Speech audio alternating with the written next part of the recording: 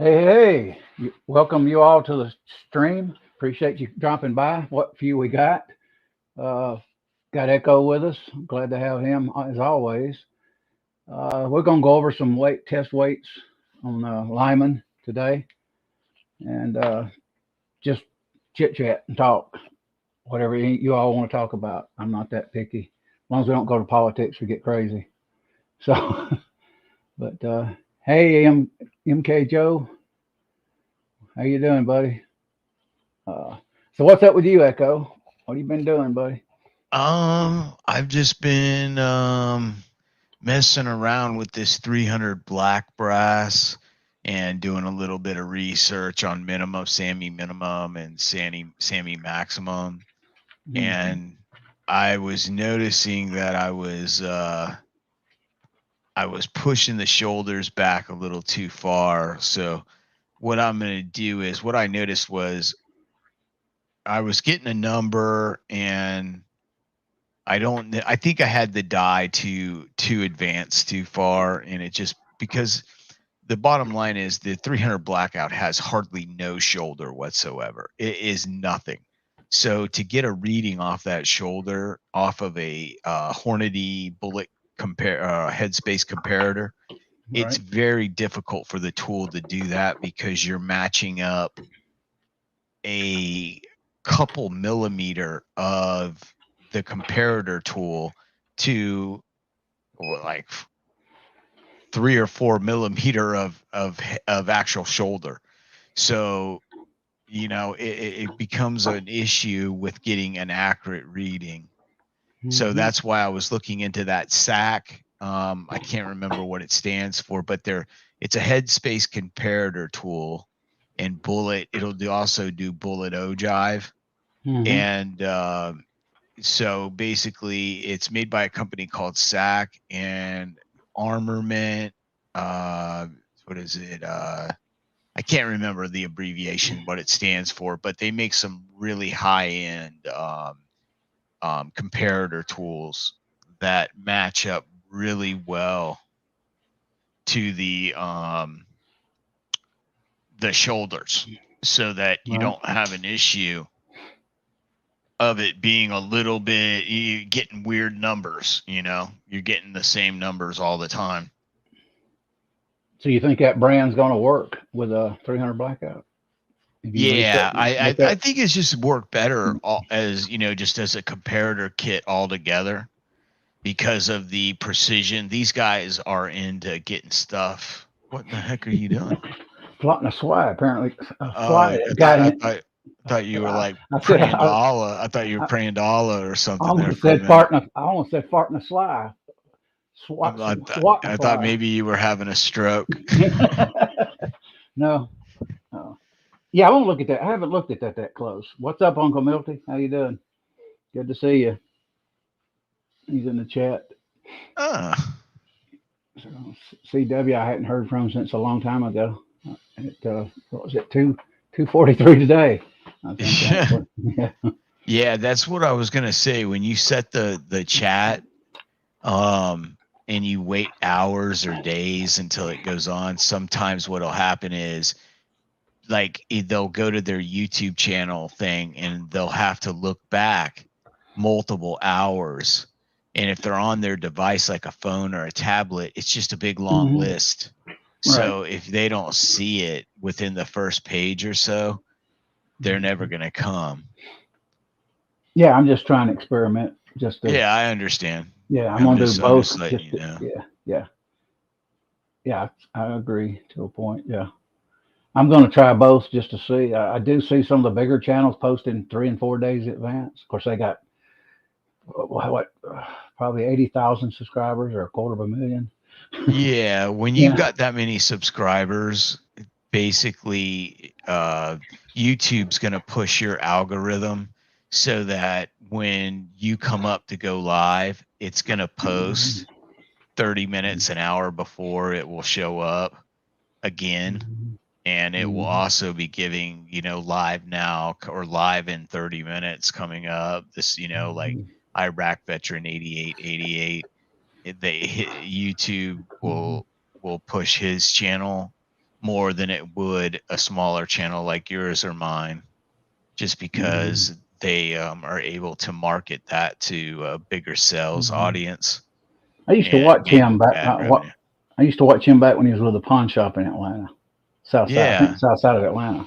Yeah, that he actually, it was really good. He had an older gentleman that was on there that taught him a lot about, reloading and military surplus. And I can't remember the guy's name, and I'm so sorry, but he was good. The guy knew his shit. Yeah, And you had a remember beard. him? Yeah, I Yes. remember. He passed Yeah. away. He passed Yes, away. he passed away, and the younger fella tried to fill his shoes. Well, he's doing an okay job, but I just like the older guy a little better. And I want to say his name was Bob, or Yeah, it's been so many years since I watched him. yeah. I knew he had a beard and what Donnie? No, not Donnie. I don't even remember. It's been so If many you've years. said it, I would be able to. If you said it, I'd be able to remember. Yeah, we only got 5 on, so very little. I didn't expect to Yeah. have nowhere near at this time of day. Even now, I didn't expect to have many on. Being Thursday, knowing that my channel's not as big as yours. I'm the little guy. Yeah, it'll be all right. You pick up more speed once you get more time, more videos, and more time live streaming. They'll pick back up. Yeah. So I'm gonna. what are you purchasing next, AR?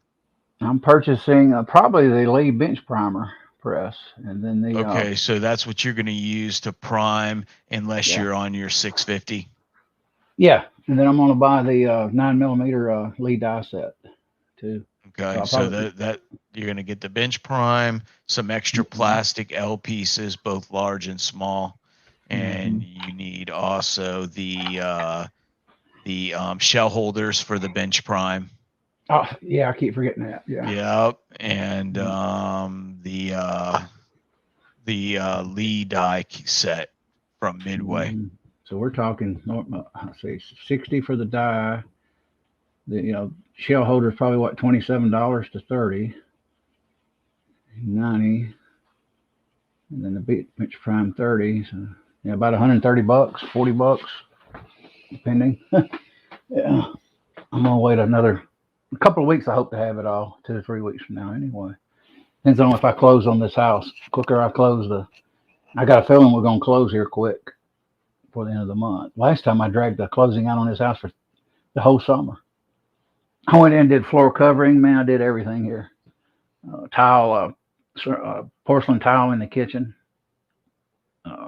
trim, you name it. Well, we did it, painting shutters. And yeah, I've been sitting here today. What I've been doing today is I don't have here I go, dropping everything like a clumsy joker. I put the old pocket uniformer. It's not the Redding, which I wish it was. And I've been doing some of this, going through like you do. And I think my battery's getting low, and I can actually see it is actually cutting the primer pocket here. It took it down. I mean, nice, shiny. So my primer pocket depth is off on some of these. So I'm gonna eventually get the which brass is that? 556 222 range brass. Is that the brass Willie gave you? No, this is some I had a little bit. I've had a few years now. Me and my son went to a range here. Yeah, I've noticed like 556 brass to blow the actual primer pocket, the bottom of it back out. You know what I'm saying? To where it's shorter, the primer pocket shorter after you fire it, because the pressure is at such a max that it moves the head of the case, the webbing of the case a little bit, just a little bit, to where when you grab the uniformer, it just cleans that up just a tad. Like right now, this is totally dark. Let's see what, and this is not the Redding. I'm gonna get the Redding kit when I can, and let's see what it does. And I got it on low speed. Oh man, shiny, bright, brand new. So the pocket uniformer is forming it now. So that means this stuff needed to be done. And at times I have not done this procedure. Yeah, that's why I do it to everything. Yeah, I And don't then blame you. after even if, because Yep. sometimes you'll have brass you pick up, and basically, so you're constantly, some guys are anal retentive and they'll keep their brass separated so well that they know what is old, what's new. I shoot my Hmm. plinking 223 556. It's all mixed head stamp. This is not ammunition that I'm going to go out and try to shoot 3, 4, 500 yards with. This is stuff that at Hmm. 100 yards, it is sub MOA, the stuff I load. Hmm. It's under an inch at 100 yards. Now, when you start stretching that out with a 55 grain bullet, you're going to get wind involved in that and everything else. So the bottom line is I like to do the best job possible, but also remember this is plinking ammunition, something to have fun with. And you're going Hmm. to shoot this brass until the neck splits, or the primer pocket Hmm. most likely will give up, or the Hmm. head will warp from Hmm. pulling out. I'm going to segregate this brass, especially the one I'm doing the uniformer, and I'm going to put down how many times fired. I'll go. This will be the second time, and I'm going to put it in my own lot numbers, create my own lot numbers, and keep it segregated. And to go back Yeah, and do you the. mean if you can keep it Well, I still may have separated to. like Yeah. that, then great. I mean, I'm more power to you. Hmm. But see, what happens to Hmm. me is every time I go to the Hmm. range, I'll blast a bunch, and I've got a brass catcher, so all my brass I end up keeping in the catcher up to 100 rounds. But Right. I always pick up more because it's like free brass. Yeah. Yeah, I know. So sometimes it's hard. What few times I've been with my AR, it does that. Boy, every bit of this here, boys, is cutting down. I'm surprised. See, I tried this on that Case Master RCBS, Prep Master. I always want to say Case Master, but Prep Center. Everything does better in a drill or a screwdriver, electric screwdriver. Absolutely does better. So, Yeah, I don't know why that is. My guess is that you're able to put force on it where you don't have any leverage with the case centers, because all you have is your arm weight pushing down, where you have in your hand actual opposing force of your hmm, hand against the drill in the other hand. So it yeah, it digs in better. absolutely does. I'm kind of surprised. Everything I've did with this drill so far has worked out perfect. So, Well, there's a reason why me and High Boy have gone from the prep centers to the individual drills or the little hand screwdriver deals. Because it's not that you have to spin it fast. It's just no, that you have to be able to put a little bit of force on it. yeah, yeah. And apparently, it works really good. And like, remember I told you the reamer I use? Yeah. I tried it on the RCBS Prep Center. It didn't work here past couple years. I said, "Oh crap, it's just a bunch of garbage." As soon as I stuck it on the drill, buddy, it was working. I went, "Wow!" So don't give up, guys. Get you a. I'm gonna get me. I'm gonna try to get a screwdriver like you got, maybe at Home Depot. One of those Ryobi. Yeah, Yours yeah, folds, those don't it? they're cheap, and yeah, Ryobi makes Yeah. them, and they're cheap. I Hmm. mean, you can get them Hmm. right at Home Depot. Now they make a Milwaukee and a DeWalt, and they're 8 volt, and yeah, they're nicer units, and they're going to last longer. And they've got a bearing instead of the Milwaukee has a bearing head instead of what the hell are they called? If it's not a bearing, it's a Hmm. is it start with an S? If Yes. it's not a bearing that they use to ride on something that needs to spin, what is it called? AR? It's a Mm. what the Mm. hell? If they don't use a bearing, they use another thing, and it spins, but it's usually made out of ceramic, and it's a for the life of me, it's like, okay, turbos either are Mm. um, ball bearing oil fed, or their, oh man, I don't want to say shim, but it's I'll think of it in a minute.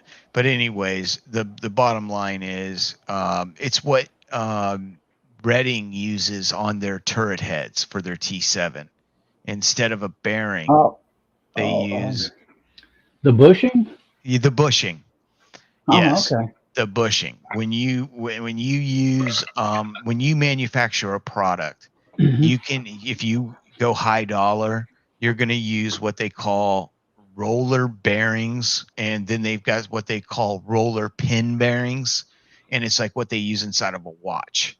And the real super expensive single stages that are like $1,200, I think 419 press, and the zero press, they use those pin roller bearings, and it's unbelievably smooth. But I mean, the bottom line is you get what you pay for. Uncle Milty's got a question. So you don't prime on the T7.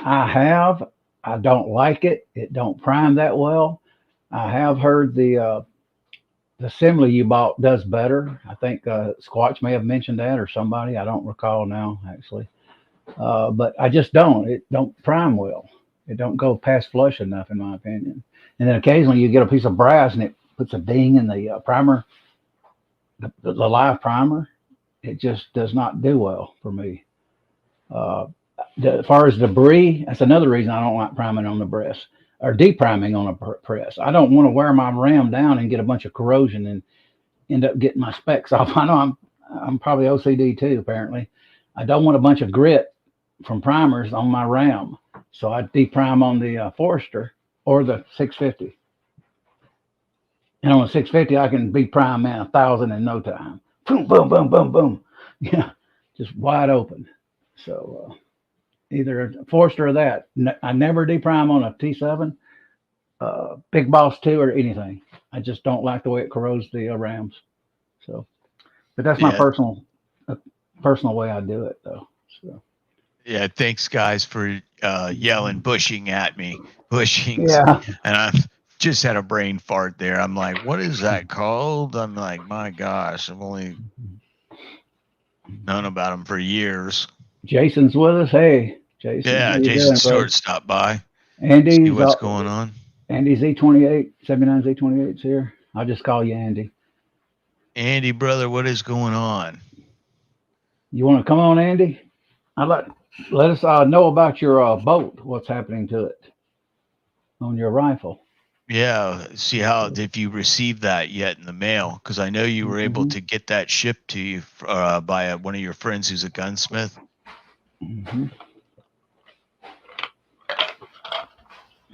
I may prime on it, Uncle Milty, if I had the system you got. I would give it a shot and see if it works.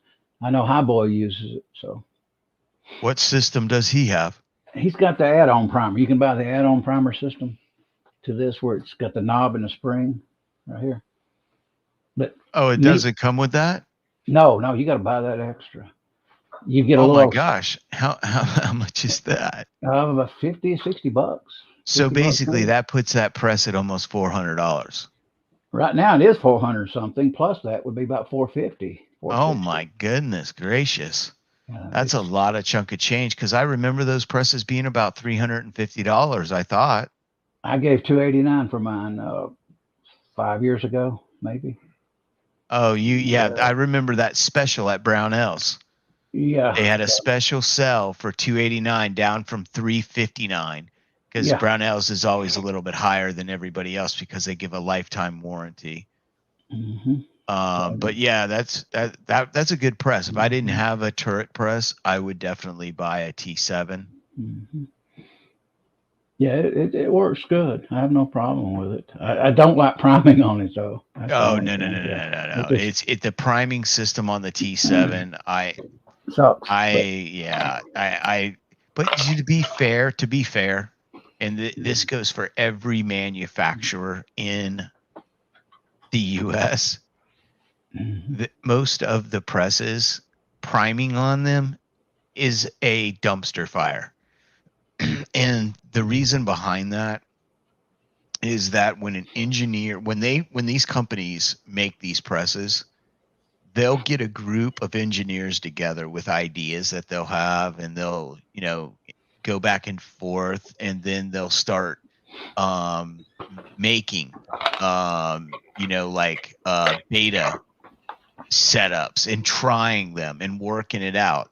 Well, the very last thing they do on a press is worry about priming.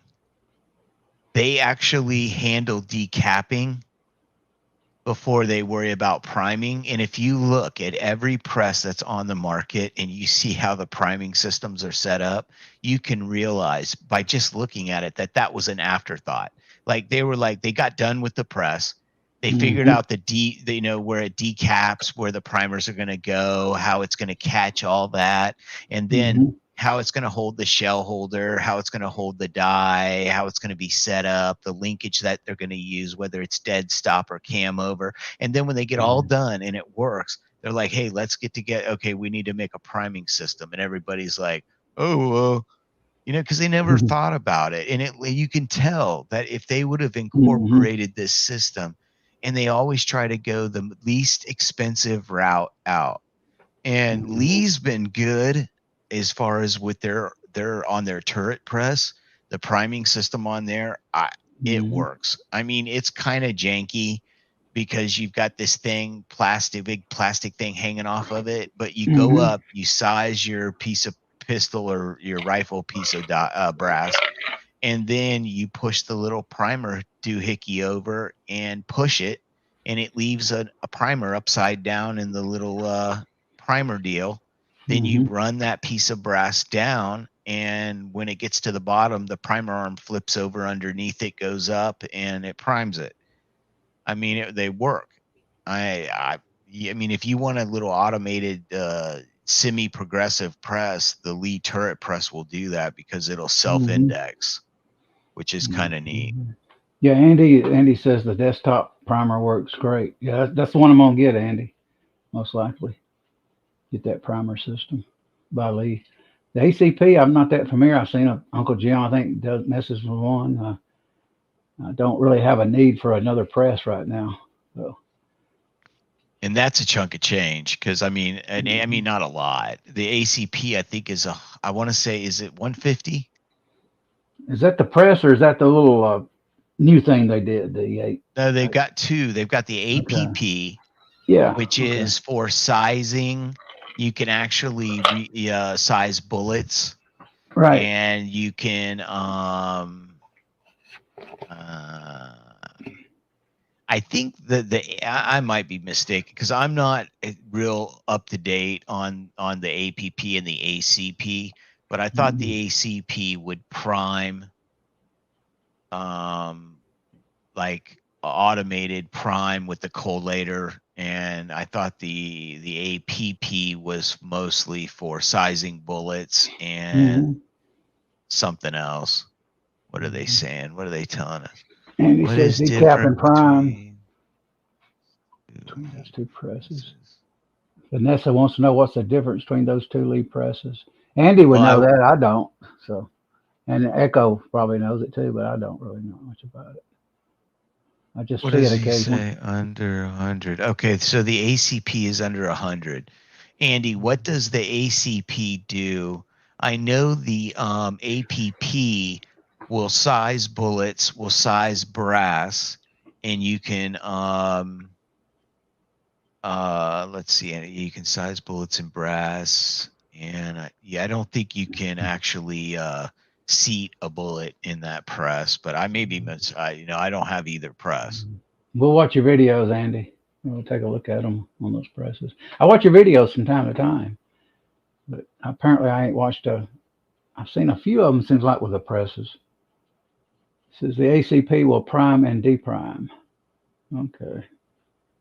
Hey, Andy, why don't you please leave a link to your channel in the chat there? Jason Stewart says he bought the lock and load on his single stage. Yeah, you can change the dies out fast. Only thing is keep your eye on that lock and load system, when it starts wearing, the die will wiggle. So kind of once it wears, just throw the bushing away and get you a new one. That's all I'll say about Hornady on that. I have seen that happen a lot over the years. Yeah, I'm not a fan because Hornady has the what's it called? The system for that Hornady makes the Um, lock and load bushings. Lock yeah, and the load lock and system. load quick change bushing. Quick And change. then Lee has the breech lock, I think it's called. And the breech lock, in my opinion, is a better system. It's what the World War II battleships use.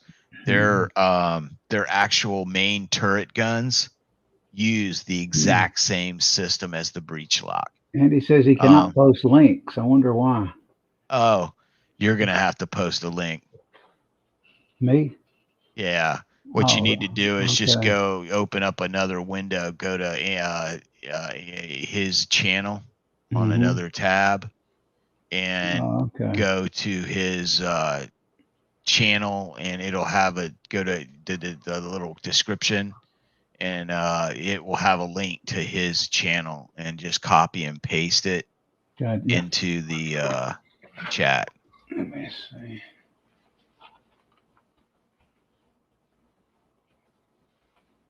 Oh, he needs to be a moderator to be able to do it. Hang on, man. We can take care of that then. Hold on a Yeah. second. Let's see.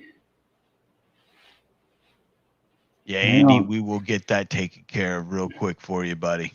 There you are now. You're a moderator, Andy. Now you can post it, brother.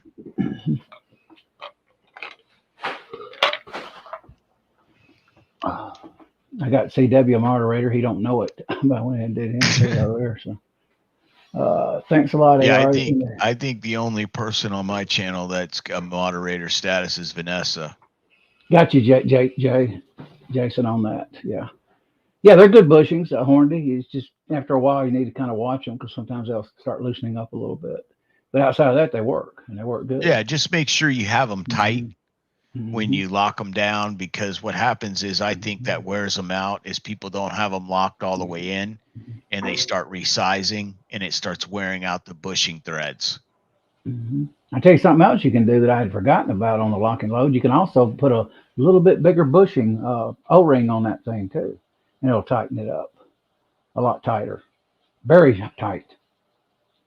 But that's up to the individual. Yeah, and if you need O-rings, you can go to Harbor Freight, and they have a pretty nice O-ring kit that comes in a little box, a little plastic like tackle box, and it has freaking thousands of O-rings in it. And it's only like $10-15.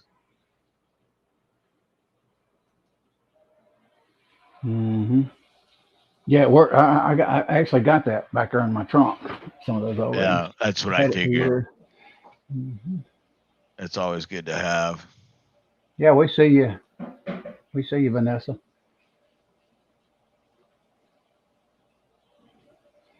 We can see you, young lady. Eddie says no, kid.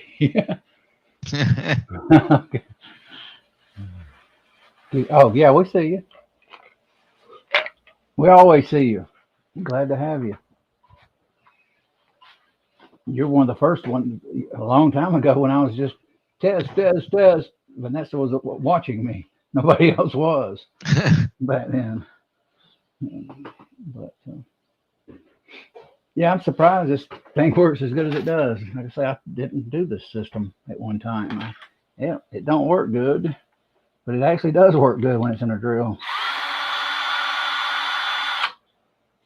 Cleans the holy crap out of them too. Yeah, dude, it'll make them look like they're a lake, like an ice lake across there, all level and shiny. Yeah, absolutely. I didn't realize it was going to take that much off. Oh yeah, that's the way it's supposed to. It's supposed to eat that first 0.003 of an inch off, and then what that does is it gives and then it cuts on the sides. The Redding one cuts sides and the bottom. And it takes any of the high spots out, just cuts it right off. That's the one I'm gonna buy when I get time. I'm gonna buy the Redding carbide. definitely. I cannot go live for about 30 minutes while working from home in the same room. Oh, Okay, we'll be here. yeah. Yeah, Yeah. yeah. Just whenever you want to come on, Andy. It's fine. Yeah, so I'm finding quite a few things work on a drill, but quite a few things don't work on the prep center. So keep that in mind, folks. I know a lot of people do use the prep centers, and I see them work, but I had no luck with mine on a few things. Yeah, it's just like you got to sit there and go, push, push, push.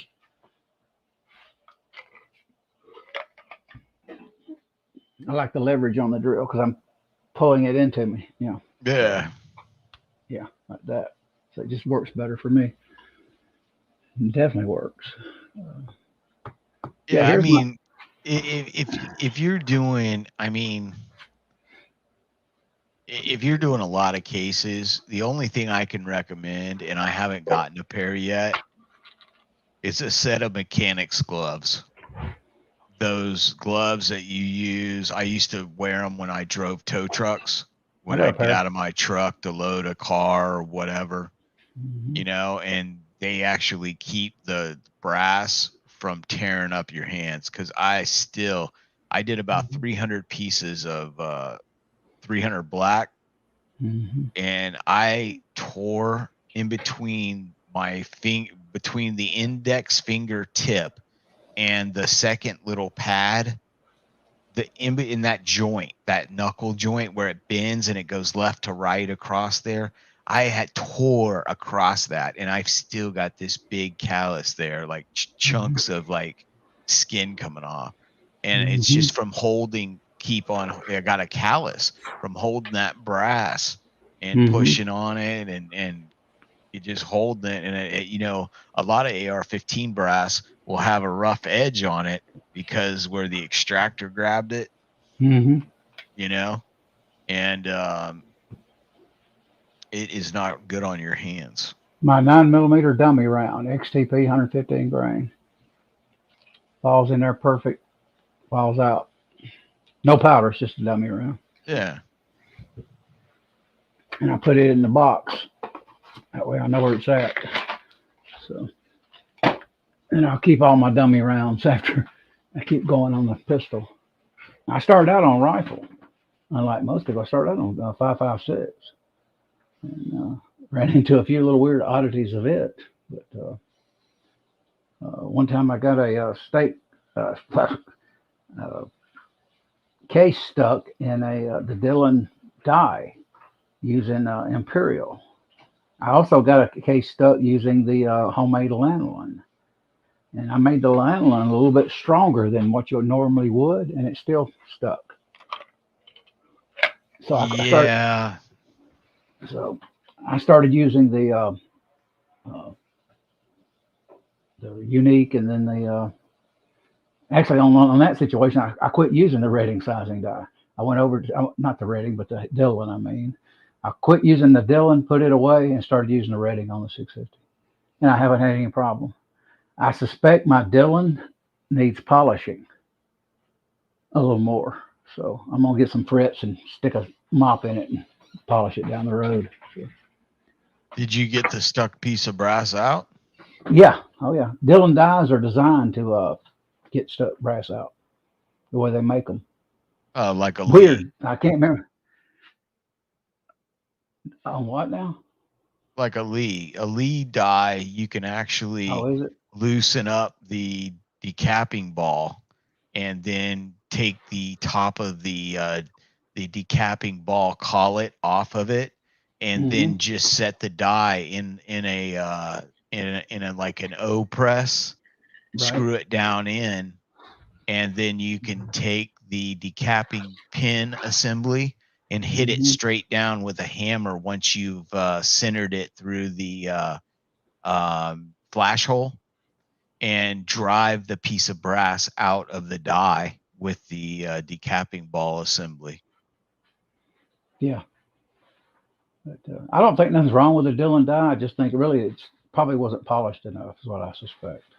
So, because I did have a problem with it a couple of times actually. I said, well, enough of that crap. I put Redding in its place, and I didn't have an Have issue you anymore. ever noticed any scars on your brass coming out of it? Seemed like, yeah, it's been a long time, but it seems like I do.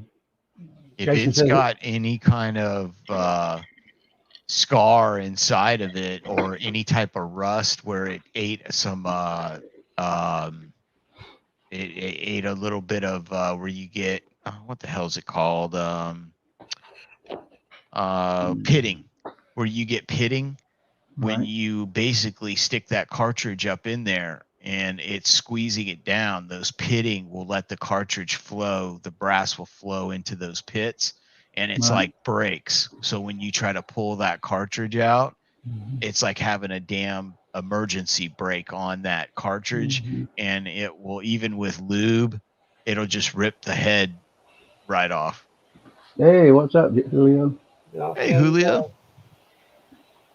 Sorry about earlier. I seen you hop in. And I didn't. I'm kind of new at this, so you have Yeah, to and bear that's with me. okay. I had to do something real quick. Oh, okay. Yeah, good How's to see everybody you. doing? I'm doing pretty good. That's good. So Oh, how's the rifle project going, brother? it's doing good. Should see it pretty soon. Kenny had to do a couple things to it, I believe, if I'm not mistaken. But it's coming along. And once I get it back, I'll start fitting it onto the stock. I gotta open up the channel quite a bit. Hmm. Interesting. You know what I'm gonna do with this, Dylan? I'm gonna pull that die out here in a few days, and I'm gonna test it with Unique, and I'm gonna see if it's got any of those lines like you're talking about, Echo. Yeah. Yeah. It'll tell you straight up what's Mm-hmm. going on with it. Mm-hmm. I'll If you test it. got any kind of marks in there, and another way you can do is if you take the decapping ball assembly out and you look through it from the decapping assemblies end. I Mm-hmm. think I'm guessing on a Dillon they screw in like an RCBS does, and if you take that out, you can look sometimes through there and look down at a light or a white piece of paper and see if there's any kind of scarring in that where it should be shiny in the sides of the die. Mm-hmm. And even if you've got like a blemish from like some powder rust where it got like Mm-hmm. some surface rust on there or something, you can tell too. How do I unhighlight someone? You just click on the same thing again. Oh, okay. There you go. Stupid me. Yeah, Okay. they on the bottom of all these windows, they got like Yeah. little. If you click on, it, you could change your view position. Okay. Like yeah. Like yeah. Yeah, you could jump. You could choose which one you like. Gotcha. Oh, that's kind of cool. Yeah. Now we're three way. Yeah. And that way we're. Yeah. Oh, okay. I like that better. Yeah. I like that. I wondered about them. I seen it was different positions, but I never Yes, used them. this program is nice, but to pay for it is very expensive. Hmm. Yeah. Some Yeah. people do though, because I know a lot of guys that use the real expensive one. It's like $55 a month, but Yeah, it gives you 1080p instead of Hmm. 720. right. And you could put a lot of people on there too, but Yeah, we 10 did. 10 people. Yeah, we did that one time using forgot what program was it. It was very annoying. Well. Yeah, it's like trying to have 10 people around a table and Uh huh. everybody trying to talk, and Yeah. Mhm. just everybody talking over everybody. It's a Yeah. mess. No, it was very hard. I forgot what program was that. I wouldn't be surprised down the road they'll end up reducing this to where we have to pay for it. I think they're just letting us do it for a few years to get used to it. Then all of a sudden, Yeah. Yeah. everyone's got to pay. Yeah. They're still adding to this too, and I think it's being sold to someone else now under another name. Hmm. But for now, it's going to be StreamYard. Oh, okay. Huh. Yeah, I haven't heard about that one. And I watch their stream sometimes. how to promote your channel, how to do this, how to do Yeah. live streaming. Yeah, I get a few memes for that for time to time, but it's just too expensive. Yeah, it's tempting though with a 1080p. Yeah. That's a good picture, but 10 people on. Whoa. Even with 6 on, man. Yeah. Sometimes I'm just sitting over there quiet. You know Yeah, what we're that's what I talking. do. Sometimes I let everybody else talk. Yeah, it's just kind of the way I am. Especially something I don't really know what I'm talking about. I always, Yeah, I just listen. Yep. I have a saying: if I talk about something, I know what I'm doing. If I don't talk about Right. it, I don't know. Yeah, I'm the same way. If I don't know nothing about it, I just listen. Hmm. Learn something out of the conversation. Hmm. Like I don't Yeah. know a lot about casting, but I'm learning. Just by Mm, memory, watching people do it. But, not enough to sit there and tell everybody how to do it, though. So. right. Oh yeah, Jason. If you're dry tumbling, uh, you're uh, basically using a case prep center. Hmm. Are you popping your primers out before you're throwing them in the dry? And are you using almonds or walnut rather, or corn cob or a mixture of both? And are you using any type of new finish car wax or anything like that to aid in removal of carbon and stuff like that? I've got both. I got the Frankfurt Arsenal. I got the vibratory tumbler Frankfurt Arsenal, and I've got the Thumbler's tumbler, which I'm no longer using it very much. The Thumbler's tumbler. But, Yeah, Yeah. and he's using. It seems like he's using like the primer pocket mhm. brushes, I did which are like that. a yeah. Does that clean them real good? I've got them, but I've never used them to It do that. it does. So what I did was I got the Lyman Prep Center, and their pocket cleaner is like a flat tip of a screwdriver. So I Mm-hmm. got the RCBS one. It's more of a bristle steel brush, and those Hmm. work better than the Lyman ones. Okay. Yeah, yeah. I got some brushes on mine over there. I think. Yeah, I I got like a the brush small. is better than that flat tip that Lyman uses. Yeah. What's surprising me today is my uniformer, buddy. It's really taking off a chunk of metal. I mean, it's like just the brass is brand new. Mm, Boom. I didn't expect that. Yeah, that's why you got to have one of those little places to catch the brass. Because let me Mhm. tell you, I was in here doing that one night, and I was like, Mhm. "Oh, this is pretty good. This is really cleaning these primer pockets up." Until I stepped on a piece barefoot on my Ooh. concrete floor, and I was mm. like, a little sliver of brass went in my foot, and then I was like, "Oh my gosh, no!" Yeah, I'm No, glad I don't have my I have a dog in here reloading. anymore. Yeah, I haven't have a reloading barefoot myself, and I dropped things in my foot a few times, and that really hurts. Not a far Hmm. distance, but it hurts. Hmm. Yeah, I'm gonna get me a. I'll probably get a pan like you do, Echo, a little aluminum pan or something, stick it under it. Yeah, you can And get I'll do those that. at just like the Piggly Wiggly or any of the little dollar stores. Get one of Dollar those. Tree. They're yeah, Yeah. Dollar Tree. Hmm. They're little. It could. What's cool about it is it's made for like a roast or something like that. So it's Hmm. got this big plastic outside that you can flip around and put on top. So if you're cooking with it and you're trying to serve something, I guess like a serving dish or whatever, it's aluminum on the Hmm. bottom. So I can just basically keep the plastic on the bottom of it with the aluminum or the tin insert and drop all my brass shavings into that and then put that in my recycling bucket. And all Hmm. that stuff goes to the recycling center when I get Hmm. enough of it and I Hmm. get a little money back. Hmm. I'm a. People probably wonder why I wear sunglasses. Mario kind of picks at me occasionally when I notice, say something about Mm, it. But there's two reasons why I wear sunglasses on here, or some form of sunglass. The light bothers me, and the camera, when I'm looking at you all over here, my eyes are looking odd. And if I've got the glasses oh, on, no one knows what I'm looking at. They think I'm looking right there, but I'm actually oh, looking over okay. there. So that's what I do. Hey, Elliot, we all know that you have a lazy eye. No. You look at him, you can't tell if he's looking off to the left or the right. I actually did tests where I'm sitting here looking at the screen. I go, my eyes are over like that, and it's like I'm almost dim-witted, like in some movie. You know, my eyes are going, weird shit. Excuse my language. And I says, glasses, that'll take care of it. Oh my goodness. But the light is strong. It bothers me. I got 2 of them turned off right now, so it's not quite as bad.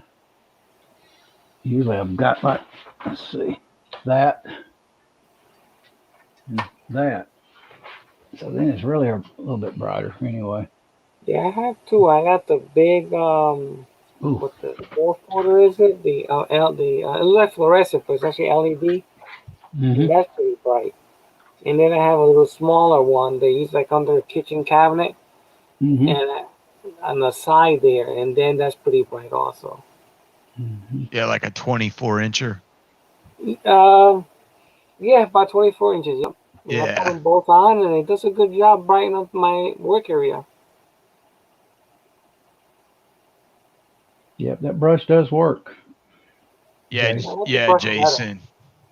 I've got that brush too. I put it in the little drill thing, and that's what I'll use. Like, because I'm just OCD. I'll tumble my brass, and I've noticed when I wet tumble that if I use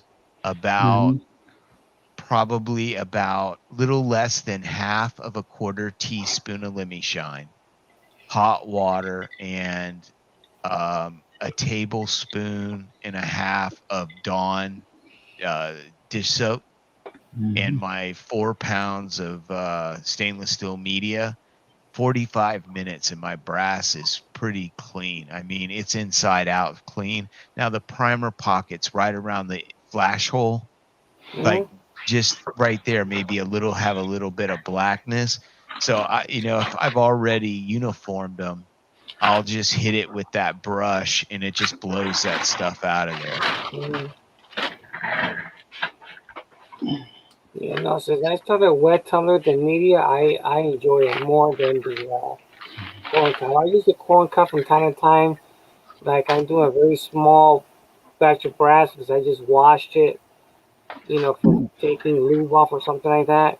And I just put it in there for a while, and it's cleans that up, So I use it for things like that.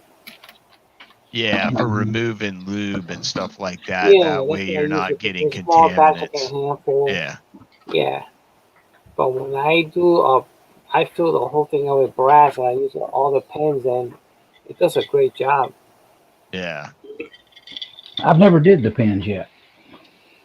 I need to because my primer pockets don't get that clean.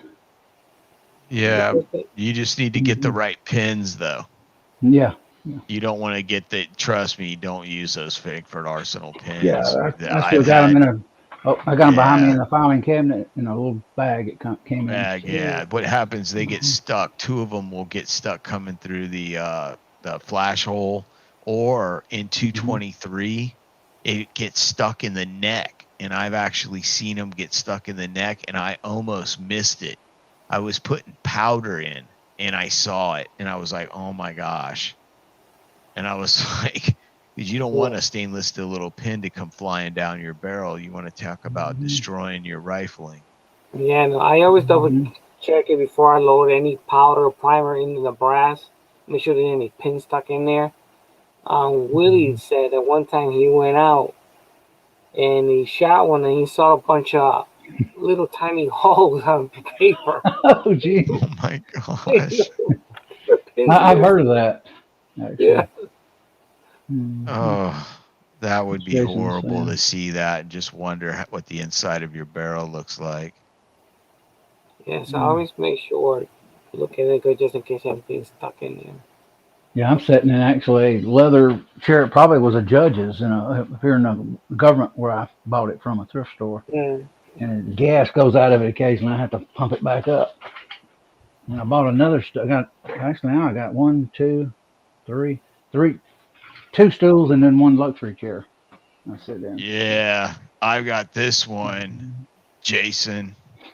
This one is really nice.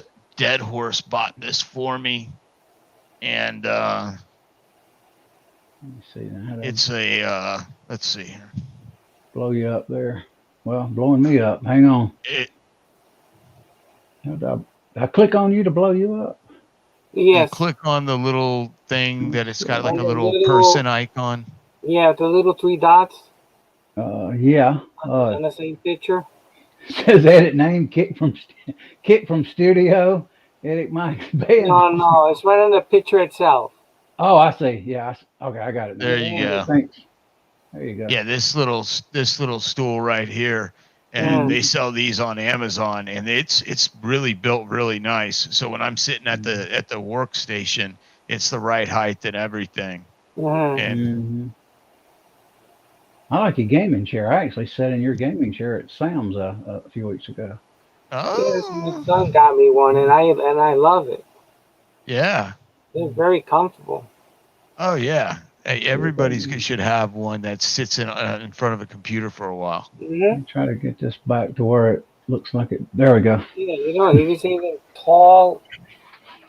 To the head here. Very comfortable. Yeah, I think they was wanting for a gaming, $150 at Sam's for a gaming chair. I was surprised it actually supported my back. So. Yeah, it's got a lumbar support and a neck. Is that what you were saying, Julio? Yeah, yeah. Oh, yeah. Go ahead. Yeah, but it's tall. You can see it. It's pretty tall. Oh yeah. Yeah, and it's comfortable. Oh yeah. Yeah. Yeah, very comfortable. Yeah, I know what to do. Okay. Yeah, I like the one I sit in. It was a gaming chair, and I said, "Oh, this is nice. Good lumbar support." The design looks a lot like the bucket seats in your 68 Camaro or something like that. Yeah. That's a similar design. Yeah. So, do you have everything squared away to reload now? That caliber? Talking to me? Yeah. Yeah, for the 300 blackout. Oh no! Yeah, you were doing that. No, for the what is it? The 375. Ooh, the 375. Yeah, I got everything all set up. I got the brass prepped. All I'm waiting for the to come in once Kenny is done with it. I think he had a few items on it, and then I gotta open up the barrel channel on the stock. Oh, okay. Yeah, I took some quick measurement. Doesn't seem too much to open up, but I think it is. So we'll soon find out when I start. Yeah, my bench is 39 inches. Yeah, tall. I always have used dowel with sandpaper. It keeps the center, and they said it works pretty good.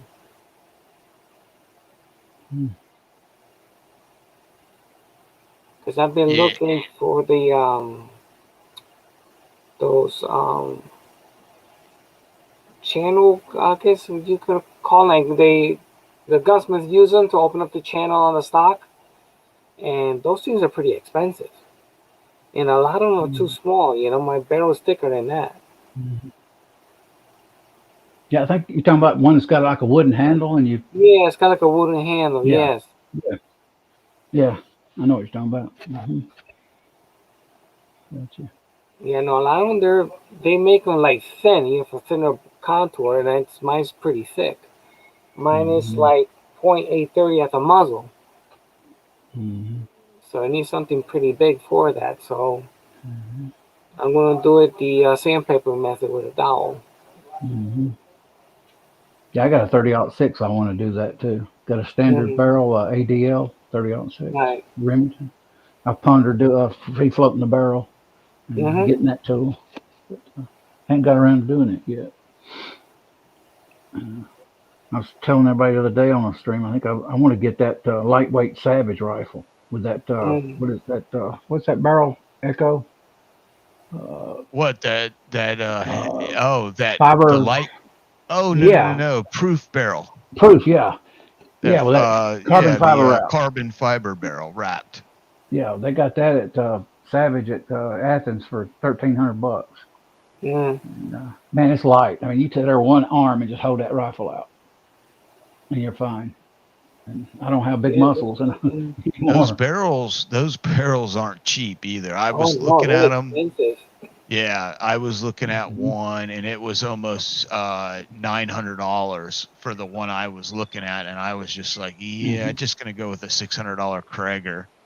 I Yeah, just get you could and, get two and barrels for that price. exactly that's exactly what I was thinking. I'm Yeah. like, and then they were telling me because it's stainless steel, you're only going to get 2,500 to 2,700 rounds out of it Mm. because it's a stainless steel insert. Then Mm. and Proof has the really good technique down pat now on how to wrap those barrels. They've been doing Mhm. it for quite some time. I think they're one of the Mhm. original Mm. carbon fiber barrel manufacturers, but Mhm. they work very well. Boy, they're light. I'd say that. Yeah. I mean, you just one hand and put your hand in the center of the rifle, and it just has no weight to it. Just unreal the way it felt. What I love to do, take it out of the stock and put it into aluminum stock, and then have me try to make it a precision rifle Mhm. to shoot. That's what I like Yeah, to I do. tried getting the aluminum stock, but it was a little too pricey for me, Hmm. Yeah, they can so be I on just went with the Boyds. Yeah. And Mm-hmm. they're heavy too. I mean, it all depends on if you're going to be shooting a competition. Mhm. I would hate to do it with my rifle. I wouldn't want to carry that thing. You put a bipod on that thing, you put a Mm. muzzle brake on that thing, Hmm. and I'm carrying around. I don't know what a Ruger precision rifle weighs when Mhm. 308, but Hmm. my scope is a 6x24 PST, and it's got to weigh over a pound. Mhm. So I mean, when you hold that rifle, if you had to hold that thing at your shoulder, just standing, forget about doing that for any amount of time. I'm not, Mhm. maybe when I was 19, not now. I'm Yeah. like, No. I'd be Yeah. shaking like a leaf. I'd be lucky to hit the broadside of a barn. Yeah. Yeah. So the way I have it set up is good to go, go hunting or go to the range. And it's perfect. Yeah. I'm thinking about heading out with my daughters in about next week and shooting her backyard. She's got 11 Mm. acres she rents on. I can't shoot here where I'm at, but I can shoot in her backyard. Mm. I'm gonna do some Well, few why didn't shooting you tell videos. me about that, man? You got the setup. Yeah. What have I got? Two friggin' pictures up there of me? Split. Yeah. Hang on. What's going on there? Okay. Maybe it's my eyes playing tricks on me. I haven't had that much to drink. Only one screwdriver. Oh my god. I So swear that picture looked divided right there. he's I got got like bad eye. I don't have my glasses on. I got bad eyes too. I told Mm. you about that lazy eye. Yeah. Yeah. Yeah, I'm gonna go to her. I'm gonna shoot some B-roll too. Just basically point and shooting off the bench. I'm gonna get my 8-year-old great grandson to shoot the AR-15. It's gonna blow his mind. He calls it an M16. Yeah, because he's seen it from TV and video games and stuff. Yeah, and my daughter and my son-in-law, her husband's telling her that I got an M16. So he thinks it. He goes, "Oh yeah." I said, "It's kind of a copy, but not the real thing." Got 10 on. Yeah. I don't I see some wish I people would that. have bought a M16 back in 1985. A couple of them, like just like a warehouse full of them. Hmm. I had two Tika rifles. I had the Tika TAC 3 something, A1 TAC, and I regret selling that. And I had the compact CTR rifle. Believe it or not, I had trouble with that Tika rifle, and also had some choice words for a gunsmith at Beretta over that rifle. But I won't really go into it too well. But Mm. he tried to tell me I'll make it simple. I called him one day and told him I was having a headspace issues on a rifle. And he goes, I guess he said, "Well, how do you know that? You're not a gunsmith." And I says, "Well." All of a sudden, he tells me, he says, "Well, look, sir, they measure headspace over in Europe different than we do in America." And I looked, I was on the phone with him. I says, "Well, sir, headspace is headspace. Don't matter what you measure it with. It don't matter if metric, whatever thing over in Right. Europe they do." And he shut up when I said that. I says, "There's something." I had trouble closing the boat. I literally could not get the boat to close. I said, "There you go, man." Yeah, it was short chamber. Yeah, and Yeah, they would not. that's how was my TC Compass, a 308, the same way. Oh, really? Yep. And I couldn't use longer bullets like other ones did. Like Kyle sent me bullets one time. I couldn't use them. I set them up exactly like he does them. I put it in and jammed right in there. I almost had to get a hammer to get that bolt open. Then when I got the Hornet, I got that out and started taking measurements. Boy, was that way off. Yeah, they didn't handle their situation that well. I finally told them, I said, "Okay, I'll just sell the rifle if you won't repair it." And they wanted no part of repairing it, believe it or not. I said, "Well, so much for Beretta, you know." But like I said, I don't try to trash companies, but I did have a bad experience with them on that. What's up, Andy? What you up to? Hey, how you doing? My Pretty good, audio's man. still messed up. You got your boat yet? No, it's in the mail. I don't think the guy that's getting it got it yet. He's it's a guy from here. It's G. Krishner. Oh yeah, I've seen. Yeah. Okay, he's the guy that helped me out, and he said basically. It's all paid for and it's shipping to him. And once he gets it, he'll ship it to me. So hopefully, maybe next week sometime I'll get it. Okay. Are you going to run a set of no-go and go gauges through it? Well, the gunsmith gave me a trick to try, and if I wasn't satisfied, I can take a ride. He's about 5 miles away from me. Okay. He said basically just take a dummy round, chamber it. If the bolt closes, it's loading. He says then take it out, put a piece of Scotch tape on the back. Tape on the back that adds 2,000ths or 5,000s. Cut the tape off, and then just try to close it. If you got to really force it, you're fine. Yeah, I've heard of that trick. Yeah. And he's told me that he has replaced so many bolt heads on so many different rifles, and he's only had 2 that he had to adjust the headspace. Oh wow! He says it's really not something that's, you got to remember it's a machine part. Okay. Yeah. So I work in a machine shop part time. Yeah. I'm not a machinist, but I work in one. Mechanically wise, even the machinists are impressed by what I know.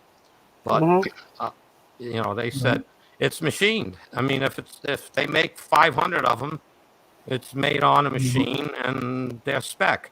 Now you go to a different machine shop and he gets the blueprint. He's making the same part. And if he's made it in spec, there should be no reason for it to be different.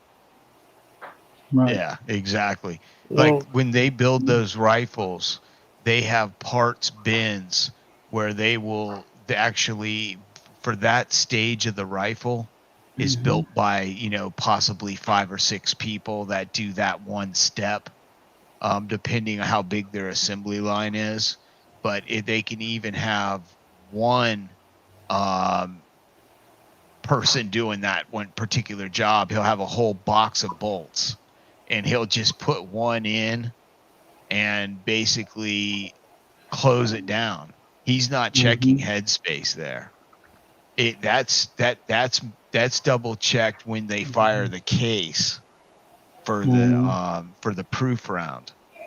And they'll test fire the rifle to make sure that it functions. And if it has an over excessive headspace, it's basically going to give you a really hard bolt lift. And if it's too tight, it's not going to go into battery. So that's basically how they check it. Well, you know, they assemble the barrel is put on after the bolt is inserted, I believe. So. Oh yeah, well then they would be setting it to that bolt. They're setting it to the bolt. Okay, so you know, but again, the bolt is machined. The rest of the bolt head is machined. The rest of the bolt is machined.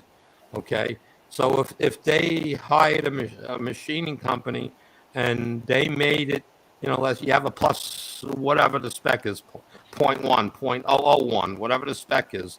Okay, plus or minus. You could be on the minus or you could be on the plus. So if my rifle was set up with a bolt that was on the minus, and now the one I'm getting is a plus, then I'm not going to be able to close my bolt. So I don't know. Right. Yeah, there's always a little variation. Even though it could be a high-end CNC machine, you're always going to get a little variation. Well, it's never perfect, you know. Again, working in a machine shop for 15 years every day for 5 hours at night. We do tons of parts that are tremendous specs. We go out 0.0001 and we turn parts out. We turn out 2,000, 3,000 of those parts. And you're measuring like every 10th one, and you're mainly just checking for tool wear. Yeah. Unless you're not loading the part right in the vise, then you're gonna, you know, if you didn't load it flat or whatever, you know, you had a little chip under it or something. Yeah, then that part's no good.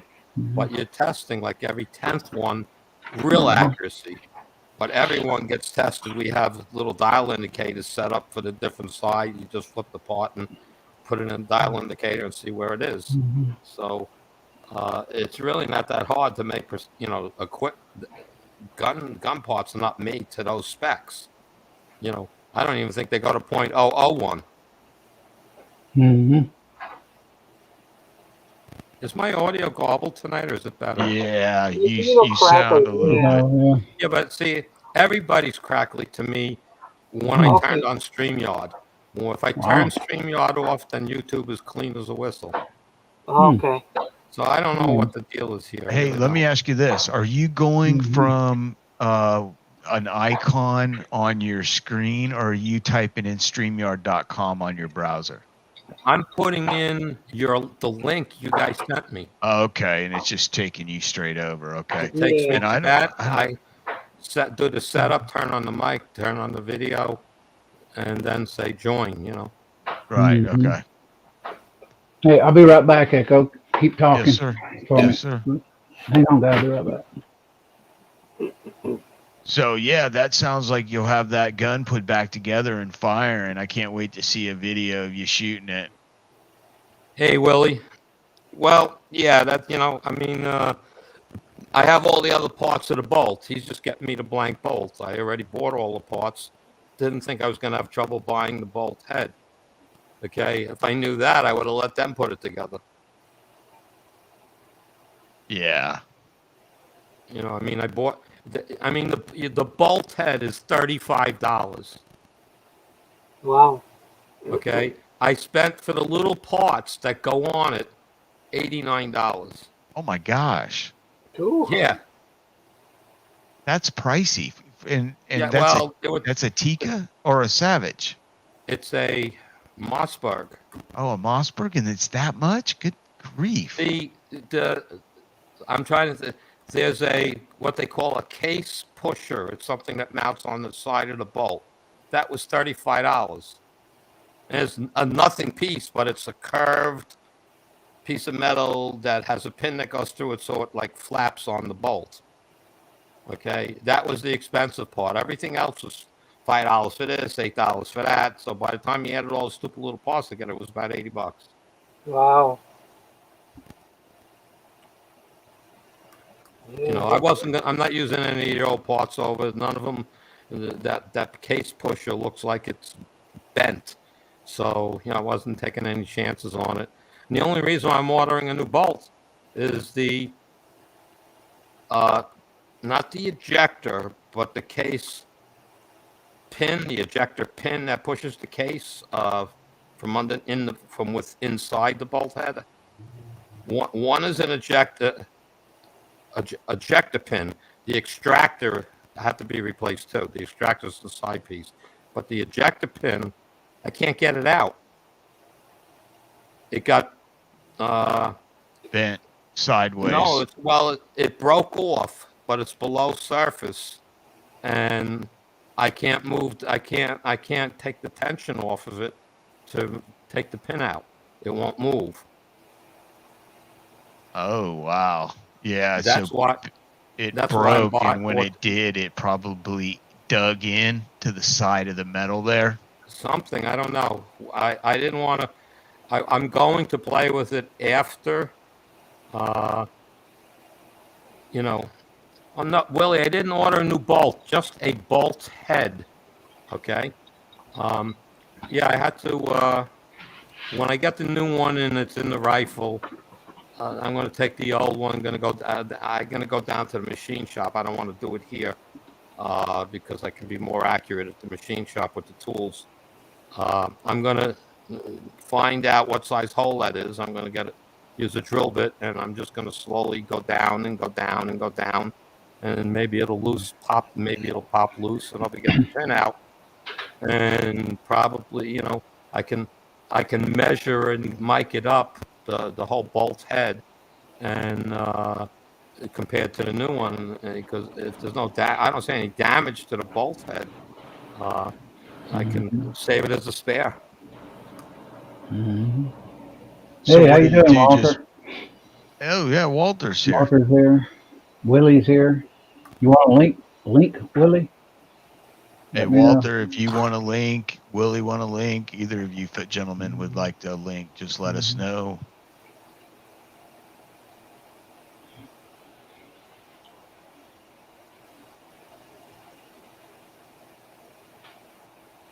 So what I was going to say was, Andy, it just blew the extractor right out the side, correct? I'll try to explain it to the best way I can. The extractor, the brass came back, I guess, so hard when the explosion happened that it actually wedged itself under the extractor, which is what made the bolt very hard to open. Wow. I mean, we had to whack it open with a rubber mallet. I mean, we couldn't open it. So there's no way I'm going to use that part over. Plus the spring for that was when I pulled the extractor off and the little ball bearing under it. When the spring came out, the spring was all like wrecked. It was bent. Yeah. Okay. And then the case pusher, which is a flap on the side of their bolt. I don't know, maybe because the extractor was wedged in there, it like twisted the bolt a little bit. So when we whacked it open, it probably bent that piece a little bit because it is pretty thin. All right. So that's probably how that got ruined.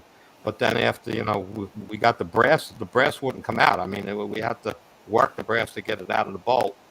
But I'm sure that pin broke. I can't tell you when it broke, what stage it broke in, but the case pusher pin, that's the case ejector pin, broke off below the surface, and not like just below. It broke off quite a bit below. So I'm figuring that it bent that or something, and that's why I can't move it. Okay. So the only alternative is to drill it out, and I didn't want to assemble the old bolt with new parts and then find out it's not right and have to pull it apart and get a new bolt head anyway. So right. Mm-hmm. So you just figured it'd be easier and quicker just to order everything new, start over fresh, and let's see what's going to happen from there. Make sure it head spaces off the ammo, and take it from there. Yeah, that's all. And he says I don't even need a an actual full dummy round. He said, just take a case, size it to zero, Sammy spec to zero, and close the bolt. If it closes, he says, then take it out, put the piece of tape on the back. If it's headspaced properly, you shouldn't be able to close it. He says, then also try a case that's maybe +1 on, instead of 0, go to +1 on this, 1000. And, if it closes there, then, you're fine. I had a Tika attack. It would close on a +1, but it would be stiff. +1.5, it was hard to close. Right, but that's why, he says just to test the chamber to find out if you're loose or tight. He says Sammy spec closes real easy. He says then you might be off a hair. Go +1, and if it gets harder to close, then you're probably fine. He says, and then if you don't think it's loose, fire one round and measure the case. You'll know if you got, that rifle normally I set Sammy 0 for the case, and when I get it back, it's normally point. It's a 3 to between 3 and 4 over. So that's right. That's so. He says so if you really feel it's closed tight enough when you close it, put a live round in and shoot it. You may even have a better chamber when you put it in. Yeah, a little bit tighter. But that gun was a tack driver. Okay, that's the gun where I started doing the lead bullets, the 55 grain lead bullets with, and added a box. Okay, and I'm not shooting crazy targets because I shoot with my wife, so we have this. I bring it. We're on the 50-foot range. 50-yard range, and I was covering. I'm not even 10 rounds, 25, 30 rounds I covered with a quarter. So it was driving them well, and then all of a sudden something changed. But I think it was because now I made a new batch of bullets, and I think the lead was too soft. Jason mentioned about a Winchester 70 earlier. I would go with that Winchester 70 over the Tika, but that's my personal opinion. So, especially the early vintage Winchester 70s. Those are good rifles. Oh yeah. What was it? That sniper that was in Vietnam, Carlos Halfcock. He used a Winchester, a Model 70 rifle. Or wait, hold on. Is it a Model 70 or who makes the 77? Is that Ruger? Yeah, Ruger. I think the 77. Yeah. Yeah. Okay, so it was Winchester was the Model 70. Yeah, and it come in. I think you can get it in 30-06, 270. 308. Yeah. You can get any of the real popular deer cartridges, and you could also get that rifle in the big Magnum cartridges that Winchester offered. Yeah, I remember that because you couldn't get those calibers where I lived in Florida, but if you lived in Alaska or upper northwest of or in Idaho or something like that, you could get these big calibers that were considered like a dangerous game caliber. I had back in 1985. I worked at a dealership. My manager brought in his Model 70 Winchester one day from the 60s, early 60s, and he had a scope on it, pulled out a case, and I said, "Man, that thing is beautiful. That is one nice rifle." He said he wouldn't sell it for nothing in the world, and that was 1985. He said, "Forget it." Did you guys see Julio's video on the Lee 230 grain missile bullet that he put out this afternoon? I haven't seen it. No, I have not watched that video yet, Julio. What is it? Are those for the 300? Yes, the problem with the driving band, that one is larger than the other one. Oh no, I did see that. I commented on that. That's where I thought it was because when it's going down that barrel, if you don't have an even place for it to ride in the front and the back, it's going to cause it to start to wobble. And when it starts wobbling, it's just like throwing a football. If it's not a perfect spiral, that thing's going to go all over the place. Is that the results you're getting with the bullet? You're getting a No, shotgun effect? no, I haven't tried that yet. But I noticed when I took one and I sized it down to a 308 because I wanted to fit inside my Hornady. I had those modified cases, Mm-hmm. so it could fit in there. And I noticed it. Wait a minute, why is it one band is shiny, the other one is not? So I put a pair of calipers on it. Sure enough, these things are way off, every single one of them. He said, "This is weird. The one band is large and the other one is not." After I saw your video, I went downstairs, and I have those cast in lead as well, and same result in lead. I never measured it. Okay, that's a great find. I mean, obvious. I mean, I shoot that out of a 30-06, but I'm shooting very low velocity stuff. I'm talking like 12 grains unique. Okay, and and I'm using 12 grains on all my bullets. My different leads and my different zincs out of the 30-06. Narrow it down which bullets work best for me. And that missile shoots pretty good. Okay, I'm only shooting 50 yards most of the time. I was getting probably a 2-inch group out of those. But my 170 grain, I think it is, that's the one that's most accurate for me. I can cover it with a quarter at 50 yards. So there is a difference, and you found out what it is. I agree with you. All right. And what's his name? CW is the one that tried cutting the base off of it. Right. Everybody was blaming, people are blaming the boat tail. You stumble on what it is. Now I got to figure out how to open that slot in the mold. Yeah, I'm going to get me a mold and try to play around with it myself because now I'm just curious. It's possible. It's not going to be an easy one to make bigger.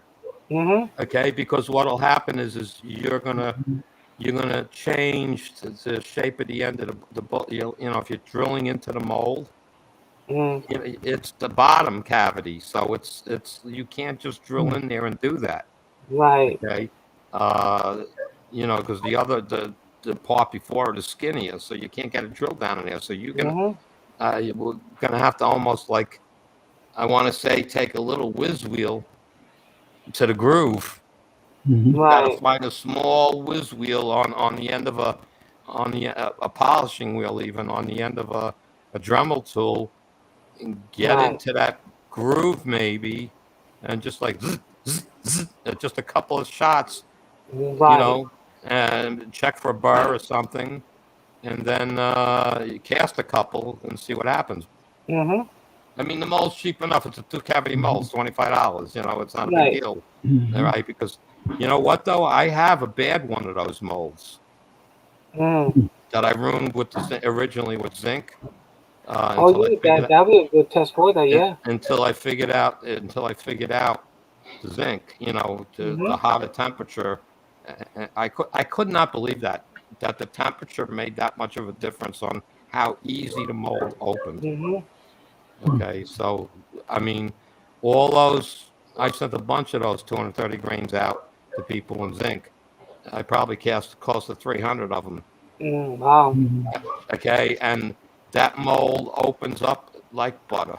Okay, all the zinc stuff I did before, I don't care if it was the steel molds, the 9mm stuff, I had to whack that thing a little bit to get it to open. Right. And, you could see other videos that I did on zinc. You can see what it took to open it. It opened just like that, It opened, you could open it with your hand. Okay, so I think that is the cure to making it, and the bases of the bullets filled out. I didn't have to tap it anymore.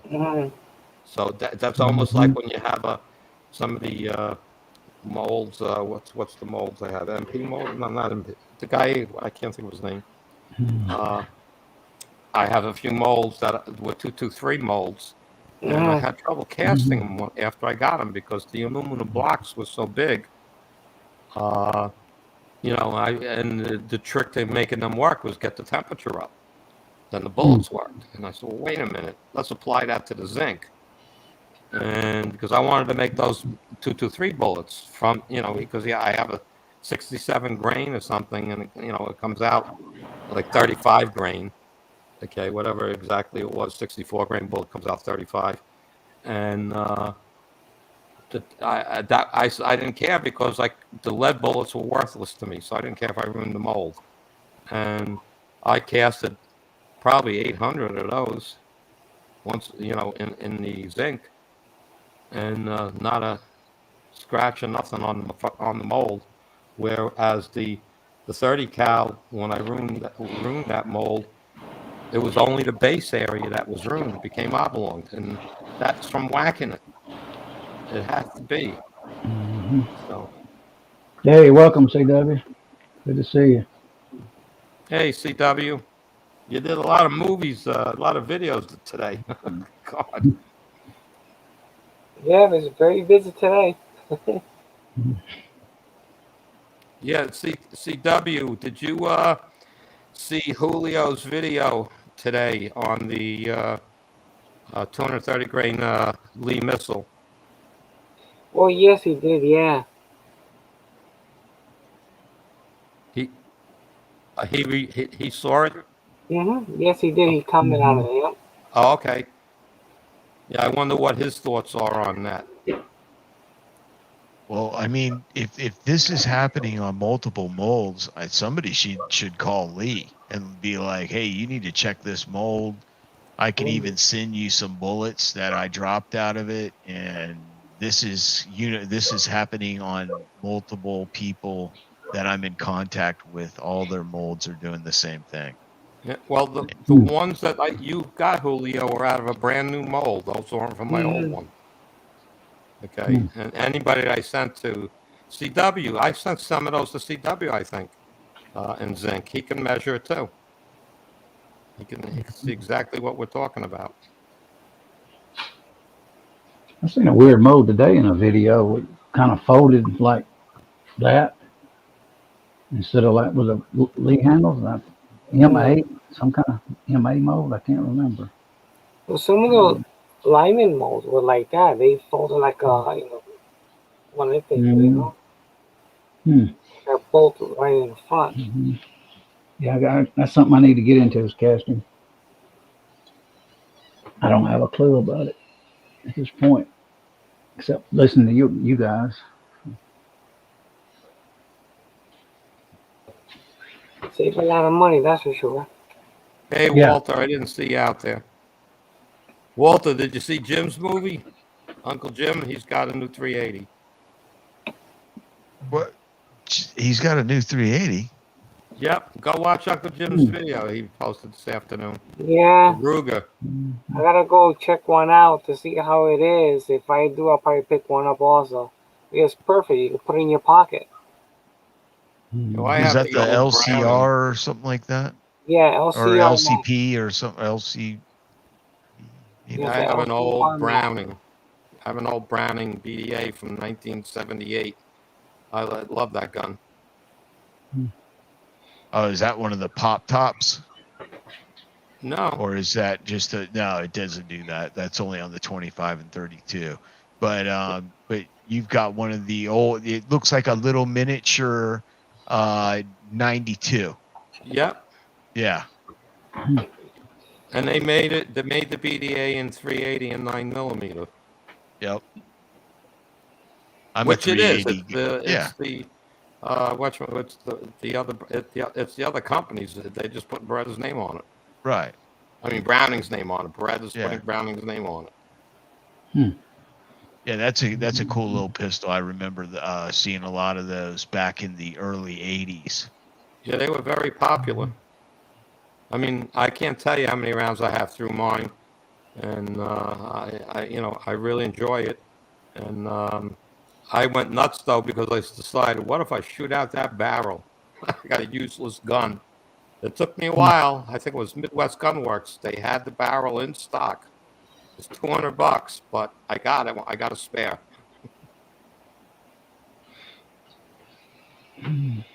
Yeah, Walter and his SIGs, his little P238. That's a good gun. I had actually one of those, and my uncle now that's passed away, he had one as well. And me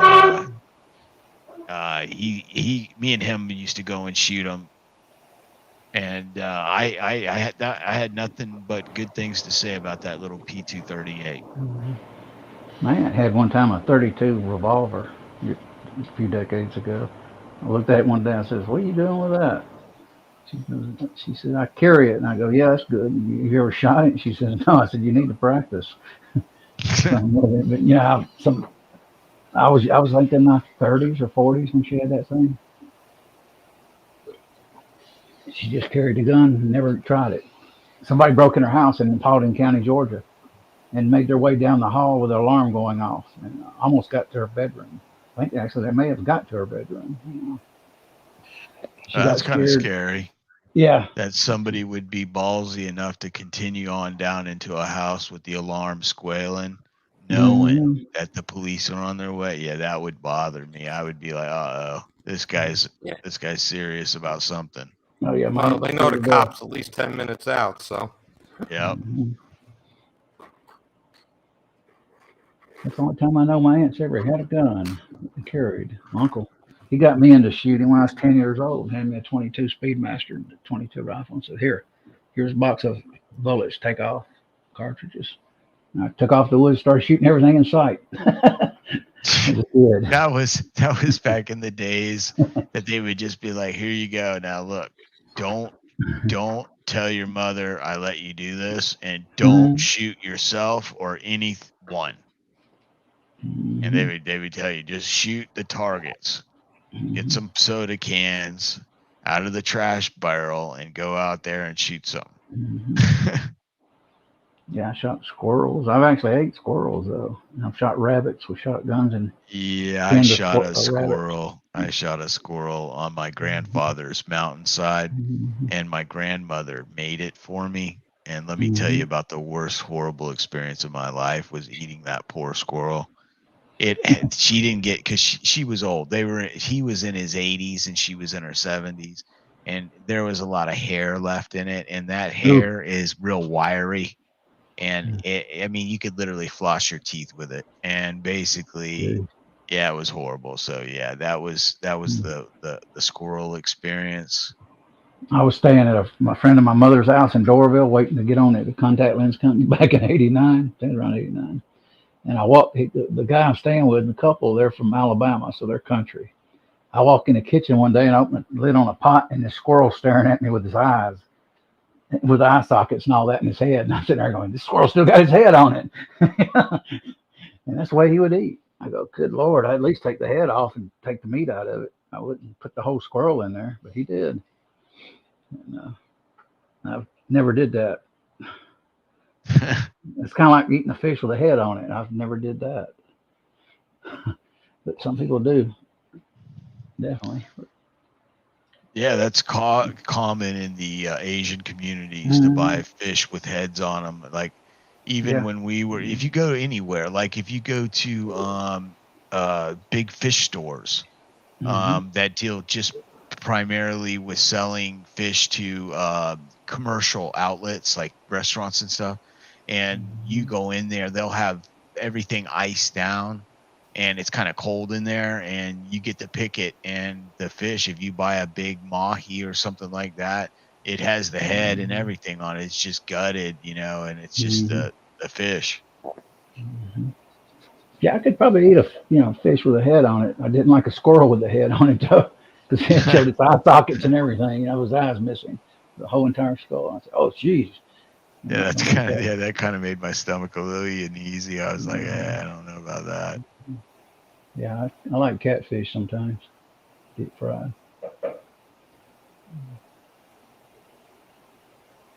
Well, we got Sell 11 live on. catfish. Yeah, I've seen that in the I've been to a couple of the Asian markets where they have the live catfish.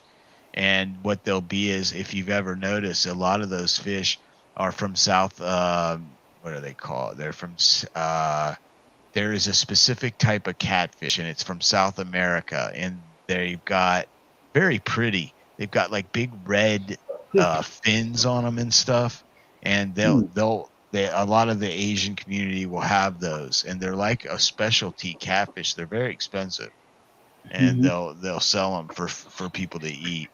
And I'm always curious into foods and stuff. You know, you're like, how do you cook that? I used to fish for a lot of catfish at Lake Lanier back in the 70s. I fished in the mid 80s up there in the coves and I caught a catfish one time about 14, 15 inches long. About that. I mean, we're bigger. It fed 4 of us and we still had fish left. That's how big it was. And I caught it on a piece of fried fish in the grass. I was doing, what was it, chicken liver, night crawlers, and couldn't catch anything. Well, I seen this piece of fried chicken. I said, I'm going to hook that on there. Threw the thing out, and all of a sudden I pulled in the biggest catfish I ever pulled in my life and caught it. Yeah, I always remove yeah, I do too. Really, yeah. Channel cat, yeah. I used to catch those at Lake Lanier, Vanessa. I used to fish a lot. In those days, you didn't have to rent a camping spot or reserve it. You just go up there, pitch your tent on a Friday night, and stay for 2 or 3 days. And just camp. And in the 80s, you wasn't supposed to, but I still took my wife and her kids, and I'd go into a cove somewhere, and I said, we're not supposed to do this. We're going to do it anyway. And we just pitched a tent and camped out for 2 days. And never got a officer. Nobody ever gave me a ticket or anything. Yeah, no, the fishing is not like it used to be. All the spots I used to go fishing in, a lot of them have been closed off. You can't park there anymore. You're not allowed to enter. It's a shame. You know, they're close to many locations. Well, even here in Georgia, they got one lake, Charlie Elliott. You can't even fish at night, even though they got a campsite right there. I seen the sign one time. I told it, I said, you can't fish at night. He goes, what are you talking about? I said, you can't. They don't allow you to fish. The politicians don't in this state at night. And I'm a night fisher. I like to fish for cats. That's ridiculous. You can fish 24/7 here in Florida. That's one of our biggest things is night fishing for sharks, and you can do anything you want. I mean, it's pretty much we're surrounded on 3 sides by ocean, so it's like you got a boat, you can go out. I mean, but you got to think of it this way too. A lot of people go out and they're never seen again. You know, because bad weather takes a lot of boats down in this area. Kind of surprises me sometimes because I don't quite we've had control of the Congress here and the state capitol and everything since 1997 in Georgia, but yet seems like some of our freedoms, like fishing at night, has went away. I don't quite understand that either. But yeah, if I want to go fishing first thing in the morning, like 5 or 6 o'clock in the morning, I can't do it. I used to do it, but now I can't. It's not allowed. Where are you at, Julio? What state? I'm in Connecticut. Connecticut. Oh, wow. I remember a time you go up Lake Lanier, especially in the 70s. Wow. Man, every island out there, everywhere you look, tents just as far as I could see. People fishing and drinking and grilling and cooking, everything. It was just a big party. I didn't see Willie Bullet Man. A lot of people nowadays don't do the outdoor thing anymore. I know. You know, a lot of people nowadays aren't having children. I've noticed there's a lot less people having kids, it seems. And when you go out to like family entertainment centers, even Disney, you'll see it kind of comes in different seasons, but it's kind of the same as our tourist season. So a lot of these kids are coming from different countries, different states, coming down to come to the theme parks with their mom and dad or whatever, or family. And but you just don't see the amount of children that you used to see all the time. It seems like less families is what I'm getting at. Yeah, outdoors is something that it helps you physically, mentally. Sun, you get vitamin C, vitamin D, and all that. It's just well, the overall experience too. I mean, any of us can tell about how when we were growing up as kids, the first bicycle and riding with all your friends from sun up to sundown during the summer, and your parents just telling you, be home when the street lights come on. Don't make your mom and me have to come and get you. Right. And of course, you know, at least once or twice a month, they would come and get you and embarrass you. And then, you know, you would be ran all the way back to the house while your parents followed you with the car. Yeah. But, you know, kids were much healthier. We even had the program that the president, you had to pass this fitness test. I don't know if you guys remember this, but the president had a fitness test that every kid had to be able to pass. And it was to make sure that kids weren't basically being left kind of to keep kids in better shape and to prepare them later in life not to have any health problems. So they had to pass this presidential fitness requirement. You had to be able to run a mile in so many minutes and do so many push-ups, so many pull-ups and sit-ups.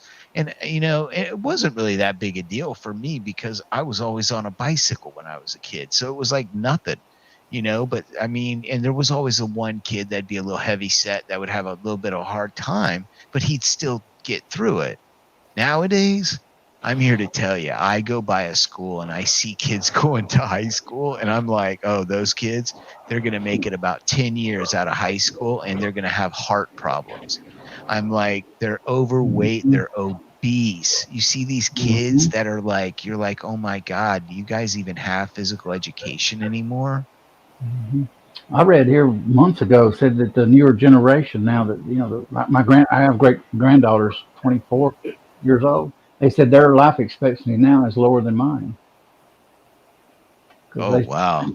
Yeah, actually, now that's online. I read that, so take it for what it's worth. Too many. Yeah. Karens pulling our fun, running How our fun. true. I watched one of those yesterday about some blonde punched somebody in a bank. It looked like. And that girl got to crying, fell down on her purse, her head on her purse, and acting weird as crap. Yes. You Yeah, seen I that saw weird that thing? on Rick's channel. Yes. Oh my God. If you guys don't know about this guy, Rick, okay, he used to be a cop in California. Now he lives on a piece of property over in Texas, and he's got 2 horses, and he's just straight up calls police out for what they are. When they do something good, he lets them know that they're doing good. But if they start, you know, infringing on constitutional rights and stuff, he calls it out. He's like, that's not right. They shouldn't be doing that. That's just how I would have handled this. And he was a police officer from the 70s, 80s, you know, into the early 90s and retired. So he had a full career on with law enforcement. So he's got some really funny stories. It's called what's it's America something. Wake Up America. Used to be called Think Like a Cop. Yeah. And then he changed it to Wake Up America, I think. Is it Wake Up America? I don't think that's it. I think it's I want to give the correct information. Hold on. Yeah, it was last I looked. Yeah. Let me get my subscribers here. Yeah, he live streams sometimes. Oh yeah, he does on Saturdays every once in a while. And he's just a real honest guy. It's up front, and he's really good people. I like the way he does those imitations. Oh, you liberal! You just cry. He does those impressions like that. It's funny. He makes fun of what he does is he makes like he is one of the people that is complaining about what he's saying in the video. So he's like the Karen. He does this Karen voice, and it's pretty good. And I even do one because I was like the Karen, and I started doing it before I saw him. But he does one, and his is a little better than mine. But I was it's wrong. funny. Good Luck America. I don't know why. Good Luck America. Yeah. So if you guys get a chance, go over and check him out. I think it's a gun channel. So what he says is when he comes on, he always says, "Hey, gun people." So it took me a while because I don't hear real well to figure out what he was saying, but it's "Hey, gun people." And he's like, got another one for you today, and he covers the stuff. So if you get a chance, it's Good Luck America. Go and check Rick's channel out. He's a good guy. Welcome, Michael Hurtneck. Is that how you pronounce your last name? If I pronounce it wrong, let me know. Good to see you. Uncle Jim's here. At least he was. Let's see. Little Uncle Jim is stopping in. Yeah, stopped in. I bet it's hot out there, isn't it, Uncle Jim? What's the temperature like in Utah there? Jim, say I was out pressure washing the house the other day. I about dropped humidity. It's still crackly, Uncle Jim, but we'll deal with it. Let's see.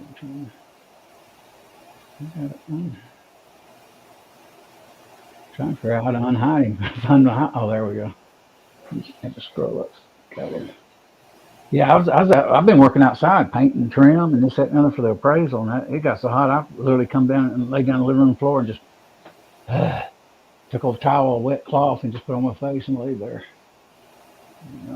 It's got a heat index in Athens of 103 or 4. My brother told me today. How's the humidity? Every time I go out, I'm sweating.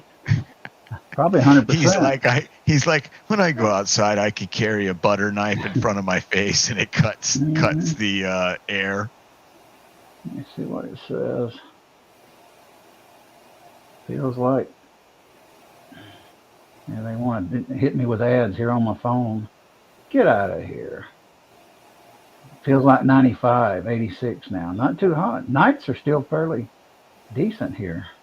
Yeah, the nights get cool here. Yeah, tonight's going to be apparently 79 degrees. No, 75 degrees. Oh, dude. What's your humidity like going to be, though? That's what I'm looking at. I don't say. Let's see what the daily says. I don't have my glasses on. I can still see some. I don't see what it is on here.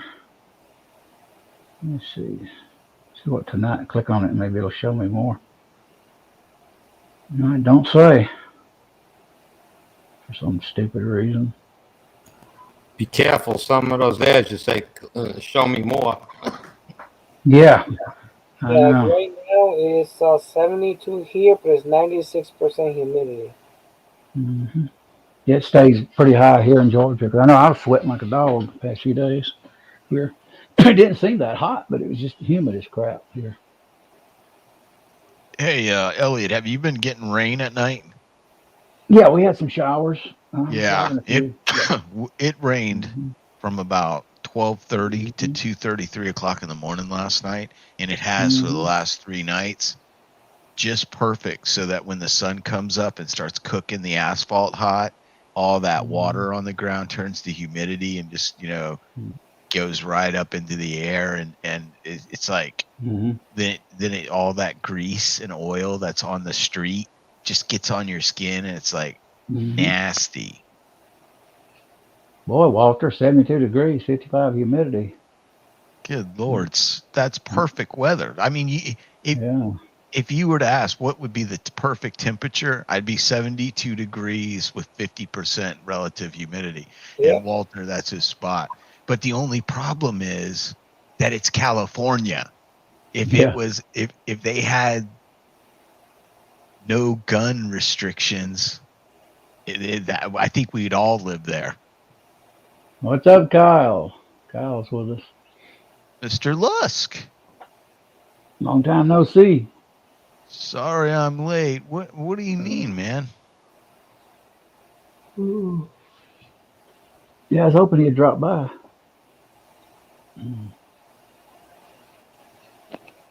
You want to come on, Kyle? Just put a link up, or you got a link probably in your email.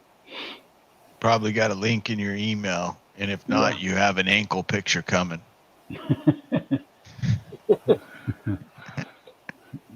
The other day I was looking, I was seeing knee shots. I said, get that knee out of the picture. That's getting too up close up there. I don't want to see nothing. I got the ankle cam. What does he say? Eating burgers? Oh, that sounds delicious, dude. Actually, a nice big burger. Let me know if it's knocks your ears off, everybody. I won't do it. Is that loud? Yeah, it's livable to me. I mean, okay. I don't know how it's coming through on everybody. Is that bothering to anybody in the audience? It doesn't bother me. All right. I was doing the primer pocket uniformer. I need a better mic. I'm going to get one. I won't go in what kind of mic I got and what happened. That was a nightmare. But I like the mic. Didn't I, Echo? I liked it, but the software was another issue. Yeah. And that was my fault somewhat because I shouldn't take the software out, taking it out of the PC. Because I do know that can mess up Windows. But I thought Windows by now would be corrected enough where you could not worry about that. But nope, they still have issues. Remember the old days, you take a program out of your Windows 98 and it would corrupt your system and take files out. Windows 10 it's still happening somewhat with Windows 10. Similar situation. You try to reinstall and it won't let you reinstall the program. What does it give you? Like a file already exists error? What the crap? Hang on a sec. No, it'll say cannot connect. It won't even connect to the server somehow. But it'll download to my PC. But once I hit executable to install it, it goes boom, and it shows a warning sign. Oh, my primer pocket was off. No wonder I couldn't even get this in the hole. Well, you might have a crimp. Well, yeah, I already took it out. But you might not have gotten all of it. Yeah, that's what happened. Yeah, a little tight. So, yeah. You know, I feel like that. I thought I did the crimp on it, put a primer in it, and crush a living daylight out of it. Oh, yeah. I've done that myself. You know, just miss one. Because, I mean, you do them by hand, too, Julio, right? You just I use the RCBS bench prime, the one with the little... Oh, yeah, it flips it. The little rod that flips back and forth from RCBS. Yeah, I have that. But no. What I was talking about is when you remove the military crimps, you do that all by hand, right? I use the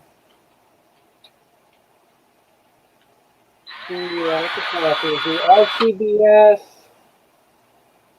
swaging, is it? Oh, okay. The little swage that goes on the press? Yep. Okay. And then if I need to touch it up a little bit, then I do it by hand. I've been using the little neural. Yeah, with that, I'll touch it up a little bit if it needs it. I do the RCBS setup, and it does pretty good.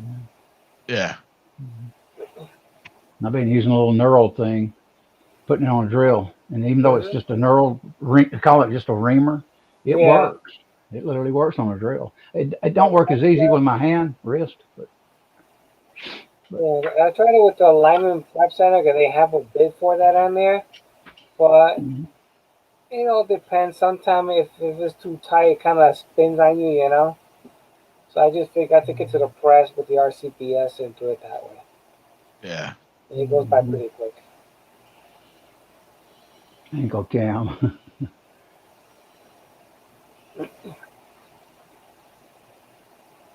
Yeah, I bought this Lyman set a few years back. I got it on Amazon, I think, for $30-something, real cheap. When they have those really big sales during the holidays sometimes. And I guess I'm kind of cheap, so I just when it went down, I bought it. It's got a whole bunch of handles with it. Yeah.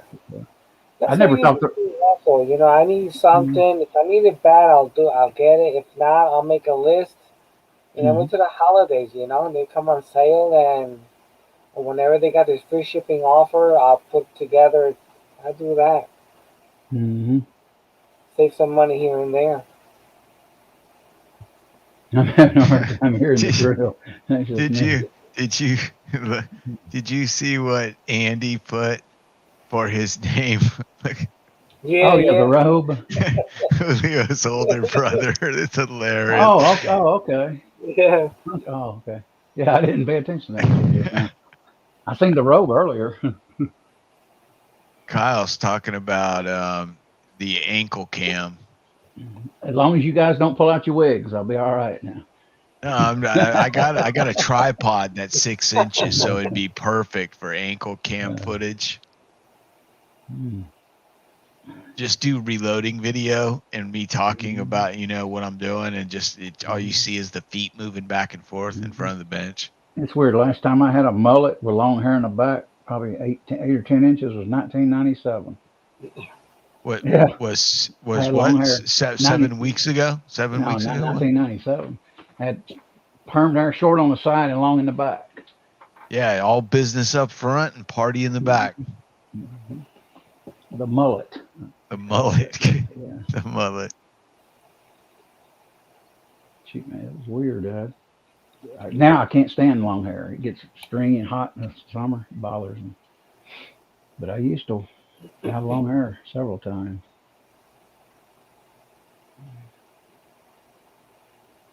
Burned my friggin' hand on the van. I've been out there messing with a sports car. I cranked it the other day. The Joker ran for 5 or 8 minutes without a knock, and then I think the lifters started failing to pump up. And yeah, the hydraulics just gone in them. Yeah. I mean, I was talking to my brother today, and I'm thinking about just taking it down to the shop I was telling you about today, Echo, when we were talking. Yeah. And just telling the guy to check the compression because it's just too much on my back the way it is, and check it. If the lower end's fine, rebuild the top. If it don't need a cam, don't pull the motor and just repair it. And just call me, let me know. Yeah, I mean, if all it needs is new seals and a set of lifters. I'm going to do the I am going to do the valve springs. Yeah, I would do the valve seats and springs. Go ahead and have him do a valve job, do like a 3-angle valve job on it. And that way you got really, really good valve seat seal and valve to valve opening seal. Really, really good valve. Hey, what's up, Kyle? Hey, we made it. Okay, yeah, link wasn't working, but now it is, and it kind of took me by surprise. I sent about 2 or 3 links, and one was bad, and I sent another one. Then I just said, I'll just put this link works or something. I forget. Yeah, I was trying the other one. I was like, it's not working. Mm-hmm. Yeah, sorry. I tried to tell him to make the working link with a picture of my ankle. That way, I'm just like, it's the ankle one. That's the one that works. You and those ankle pics, man, you're driving me nuts. It's hilarious, though. Everybody laughs. Yeah, I used to I had long hair in the 70s for a while. When Elvis Presley died, I grew my sideburns out as a tribute to the king. Yeah, I sit there and wore along the side just like he had. Had the pork chops and everything? Yeah, oh yeah. And my brother still laughs about it occasionally over the years. Yeah, you tribute to Elvis. Well, heck yeah. It happens. I finally got the other chat muted, or the other stream muted. Let me pop it out so I can see where everybody's coming from here. Well, on the grander scheme of things, how is everybody tonight? I'm doing good, thank you. And you? Just right, sir. Just right. That's good. Doing pretty good. You getting rain out there where you're at, Kyle? Occasionally at night? No, sir. Tends to be a problem. Getting a little here. Today it's going to slow down now, but it was coming down pretty heavy for a few hours. Yeah, that's why I've got numerous containers that can store numerous gallons of water, because I used it. I'll be here in a few minutes. Okay, that's fine, baby. Well, don't you have a pool, Kyle? Yes, sir. Well, that should be the ultimate water catch. Oh, well, no, I'm dumping most of the water back into the pool because it evaporates. Oh, yeah. Okay, yeah. But I mean, here's if it came down to it and zombie drink- rats started Yeah, coming out of the gutters, I mean, I would use the pool for water. Yeah. I mean, yeah, well, exactly. That's what I'm saying, because it's chlorinated water. You can drink that safely, and people look at you like, no, there's pool chlorine in there. I'm like, well, yeah. What do you think they clean water at the water treatment facilities? Exactly. Chlorine gas. Exactly. There's pool chlorine coming out of your tap too. You know. Yeah. Some That's people what keeps in it their, from being green. some people use Clorox, a Clorox or a powerful bleach or something liquid for their pool. Well, I've got some liquid shock, and it's Mhm. a lot stronger than Clorox, but Yeah. Mhm. Here's the thing. This is what happened.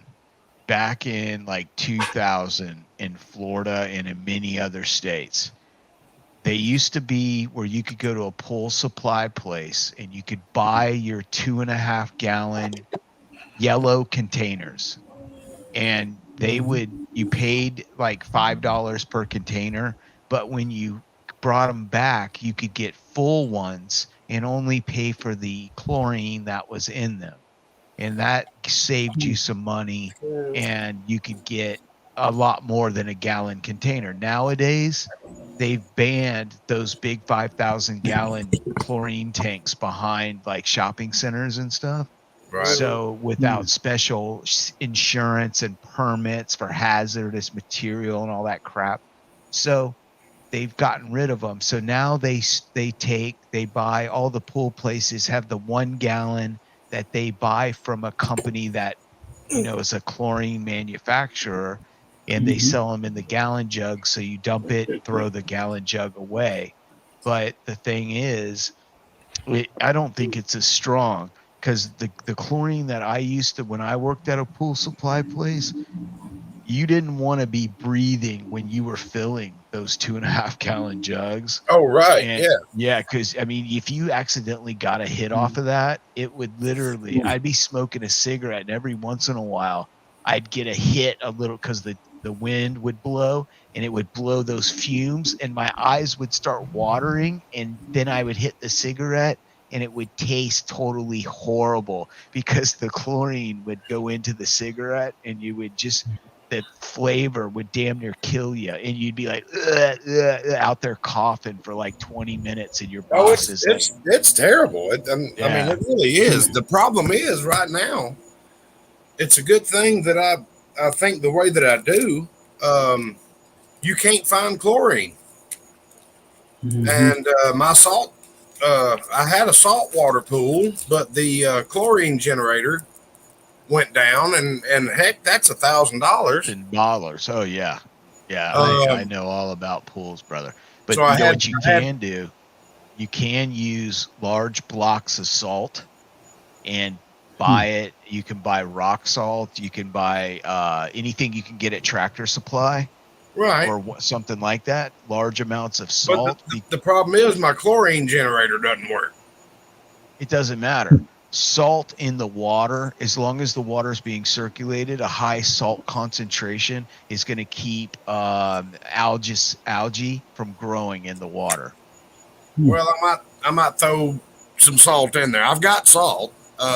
Yeah, if I've been using chlorine tabs that I bought 2 years ago.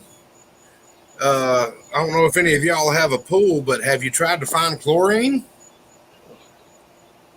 There's nobody making it right now, because nobody wants to go to work, because they can make $1,000 a week tax free sitting on their ass at home eating popcorn. Yeah. Yep. I mean, I hate to say it that way, but hey, No, it's true. it's what it is. Yeah. They say everything's so falling back and nobody wants to work now. Yeah, well, that's what's going to happen. When you make staying at home more a better job than going to work. That's why I'm gonna tell you, if take me for example, you want to pay me $1,000 a week to stay at home, not doing nothing? and I don't have to buy the gas and everything and the wear and tear on my vehicles and all that to go back and forth to work, it's dang near more profitable for me to just sit at home. Or at least I can deal with the pay cut. Mm. I mean, it's tax free. Yeah. Yeah. It blows my mind that they're still doing this. I mean, I can understand why they did it in the first place, but come on, you got to cut the tit off every now and then, you know. Government never does nothing right. That's the problem with them. I mean, I hate to be blunt about it, but I mean that's where I'm at with it. Well, I mean, I think if the unemployment will put a cut, send letters up. You know what? This is your last check. You gotta go to work. Some governors are cutting it off. I hear Florida. I think I read. Florida's cutting it off. Yeah. Florida's done with it. Georgia's done with it. Well, I mean, I can understand. Julio's older brother. Look at that. Yeah, I know. Hey, listen, Kyle, I can understand totally about, the government wanting to help out for such an extended time because, I mean, I breastfed until I was 12 years old. So, I mean. You just walked up, showed your ID, and said, boo? I mean, how'd that work? I wonder it's going to go sideways. That's why you got such nice ankles. Yeah, exactly. Like Wayne does. Is this Kyer just some guy or Kyer just some guy? Trying to pronounce it here. We call him Kyer. Kyer, okay. Welcome in the side chat there. Let's see. Is Uncle Yim still in the audience with us tonight? Uncle Heem. Uncle Heem. Think so. Yeah, I think he said, "Ha ha." There he is earlier. Yeah, he was there a minute ago. Yeah. I will follow him. That's what a rock song. I follow a lot of rock history. They were talking about. I was watching a thing on YouTube the other day about Elvis Presley. They were talking about the way he would stand at the gates all the time and sign autographs, for hours sometimes. Right. One day, a couple of girls that he had in his home there stood outside the gate and attacked Priscilla, actually yanked her out of the car and tried to beat the crap out of her. Well, Elvis heard it, and they heard it inside the house there in California. They said Elvis jumped up, kicked the doggone hood with his foot like karate kick, turned around and rammed his fist in 1966 straight through the windshield. And and after that, what was weird after that, they would come back and stand around him at the gate, and he'd act like it never happened. He totally forgot about it. A few days later, the girl comes up and says, Red West says, Elvis owes me a windshield. And he goes, I'll give you the check. Don't worry. And they gave her the check. And all the way from 66 to 68, those two same girls were sitting in the comeback special. And they said they were afraid Elvis was going to notice it and have a reaction on stage. And because he was not happy with them, but he apparently, even when he seen them, he acted really friendly to them and never said another word. But boy, they say he blew like a rocket. Hey, Curtis Long, what's going on, brother? Yeah, I hadn't seen him in a while. What's up, Curtis? Curtis has been working. I just now noticed this. I got this Fu Manchu looking thing. Mm-hmm. Yeah. Maybe I need some just for men or something like that. Blow you up there. I don't know. Those are my racing stripes. Those are my racing. What are you trying to accomplish there? Living life. Hey, I think. Oh my gosh! You know what's funny, Kyle?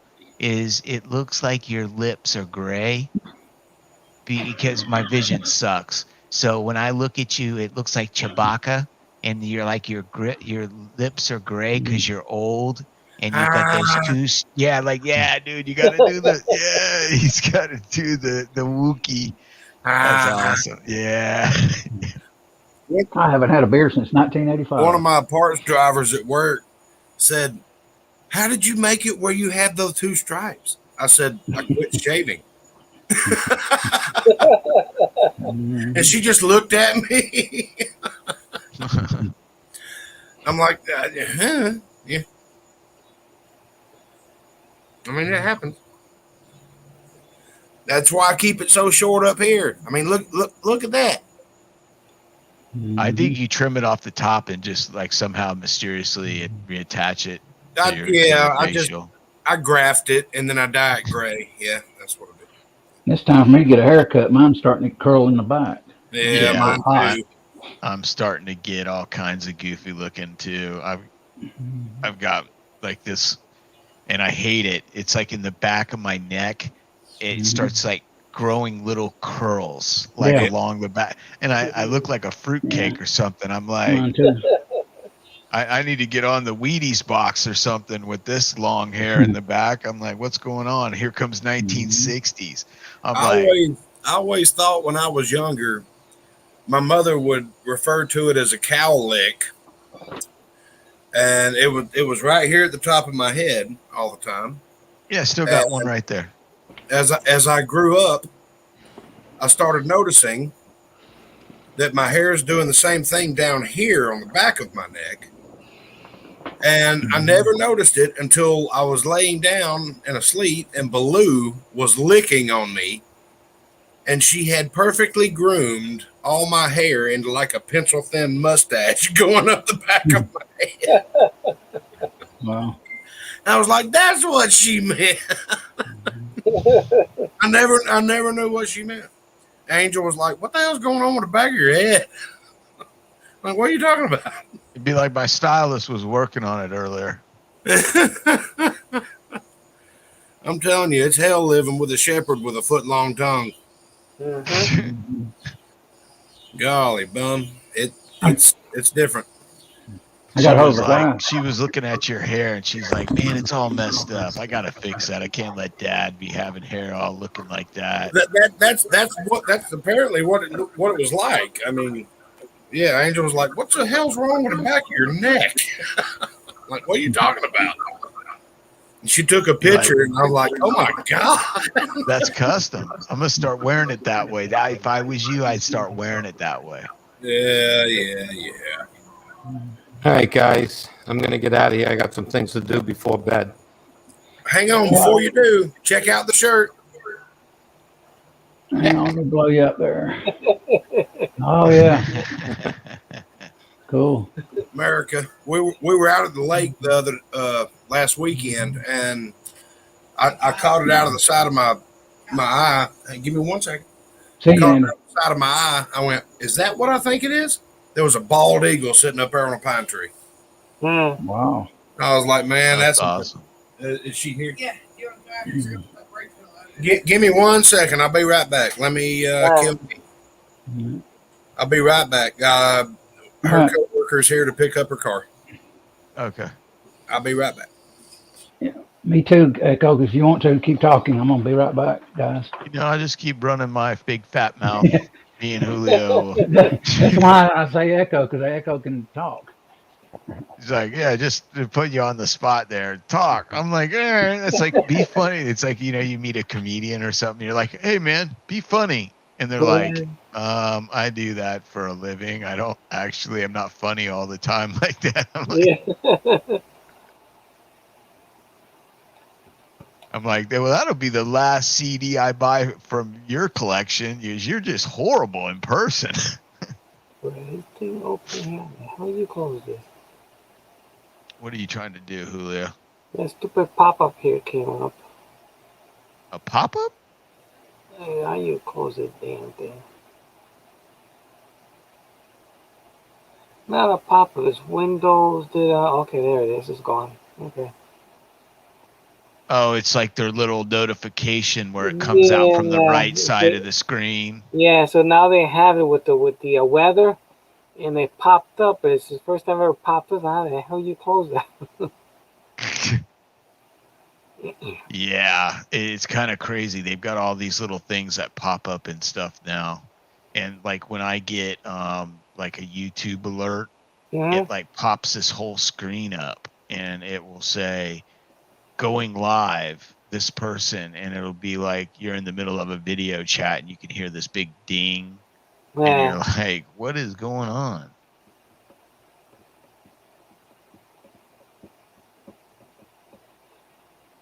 Yeah, so we're supposed to be getting, if you got a notification that Windows 11 is supposed to be coming out pretty soon. Oh yeah, that's what I heard. Yeah. But the thing is, if you had Windows 7, you could get 10, or what was that? Not was it? Is that what it Windows was? 10, you got it for free. Yeah, Yeah, if you have yeah, Windows 7 and Windows 8, you got Windows 10 for free. yeah. Yeah. And it's only for a short period of time. Once that time passes, now you got to pay for it. Yeah, I'm just running it with I just didn't run it with a key code. I got it, and I only have like 2 things that people that paid, you know, the full price Mm-hmm. that I don't have. I still get all the updates and all that stuff. Right.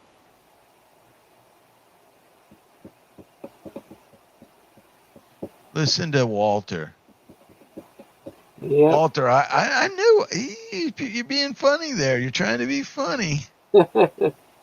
I knew. I'm going to send Walter one of those a sidecar for his BMW.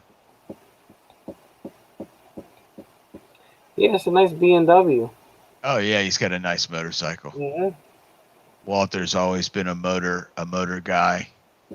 Yeah, I remember seeing his the one before he had before this one, he had another one that was an older bike, and he ended up, I don't know, Walter, did you sell that one or trade it in, or did you still have it?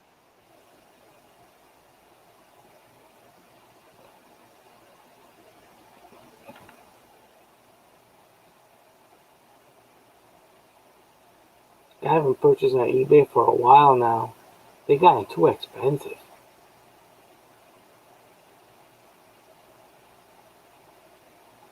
Keep me from getting bored. he's Yeah. he's making an eBay bid. Yeah, it's probably buying mold or something. I used to Yeah, do or that. what a Walter. I used to I do that with never coins. had a hack. Never had a hack. What is a hack? I used to sit and do Maybe eBay the like that. sidecar you mentioned. Maybe that's what it's called. Oh, okay, the sidecar. Yeah, all right. He had 2 others, traded them both on the new one. Okay, that makes sense. Yeah. Because I know the new one you got is super nice. You saw the pictures and everything. It's a pretty bike. I missed this one. Paul Simon. Yeah, I talked to the guy yesterday on Craigslist. Got a male and female chocolate lab. The father is 90 something pounds, almost 100% English, and he wants $1,000 for one of the chocolate pups. Be here Saturday. And I'm at the point right now, $1,000. I don't know if I can handle it for a dog.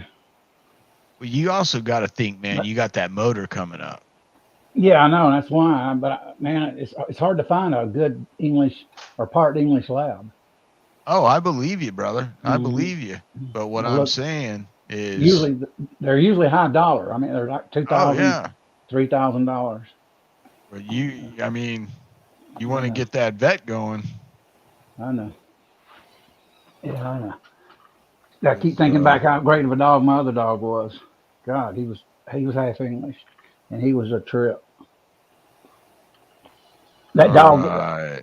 that dog would do everything. I could just wave my hand, like walk down the hall and go like that, and he'd go. I didn't have to say bedroom. I just go like that, and he'd take off to the bedroom. It was smart. And the other option is to get a German Shepherd like Kyle. Been thinking about that lately.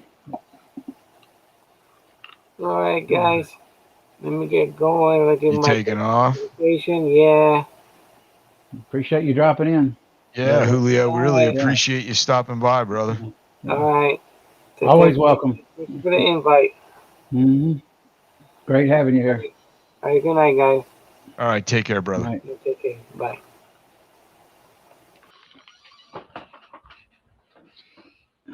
Hey, send Willie a link. Okay. Yeah, I was going to send him, but I don't know which one of these is good and which one of these is not. I don't want to send him. It says this link at the bottom would be the good one. Hang on, let me see. Okay, it just says link white and link. Yeah, it'll say this link at the bottom is the right. The link will say 45 EB on the tail end of it. Hang on, I'm trying to find him in my what you call. I should have him in my. I know I do. If not, I can do it because I. I got him. Found the, okay. Here we go. You got him. Okay. There we go.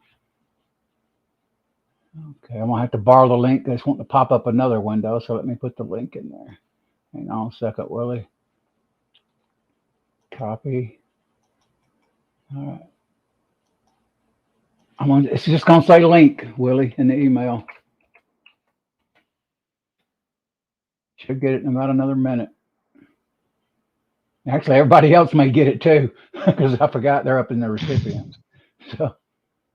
Yeah, I sent one to you, Willie. Just go to the bottom where you see it say. Okay. Yeah, well, I sent him one too, just in case. I already, I'd already done it. I'll just back out. It'll say 600 p.m. I ain't worried about it.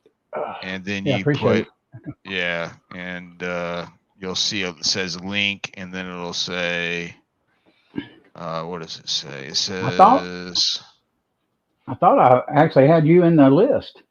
What they call the list. Hey. Good night, Julio. Sorry, I was sending links, emails to everyone. Send me a link. Send me a link. Send it to David. Come on, then I put it on there. Send me a link. My father-in-law just left, so I'm like, I can actually come on for a little bit until these damn headsets die on me. I hate, I love wireless headphones, but man, these things don't hold a charge worth shit. You got to get better headphones, dude. Damn. Mine will hold a 20-hour charge. It's beeping at me right now. It's like, well, I was on a chat the other day with somebody for quite a long time. Not like a Hangouts. I was hanging out talking with somebody. And I must have warmed down then because they're starting to beep on me. If they beep on me some more, then I'll figure out something else. I'll go headless. You'll hear me with the computers here. You might not hear me that good, but you'll hear me. Where's Kyle? Kyle. He's busy doing something. He'll be back. Man, I tried to jump on because Andy was like, come on. I'm like, man, I got my father-in-law sitting right here. I'm like, he's going to freak out if I jump on. So I'm like, damn it. Oh, well, I'm here now. Where'd they go? They went out to eat 2 nights in a row. I got left at home. Isn't that nice? Well, it sounds like that you should be able to order some food to the house then. That's all right. I got her leftovers. She didn't eat last night, so I'm down to leftover king, That's fine with me. My son made chili and cornbread. The only chili I eat was my dad's, and he's been gone for a long time. So, I don't know. Yep. I'm not a real big chili person, so. And CW's out there. I usually don't have a time, Walter. I may start streaming every night at 6 p.m. on Thursday. I may just make it regular. Why not? Something to do. I get bored here during the week. I've been washing the house lately, painting. Had an appraisal here, consolidating bills and getting my car paid off and things. So it started up, started knocking after a little bit. Yeah, it ran good, and then all of a sudden, pow, pow, pow, pow. You can hear it. And I said, "Oh God." Yeah, you better get it fixed before you do a lot more damage to that motor. Yeah, you better not blow that damn motor up, or I'm gonna walk to Georgia. No, as soon as it, and I'll be like, do you see these pair of shoes on my back that I wore completely out? I used those walking here over the last month. I just wanted to come up and smile and tell you you're going to be walking too now that you blew that beautiful motor up. No, as soon as the tapping starts, I shut it off. I don't keep running it. Yeah, I wouldn't even run it at all. But there for a little bit, it'll run. I mean, not a bit of noise. Just quiet. If you need to back it up for a tow truck to grab a hold of it, I can see that. But just for a second. But if not, I wouldn't start it. I would none of that. Sorry. Yeah, I was looking at today. Was that talking to you, Echo, about the dash on it? Yeah. Yeah. I was inside of it, and I said, man, even my dash is like brand new on this car. Even the cloth on the speakers in the dash. Well, there is no speakers, but it's got the cloth panels are like brand new. And I'm sitting there looking, Yeah. man, for the year of this car, I can't beat it. There's just no way. But it's got its issue. But, yeah, I mean, Walter, I'm gonna start streaming maybe every Thursday night at 6 for a while. Echo's got Friday night before Georgia Shooting Connection, so maybe I'll just take Thursday. I'll be streaming what, Thursday, Friday, Saturday. That'd be I usually good, don't Walter. stream. Very nice to have you on. Even with, let us know if I'll ask Jim to invite you if you're free. Yeah, I'll start posting it maybe 2 or 3 hours early on Thursdays, and we'll try to fire it up, Walter. I appreciate you coming on too. I know See, Jamie Douglas would Reed. invite him. Yeah, I sent Jamie a link. He's got. Oh no, I'm sure Jamie would like to invite Walter. You know, Oh, yeah. another friend behind enemy lines. Mm-hmm. Yeah. Yeah, Plus, you're that- going to be doing some. You're going to be covering reloading as well on your channel, right? AR. Yeah, I'm going to be my next purchase is going to be probably the Elite bench primer and a few plastic heads or whatever you call them. Yeah, the little Inserts. primer out things. Yeah. Yeah, and then I'm going to buy the probably the Lee 9mm die set. I'm still going to go ahead and get that die set. And then I'm trying to think what else am I going to. Oh, I'm going to get the Redding eventually. I'm going to get the Redding pocket uniform or carbide. I got to have that, even though I've got the lime in here, and it is working great, but I think the steel probably won't hold up as well as carbide, so I'll get that down the road. But definitely a primer, because I do not like priming on a T7. Yeah, I don't blame you. I don't blame you. I've seen people pop primers on a T7, and Yeah, I've never seen a primer explode on a actual press before in my life. But I actually saw a video of a guy doing something, and he had something jam up in the primer thing, and it popped. And I mean, no other primers went off, just the one that he had cockeyed or whatever in there. But I've had them to get dings here on this T7. My Little Loadmaster popped one. Oh, really? Yeah, it didn't set off. Well, when it did it, it destroyed. Can you leave? The primer system's all plastic.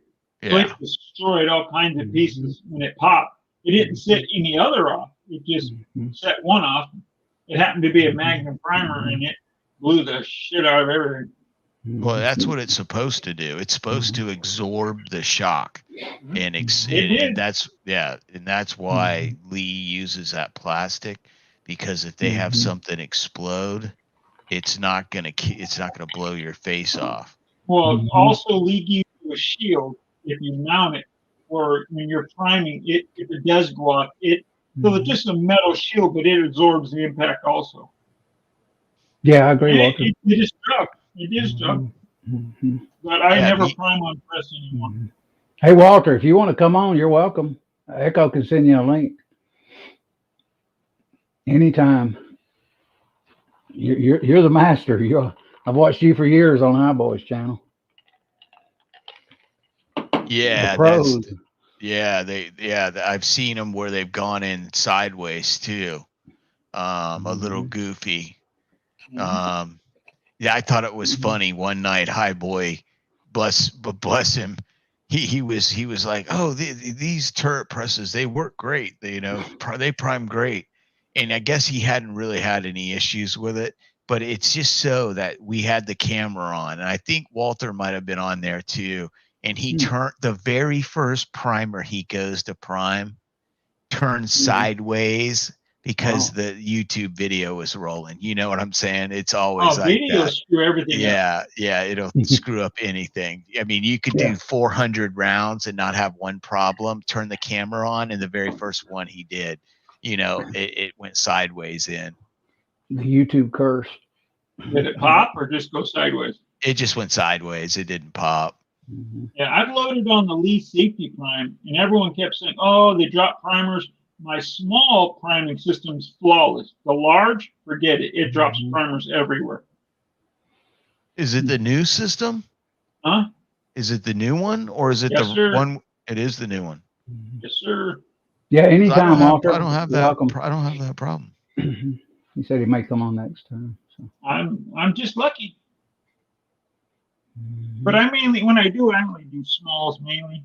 You know, I try to stay, well, the only large I do is rifle and pistol 45. That's it, you know. I can't stand small 45. Small primer 45 cases, can't stand them. My next purchase after that will be probably the Lee turret. I'm still going to get that joker. Yeah, the 4-hole turret press is a great press. It really is. Dude, you know what? Yeah. It was the first press I bought, and I've spent a lot of money since then. And I'll tell you this. I wish it was my first press I bought.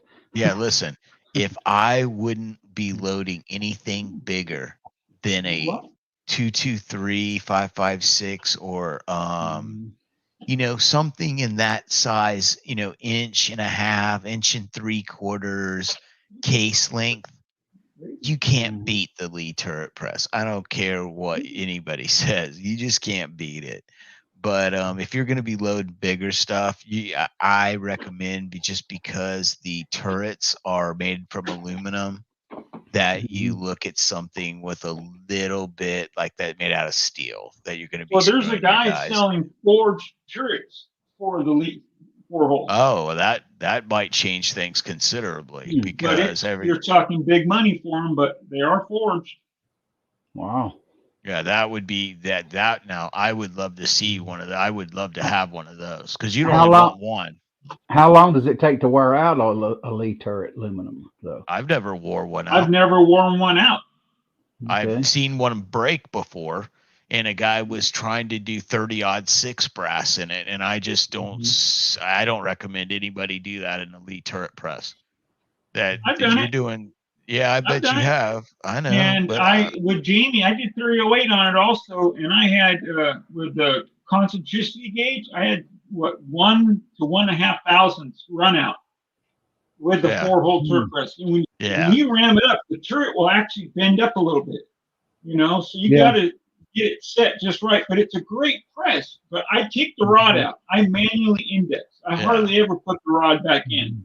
Yeah, I probably won't. I'll probably manual too. Yeah. And get a little magnet and put it right underneath. So if you do it, it stops the clinking sound, like Jim said. That was one of the best things Jim talked about. Matter of fact, let me show this. This here's courtesy of Walter. Walter mentioned these magnets a while back, a couple years ago, and probably in Highboy Stream. And I actually bought them. I got shell holders on them. I've got my Allen wrenches on them, and I never lose a blasted thing. Everything is right there all the time on my magnets. I got a magnet here, 2 magnets there, and I think a magnet or 2 over there. I have the magnet strips. They're like over 13 inches long from Harbor Freight. I have them underneath my reloading bench, and that's where I put all my Allen wrenches and everything else. That's what I bought, Walter said, just a little square magnet for a couple of bucks. Man, them things been a lifesaver. I never lose nothing anymore. It's just there. And I highly recommend I've got a little magnetic jar that I got from Harbor Freight, and it's got these little round magnets. A buddy of mine worked in a shop, and they had to have magnets inside the machine. He gave me a big stack of them. I got them all over the place. Magnets rule, man. These little magnets rule. Yeah. But the magnet tray, it's like 13 inches long. It's really thin. It fits wherever you want to put it. I wish I didn't have one mounted. I'd show you, but they're all mounted. I have 3 of them. If you guys get a chance, Etsy. You make me smaller, please. Thank you. Hey, the Etsy. Make yourself conscious. The Etsy site that Willie went to, and Johnny's reloading bench went to. They have a company. If you go to Johnny's video on the little parts from Etsy, they have a video. He has a video and a link in the description that takes you there, and basically it you can get like little shell holders with magnets. They have this really cool jig for cutting cutting 556 and 223 brass to making 300 blackout, and they've got all kinds of stuff for they 3D print all this stuff, but it's very nicely done stuff. It's not like just like some BS. It's some good looking stuff. Like on my shell holders on these magnets, I never thought about putting my shell holders on magnets, but when I use them regular, I just pop, and I always know where it's at. I don't have to go in a box. I just go over here and look, pull the thing off and the magnet, and go, okay. So I even keep the competition shell holder number +6 on the magnet. So that works out good. So, and nothing ever gets lost. So simple, such a simple thing works great like that. Yeah, there's a couple of things like that I like about the Lee press, the turret. I like the fact that like a lot of presses, if you notice the T7, when you go to bring the T7's RAM all the way up, and you got to add a little cam over, even with a carbide die, you gotta just to take the slop out of the linkage. And what it'll do is it will lift the turret just by a couple millimeter. And what it does is it has a stop on the backside, so that when it tilts up and it hits that stop on the back, that's that die that RAM is coming up against, once you've tilted that turret a little bit, is at 100% square to the bottom of that die. They are one with each other. But that's why it's important that you lift that turret head a little bit, so that that RAM shell holder will square itself with the underneath of the die. Now, it's very important if you're using carbide dies that you don't over cam too much. All you want to do is apply enough pressure so that that turret will rock backwards and stop. Once it stops going, you stop going, because if you don't, you'll shatter the carbide ring in your die, and you'll have some replacement parts to either order or mail the die back to Reading. Is the carbide ring in the Lee, is it recessed any at all? Yes, they cut out a groove, and then you will have to compress it sideways and shove it up in there. Once you get one end into it, you kind of force up the other end, and it forces in there. Right. But if they break, because I've had one break. Yeah, I've heard of it. I don't have a carbide die, unfortunately. Yeah, see you later, Walter. Have a good one. Take easy, Walter. Take care. Appreciate you dropping by. I overcam all my carbide dies. Screw it. Just kidding. Willie's like, I bust stuff all the time. Don't worry about it. Wow, it says we got 15 on. It's amazing. Yeah, because everybody's for me. You guys can hear me okay? Yeah, you sound good. All right, my headset's, it died. Did you put it on the charger? Right now, she sure is. Plus, I warmed up my supper. Now my dogs are going crazy at my door, so I better open that before they tear it down. But is Willie wearing no shirt too? Oh, no, I got a shirt, baby. What, do you got a wife beater on? Nope. I got a gray one. Come on, get in here. Okay. Welcome, Julian. I've seen you on High Boys channel. Appreciate you dropping by. Hey, Julian. See, gray. Oh, okay. Yeah. Yeah, I think Julian's got some 1050 presses, if I remember. Oh, no kidding. Great. I don't know if he's subscribed to my channel, but I need to subscribe to his, because if he's doing anything with 1050s, I like to keep up on that, because I'm still, right now, I'm happy with what I have, but I'm very seriously considering a RL 1100. Don't get me started. I want that 1100. Dude, listen, if I get that 1100, you're gonna have to come down here, and we're gonna have to do some videos of us reloading on it. Yeah, I'll do that. I'll definitely do it. I get that car running, I'll head to Florida, and we'll even go cruising the beach for a minute. Hell yeah. We just can't tell our girlfriends and wives that we hollering at chicks. Hey, baby, here we are. My wife's probably watching this in the other room. I can hear her, like she's gonna be yelling in a minute. No, she make fun of me. Yeah, she'd be like, you'll be getting some like 80-year-old women hollering at you with your pirate patch. Yeah, I'm up there too in age. You're not, but I am. Boy. Yeah, but I just look 80. My question is, does Julian have any videos up? Because I'm trying to find them right now and I'm not seeing it. I was subbed to him before my channel crashed and went away, and I'm not resubbed him again. Well, he here's what you do. Freaking there you go. AR. Yeah. You can go in and click on his name, and it will let you, I believe, since you're the host. Yeah. And did it take you to his channel? Hang on a minute. Let me see. Because I want to say if you're the host, you can actually click on his.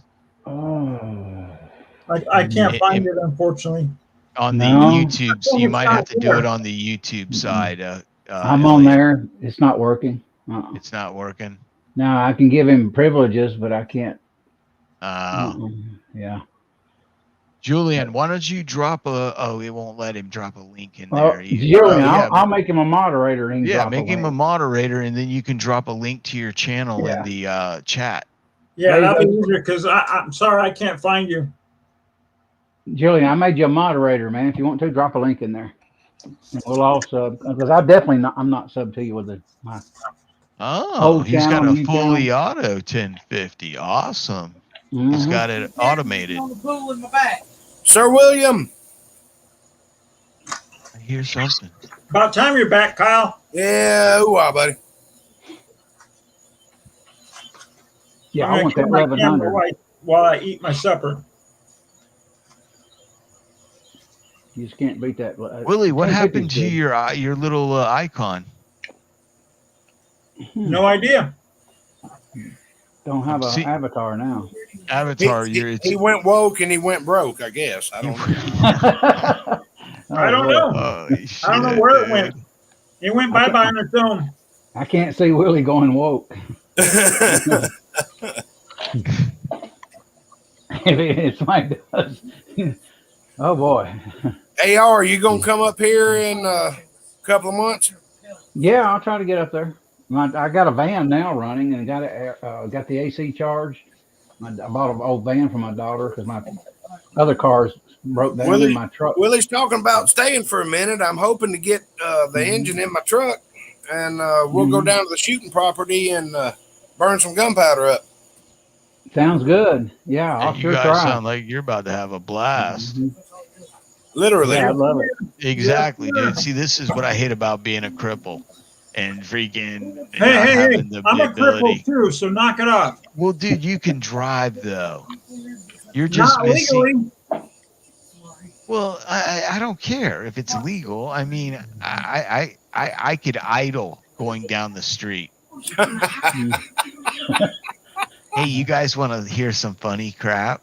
I was thinking a couple of years ago, before I got real into YouTube. Let me get out of here and leave you two to y'all. No. Listen, Kyle. No. I'm staying here. I've got Angel and one of her coworkers on the back porch, and I can't hardly hear y'all for them cackling. Oh, anyways, Kyle, I was going to build an ultralight. Okay. And fly like around the United States, and when I'm legally blind. I was going to do a whole YouTube channel on it, and my wife told me that if I tried to do that, she'd divorce me. And well, I'll tell you what, it sounds like a great idea, as long as you're still going up. If you get vertigo, uh-oh. just continue to go upwards, sir. Eventually, you'll get to where Jeff Bezos was. No. Echo, I got it perfect. All you got to do is put your camera on a bipod on in your little plane, go live, and we'll tell you to go left, right, up, and down. Willie, that's funny. And hope there's no delay. Yeah, if there's a delay, it's not my fault. We'll tell you, hurry up. That's right. Willie, that's just wrong, dude. Yeah, I gotta try. I'm trying to eat my supper and not die. I know. I got that van going the other day, and my daughter had a AC hose in the van that she'd used for several years. It was disposable. You know how they are. I went through almost $35 worth of Freon because that cheap hose had to go back in and buy a can with a hose on it. And then I took the hose off and bought more Freon and finally got the AC charged on it. So I told my daughter, that thing was good when I got it last time. I said, well, I said, well, it's a disposable one. It's not a pro grade, Right. thing. Well, one thing I can say, you ain't going to be in Georgia right now without air conditioning, or you're going to be hurting. Mm-hmm. And one thing I can say is, hey, Angel, hook me up with some of your friends. Look, I'm good looking. Yeah. I'll be there for 3 weeks. 3 weeks. Yeah. Willie wants you to hook you up or hook her. Her up? Yeah, I'm going to hook her up. Willie wants you to hook him up with one of your friends. There's Julian's channel. He put it there. Let me see. Hang on. There we go. Her co-worker Monique is sitting right over here, and she just started laughing. There we go. Okay, I just subbed you. Thank you. Yeah, I just subbed him too. Who That's is? why it's under MacMan. Yeah, I see that. Okay. I went under his name. That's why I didn't find it. Okay. Don't laugh. I'm beautiful. What? I heard the girls laughing. He heard you. Can you believe that? What did he hear? You.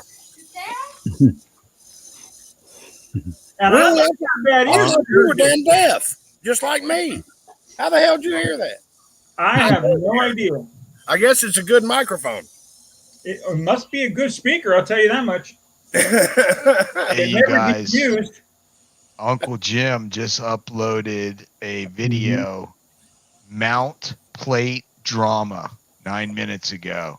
So I don't know if he's talking about the one his son made for him, or if he's got another type of mounting plate that it gave him some headache. But I had a little bit of drama. I was trying to make my own quick detach. What's the name of that? Inline fabrication. Yeah, inline fabrication. Trying to make my own version of that, and I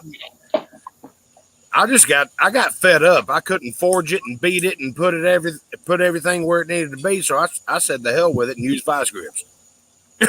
That's my quick change. And it works great. I'm gonna put Willie to work loading up some damn shotgun slugs while he's here. I tell you, when Dan designed these things, he designed a good system, though. I'll say that. Yeah, I tell you what, I have no problems whatsoever with any of his equipment, and I am like one of his biggest fans because I am hard to please. Fellas, I'm not going to BS you, all right? You guys are good friends of mine. I'm very hard to please, all right? I don't go with almost good enough. If it's not from finish to the engineering to the actual putting the product together and using it, if it's excuse me, if it's not top notch, I am simply not going to be happy, and I'm not going to use it, and I'm not going to talk about it. I'm not going to badmouth it. Well, I'll be honest. I may badmouth it. I may a little bit. Well, that's why I made the base. The base was great. I couldn't make the plate where it was nice and tight the way that they designed it. Mhm. Right. I mean, I was using a forge and a piece of 1/4-inch steel. I mean, you know, I Yeah. was using what I had. But Oh, his Yeah. stuff is just primo. If you guys are looking Mhm. to get into a mount for your press or a quick change mount where you can change presses or leave your bench top flat so that you can use it for other things if you have yeah, limited space. it's Mhm. top notch. I mean, there's no doubt about it. Yeah.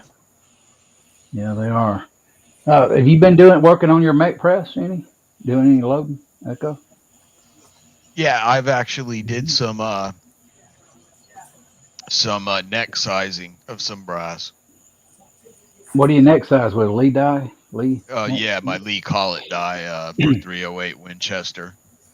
I neck sized a couple of pieces, and I'm like, I really need to kneel it. So I'm at this like catch with. I need to. This is what I've got to do. I've got to finish the reloading part for the 300 AAC Blackout series I'm doing. And I need to Mhm. fire the rounds I loaded after the 223 Remington series. And I need to get my buddy to shoot it at 100 yards because it's open sights with a red Mhm. dot. And I want him, because he can see that far. And he can shoot the rifle and give me a true, grouping, Mhm. and we'll shoot that, and then I'll bring back the targets. I'll videotape there, and I'll show the targets and upload the video, and basically that way that'll conclude the 223, and then we can move on to the 300 black. And then what we could do is if you go live, I could go live as with my cell phone from the range, and we could shoot the Mhm. 300 black. But I need to get some gold dot 120 or 110 grain, um, 308 diameter bullets. Right. I got some 110 grain Z Max from Hornady. That'll be fine. That'll I work call, I great. call them my worm burners. Yeah. Mm. Them babies are cooking. Mm. Are those the zombie max ones? Yeah, it's the green Yeah. one. Yeah, Yeah, the green tippers. it's Yeah, a Z that. Max. It's just dyed green instead of red. Mhm. Yeah, yeah. Those will work because that'll give me the velocity for the supersonic. Where's Then my I Mhm. phone? Because I've got some load data with uh, charge weights and everything. It's from my Caldwell graph or app. Where's Mhm. my phone? It's on the back porch. I just came in from the back porch. Son of a. his girl's out there looking through his phone right now with her girlfriend. He's Yeah, gonna find well, all kinds of surprises well, tomorrow Back, when he goes she to can go look through through it his all phone. she wants to. I ain't got nothing. back back in the '90s, we didn't have that problem. Only problem is I carried a little book from Black Steve book. Vision. Yeah, little Yeah, black book. mine was red, but yeah, I was Mine dating a was girl. red. I was dating a girl in '93. She borrowed my Firebird one night and she cleaned my car out. She Oh found my no. friggin' phone book, man, under the seat, driver's seat, and I said, "Oh gosh, oh man." She, Oh, I had a lot of numbers, put it that way, back I'd have then. been like, somebody must have borrowed my car and it fell out of their pocket. Well, she told her mother, says, "I found this. He had this. What do you think about him now?" And this blonde girl's telling her mother that, and I go, "Well, gee, don't make me out to be bad just because I had a few phone numbers." You know, I said I'm single. Yeah. Yeah, no, it's not like you found it and I've been married for 4 years to you. Come Yeah, on. I was. Yeah, that's what was weird Well, about her. so far it wasn't bad video. I really like that company Jim went through for that plate. You should watch it. I haven't finished it yet, but it's good video so far. I don't know what the drama is. I haven't got Well, to the drama part yet. what is okay, hold on. What kind of plate is it? Give me a little bit of Okay, a teaser. the Hollow Sun 407K, the small red dot.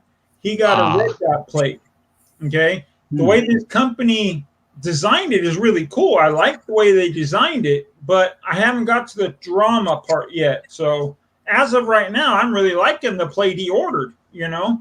Right. Because a lot of times those red dots will fly off. You see videos of those things flying off guns because there's not a lot of thread of that holding that red dot on. Well, this company did a you guys see it. It's really cool the way they designed it, you know?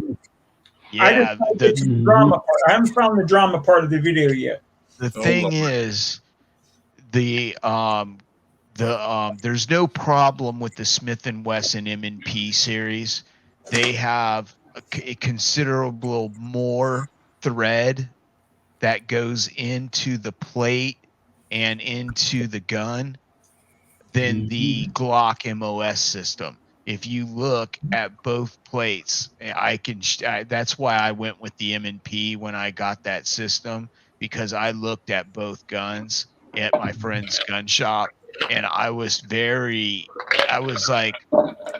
not impressed with how much threads Glock had for their plates. So this is probably a modified plate. It is. It's a modified plate, but it has replaceable inserts for the threads in case you stripped one out. Oh, that's. How do you get those in? It goes from the bottom. I'm gonna have to check into that. But you gotta lock it. It's really cool. Oh, they're plastic. No. They're a metal plate on aluminum plate. Metal threads, aluminum plate. It slides from the bottom, and the hollow stud mounts to that, and then you mount the plate itself onto the slide. Gun. Yeah. Okay. What's up, Kyle? First off, guys, I'm gonna have to hop off here because I've got to take care of the clucking chickens on the back porch. Y'all still on here in a minute? I'll be right back. All right, man. All right. See y'all in a bit. You go cook them a hamburger or something. Oh, nice knee shot. Yeah.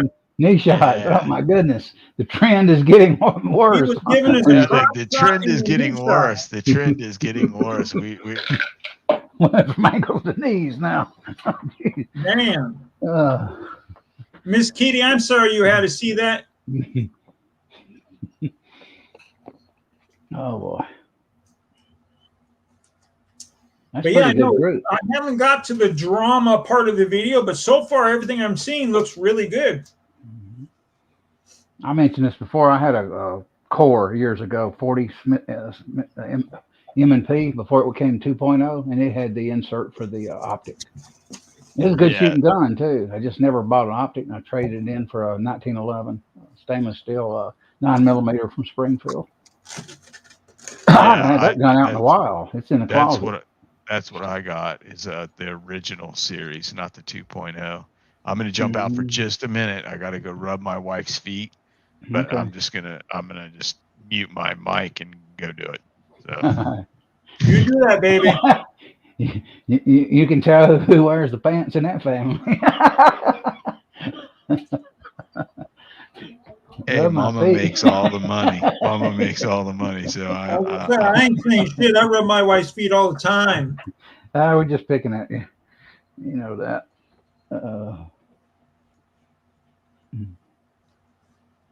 Oh, doggy. Heck, I mean, I'll be honest. If there was a lady here, I'd be rubbing a lot more than the feet. Oh, no. Bad. Echo. Or bad, Elliot. Bad. No AR. Adult show. Kids might be present. Yeah. I had to say it, though. I got you, buddy. There's actually my second match in August coming up.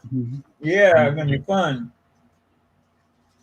Yeah, I'm gonna. If you put it up and post it, I'm gonna watch the video for sure. Yeah, as long as I can get video. If I can't find the rig I bought from my phone, I don't know what the hell I did with it. I just don't know. It was just a chest rig where I can videotape it. I got the same. I ordered the same camera gear that K24 uses. He told me which one he uses, so I ordered that. But it probably the one on his head, the one he wears on his head. Yeah, the one he wears on his head. I got it marked too in Amazon. I ordered it off of eBay, $25. You know, and the card was only like $3.80 or something like that for the memory card. which I probably already had, but I just wanted to order a new one for the hell of it. Mm-hmm. So, and then I'll have to do a crash course on how to learn to use it, some bitch. But the last one I did, I used on my phone, but I can't find my damn chest rig I had. I don't know what the hell happened to it. So, if anything, I'll connect it to one of my camera stands and record it that way. You know, if this new camera doesn't come in, or I can't figure out how to use it right away. You know, I got a GoPro Plus 3 Silver, and I've got tons of stuff. My daughter gave me chest rigs, helmet rigs. I mean, we're talking bagfuls of stuff, generic of GoPro stuff. And I don't even know what I got. I got so much of it back there. You better find it, because that's worth money. Yeah, she got it, but for probably free or $1 a bag, and brought it to me. Yeah, there's no reason to buy that other camera if you have a GoPro already. Yeah, I do, and I have got that GoPro. The Scotsman got me like a knockoff GoPro that I'm just got to learn how to play around with. I'm going to try to take that with me also to see if I can get it to work.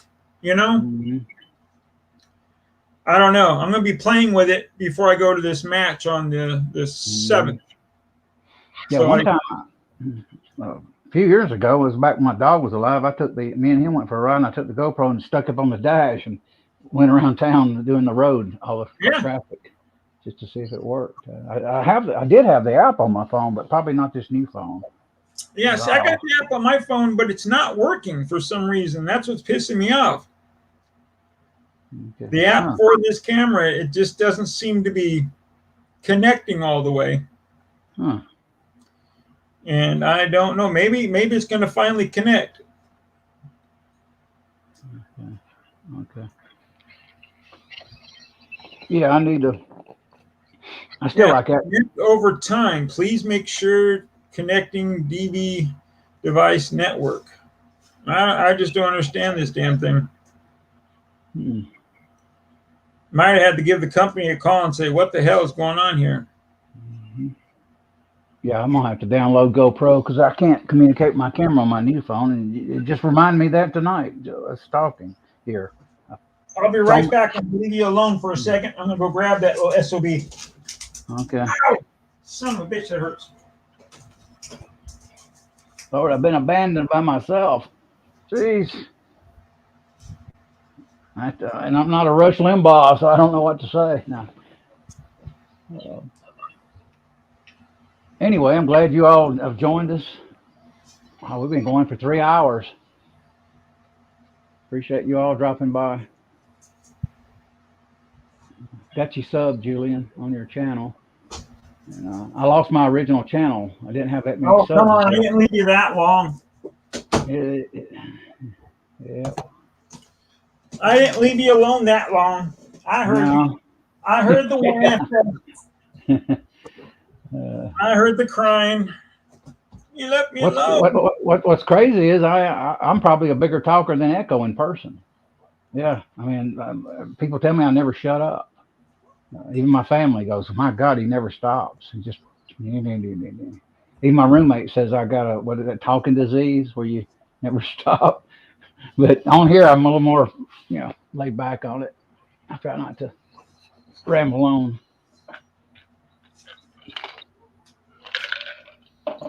Yeah, I hear my dog out there.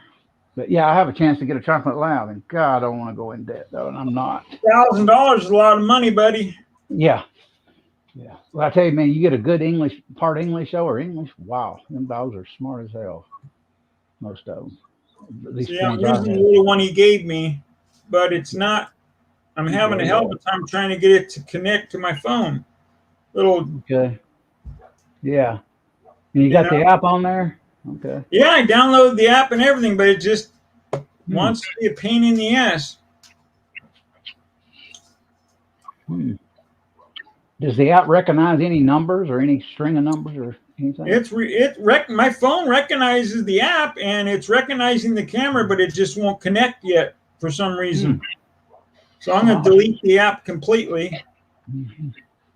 I rename mine like on my GoPro Apollo 39, which is my dog's name.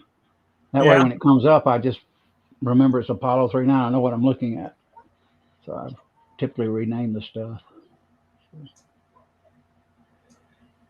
Oh, we had quite a few on, even Walter in the side chat tonight. That surprised me. 6 on now, though. Oh, that don't matter how many's on. Nah.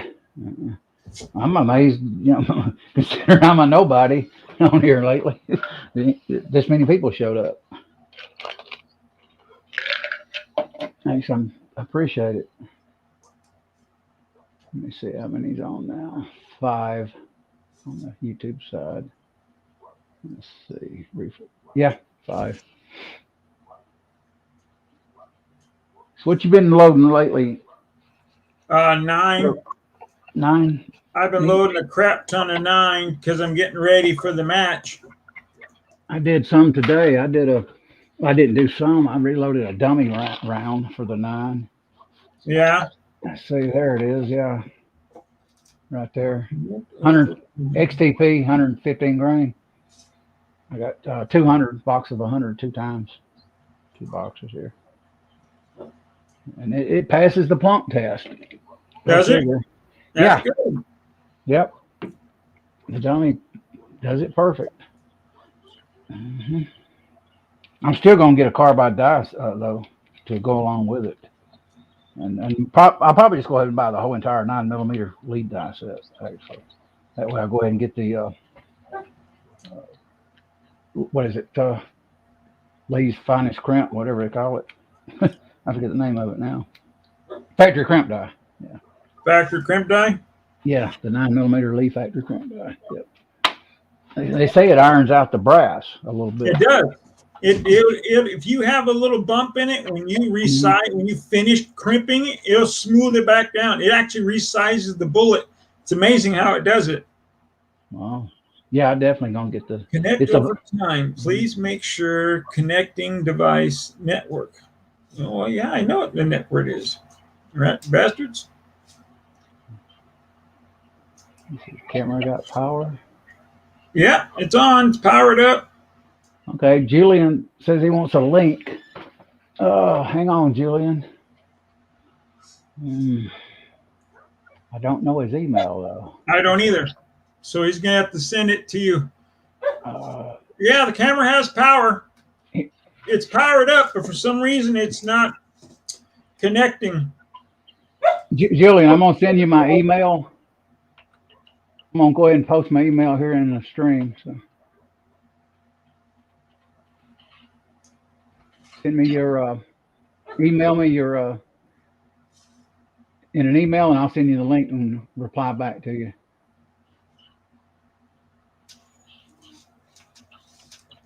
I can't hardly see. I'm about blind in my old age here. There you go.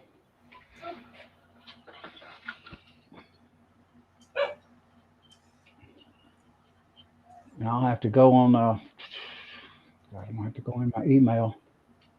Okay, I can do that. That's no problem. Let me get a copy of the link here. Invite. Let the stupid dog get moo-boo. He ain't getting none. You ain't getting. Get in here, you stupid dog. Get out of my way. I'll run you over. Mine's been outside barking tonight. That mixed bud I got. Let's see.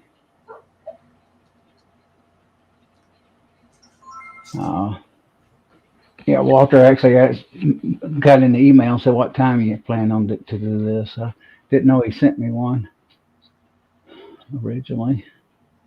Yeah, I'm going to try to stream every Thursday, maybe at 6. Heck, why not? Why not? Yeah, it's about the only slot. Who cares? Yeah, it's near the weekend. You know, then we have Thursday, Friday with Echo, and then Friday night with Georgia shooting connection. So that'd be basically 3 streams back to back. Bam, bam, bam. So as soon as I get your email, Julian, I'll give you the link.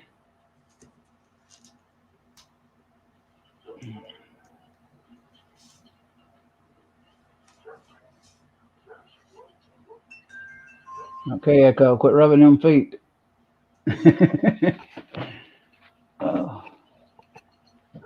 Yeah, I can't wait to get a few more things. I definitely have to leave bench primer. I just don't like priming on this Joker at all. It dings up the friggin' primers, puts little dings in them. Where'd my bullet go? I don't even know what I did with it. Can't even see. I'm blind. You're not the only one. You know what's weird? I didn't lose my vision, start losing my vision initially to probably 1997 at 42 years old. Yeah. Oh, there's my bullet. There's my dummy round. Put it back in the, putting it back in the original box. That way I got it. I don't know where it's at.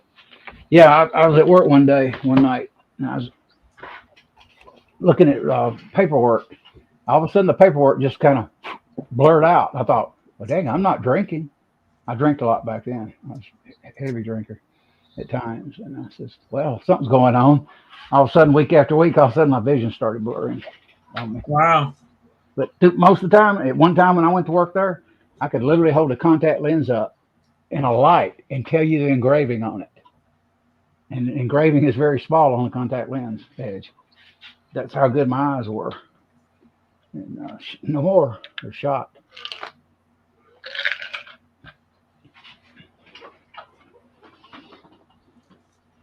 I need to run to the. I don't want to leave you sitting here by yourself. I'm just messing with my damn phone and this camera, trying to get it to recognize. Let me see if Julian's emailed me yet. Let's see. Inbox. Says my Wi-Fi is connected. Wi-Fi info. Device is preparing. Not yet. Let me see if I put the right email in there. Yeah. Yeah, I got it. Yep. Oh, okay. I got his. Okay, never mind. I'll just send it to him. Hang on. He gave me his email.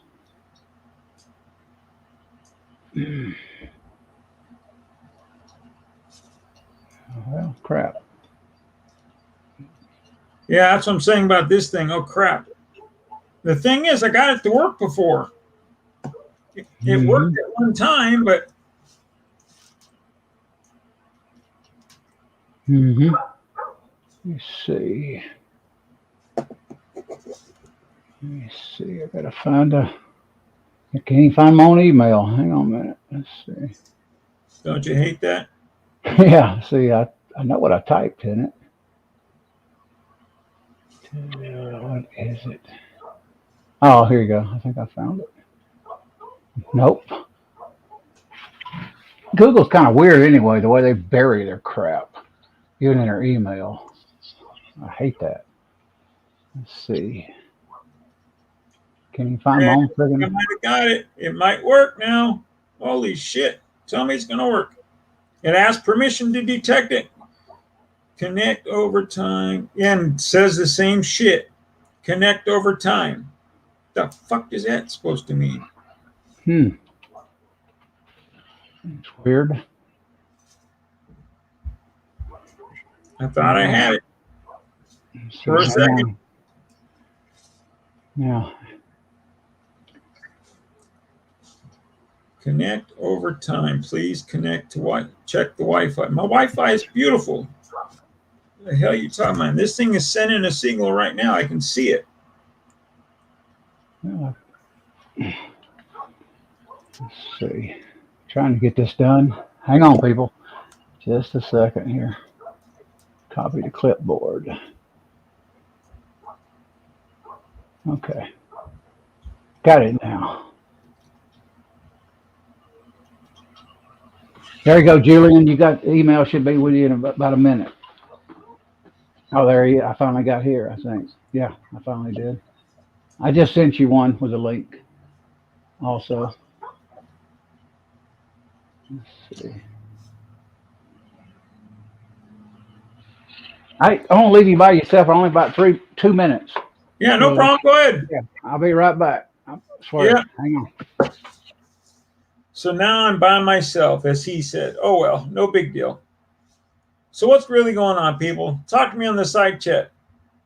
Because this little freaking camera is a piece of shit. I got it to work one time with my phone a long time ago, but now I would not recommend this freaking camera as far as I could throw it. I'm chambering. Let me go back to the video so I can see what the hell you guys are saying, because I can't read worth shit anymore. I'm blind. Over here. Almost there, guys and gals.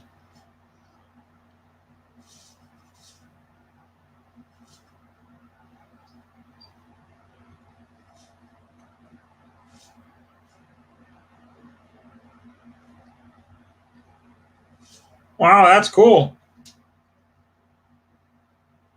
I've never did shotgun. Never loaded shotgun a day in my life.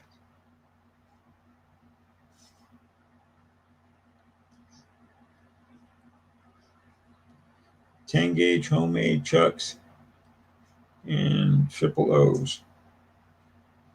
Wow. Yeah, sorry guys, I've never done shotgun. Kyle Less, the one to talk to, or Thorzax. A lot of guys. I mean, James Pollard does it. I'm not one of them, though, unfortunately. I'm not one of those people. And damn, I wish I can get this stupid thing to work.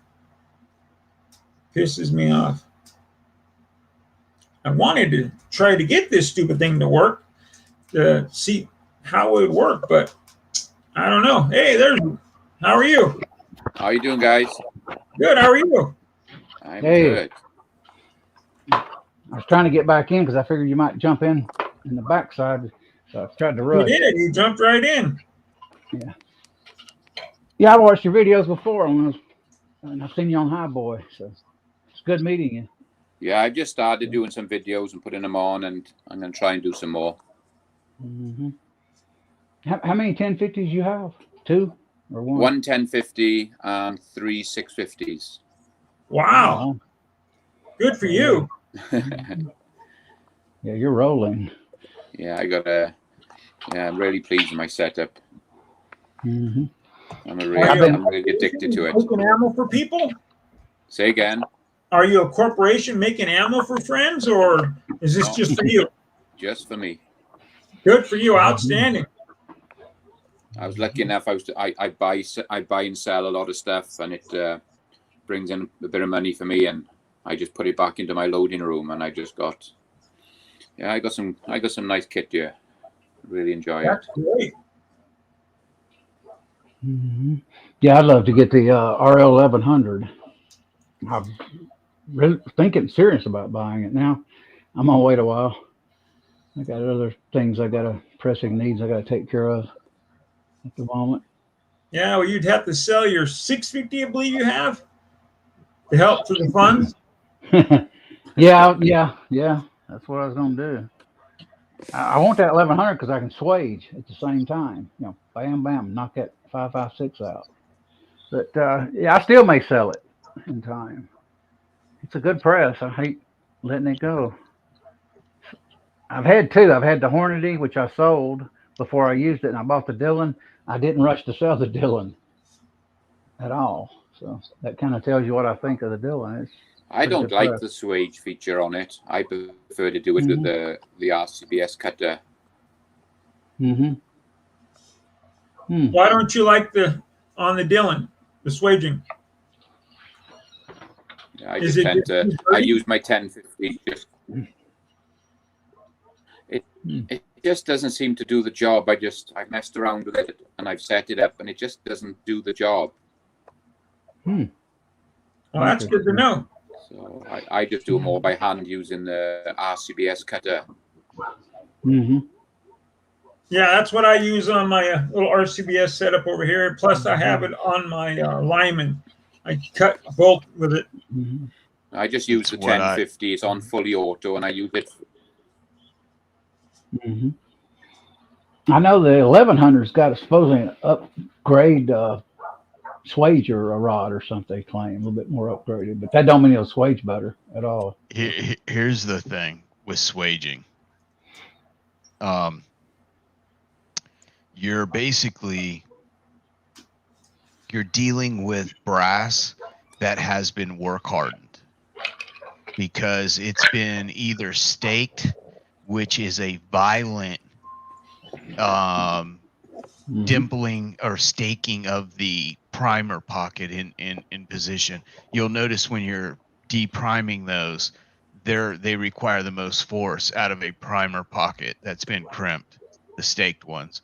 The ring where they just push in the primer pocket around, like Federal Lake City does, where it just pushes it in around the primer evenly. Even when you swage it, it pushes that metal that's already been worked one way back Right. the other way, and it tends to leave a small lip there even after it pushes it back. And I've noticed that Dylan does it. Any of the presses any of the systems that swage seems to have this problem. And like what he was saying, I use the simplest way, the RCBS, and just cut the primer pockets out. One time you got to do it, then you don't have to worry about it anymore. Yeah, I agree. Everything I'm seeing about swaging, even the blue swager, everybody says it don't work good with range brass. It does some, and some it don't that well. So I may stick. I'm not going to buy the 1100 just for the swaging. I'll buy it just to crank out a lot of ammo. I don't know what my quantity is going to be. I keep thinking I'd like to have 10,000 to 50,000 rounds stored and stockpiled, maybe more. Yeah. Yeah. That's what my goal is, to have 50,000 rounds stored. But the thing is, that really isn't going to take you too long to get to, as long as you have primers, powder, and casings. That's and it. Bullets, Primers. primers. Well, I mean, eventually the primers will be back around. I mean, it may be 3-4 years from now, but it will be back around. And if you need them bad enough, you can get them right now. You're just paying $100 and sometimes $200 for 1,000 primers. Yeah, I think they're down to $69 in my area now in Athens. Large rifle a few weeks ago was $69 for 1,000. So it was like 100, 120, I think. What brand? CCI. They told me they had large rifle in about a month ago or so. For how much? $69 for 1,000 large rifle. $20 cheaper than I'm hearing for people around here when they find some on sale. I've had sale. I've already got 1,000 here. I've heard of some people buying 1,000 for $69, almost $70. To me, the way I think it, that's why California is going to be around $70 for 1,000 for a boat of them. I don't think they're going to be any cheaper than that here. I hope I'm wrong, but I'm not seeing it. I don't think I'm going to be. Yeah, I'd just be glad when I can get small rifle primers. I don't have a lot of them. I got 2,000, and got a small Magnum pistol 1,000 and large rifle primer 1,000. So that's not very much at all. And like a dummy, I was buying powder instead of buying the primers when all this hit. I said, powder, powder, powder. And all of a sudden, boom. I actually did buy one box of primers locally during the corona. And then all of a sudden, the shortage started appearing. And I couldn't get it anymore. If not, I've been stuck with 1,000 small rifle primers. I hadn't bought that second box. Yeah. Yeah, Kyle does shot shell loading. Yes, he does. I was talking about when you were gone, James Pollard, Uncle Jim, Thorzax, CW Longshot. There's a lot of guys that do shotgun. I'm just not one of them. No, not me. I didn't. Uncle Jim does shotgun? I didn't know that. He does. Okay. Yes, he does. Yeah, going back to my 1050, I don't do any loading on it. I just use it for prepping brass. Do you? Oh, Yeah. Yeah, I don't do any loading on it. Even though I see all the videos of people running them and loading, I just don't feel confident with an auto loading my ammo for me. I prefer to do it by hand. Mm-hmm. Do you single stage it? What do you use normally? I'll use my 650s for 9, 40, 45, the run-of-the-mill stuff, and then I'd single stage I've started with all my cast bullets now. I've single stage all that, and all my precision rifle rounds, that's all done single stage. Mm-hmm. Yeah, I mainly started all my rifle rounds, all the way from 300 Blackout all the way up to 330 Lapua Mag for my son, all through the rock chucker. I have done some on my 4-hole turret press just for me to just go play around with OT6, but nothing precision wise. Anything I'm trying to make one whole groups, I'm doing it all in a rock chucker single stage. I want to be that precise, but I don't know. I don't own a 1050. I have a 450 that I cherish, but I just picked that up recently. But yeah, I've always done all my rifle rounds on the rock chucker. I don't own a 550 or anything like that. So yeah, I use a T7. Great press. Yeah, I got T7 too. Is your 1050 the one that's automated? Yes. Julian? Wow. Yeah. I bet that's pretty cool because you got to keep that thing smoking and keep it going. Yeah, I can go through. I can just stack all my 9mm or my 45s. I can just drop thousands in there, and it just puts it at full speed, and it'll go through, deprime them, size them, and just throw them out, and they're just ready to load. Then that's great. I can let that go on its own while I'm loading on the presses. I don't have to keep an eye on it because it shuts down if anything happens. So I just let it do its thing, and it preps it all for me. Wow. Yeah, it's nice. Because trying to size when you load 44 Magnum and 9mm, I was like how tough it can be to size that on a 650. They get tight. Just trying to do it by hand. So I use this 1050, and it makes it so much easier because I just can get rid of that first sizing die on the thing and just run straight through and load them up, and so much easier on the arm. Yeah, I've run occasionally a 500 rounds through the 650, just sizing them. Then I'd trim them and then run them back to the 650. But I haven't used that thing in a while. And, times I'll use it just to prime. So I just loaded 2,500 rounds through my Loadmaster in 9. Didn't take long. It's fun. I'm using a Dillon powder funnel or powder die. I'm not using Lee crap for Dillon makes the best powder funnel there is in my mind. I have Redding for dumping one at a time for my rifle, but for everything else, it's Dillon. All I gotta say is this. Mac, where are you located? Are you in the States or are you somewhere else? I'm in Arizona. Oh, okay. All right. Great. Been here 12 years now.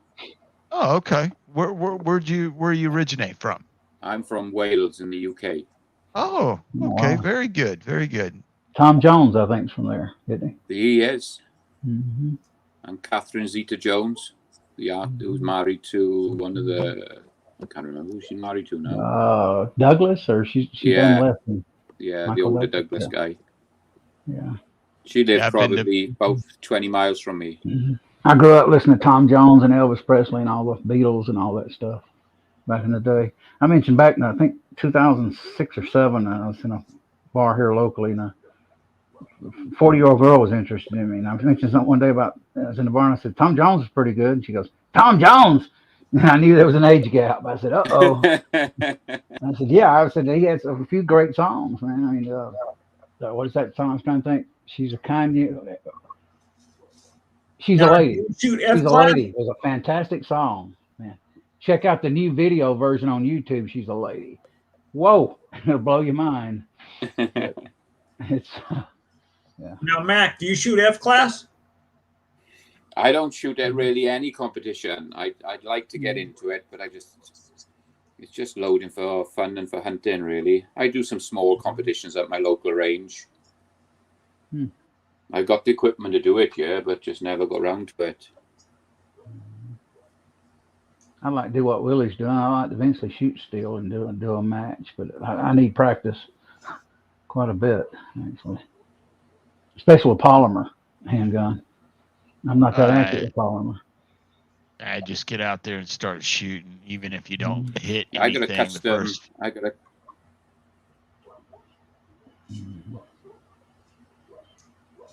Hell, if you call what I'm doing shooting right now is not accurate at all, I'm just trying to hit the damn plate. So you're hitting it sometimes, though. If I the remember. plate, I'm happy. I did on my core model I had a few years ago, 5-inch barrel, which my MP 2.0 is a 5-inch. I got barrel. a custom 300 Win Mag that I use for my hunting rifle, and at the moment we're at a 10-inch plate, 6 out of 6 shots at 1,622 yards. Outstanding. Wow. Oh, that's where I am at the moment. So we're going to next time we go, we're going to try and push out to a mile and a bit more. Oh wow, yeah. That sounds like fun. Well, you're real close to a buddy of ours, King, Eagle Eye Shooting. He's been getting into F class and shooting long range out there in Arizona. He's a good guy. You might want to try to meet him.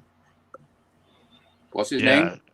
Eagle Eye Shooting. His name is King. That's his YouTube channel. Okay. He's in Arizona, Lake Havasu, Arizona. That's about 2.5, 3 hours from me. Yeah, he builds custom rifles for shooting competition and stuff, and does reloading as well. I'll be right back, guys. In a second. Yeah. You know what? I got my father-in-law's back, guys. I got to bounce. It's nice meeting you, Mac. I'm going to watch your videos. I'll leave comments. I'm Willie Bulletman. I ain't no one special. Just nice to meet you. I appreciate it. You too. I'll speak to you soon. Yep. Have a good night, guys. Take care, Willie. So, Mac, you were saying you reload 45 ACP, and I'm guessing 9mm as well? Yeah, I do 9, 45, 38 special, 357, 44 special, 44 mag, 10 mil, 500 S&W, 40, and then on the rifle I'll do 223, 300 blackout, 7 mil mag, 308, 300 Win mag, 7.62 by 39, 30-06. So I cover a lot of it. Yeah. You don't do any like 338, 416, or 50 BMG, do you? I'm actually having a custom 338 Lepore built. He's actually building it. I'm hoping to get it back in the next week or so. So then I'm going to start loading 338 Lepore. Awesome. Yeah, I got it built on a Masterpiece chassis, Defiance action, and he's building a barrel and everything for me. So I'm looking forward to getting that back. Yeah, that ought to be a very nice rifle. That sounds very pricey. I'm probably going to be, for the rifle before optics, I'm trying to think, 15, 3, 2. I'm probably going to be about 5 before the optics. And then the optics is 3.3. What kind of glass are you going with? I'm going with the Night Force. Oh, okay, yeah. The big Night Force scope. Yeah, it's either that or SWAT. What is it? Swarovski? Swarovski, yeah. Yeah, Swarovski. I mainly run Night Force and Beres. I like Beres scopes as well. Okay. So I got I run in sort of some of those on my. I got my Beres on my AR10, on my custom 308. on some of my AR-15s and things. I like the better scopes. Oh, okay, yeah. I've got I've got a Nikon, and I've got a PST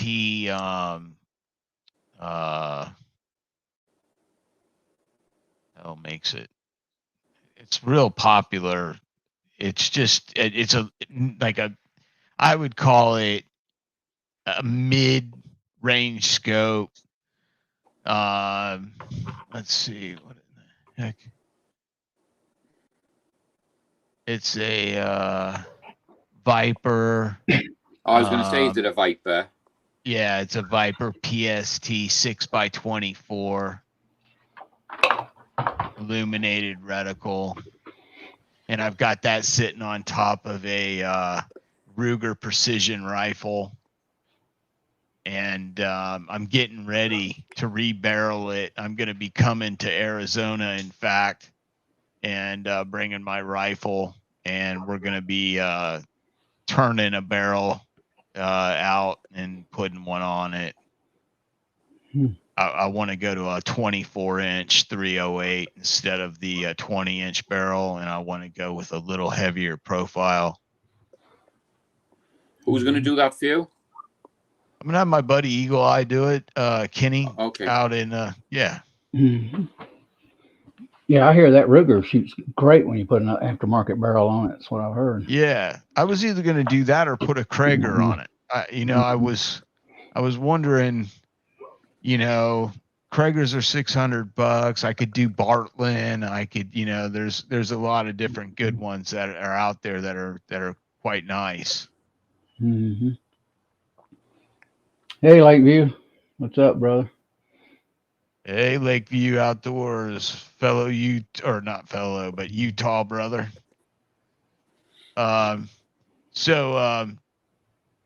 Mac, what barrels do you like running in your precision rifles?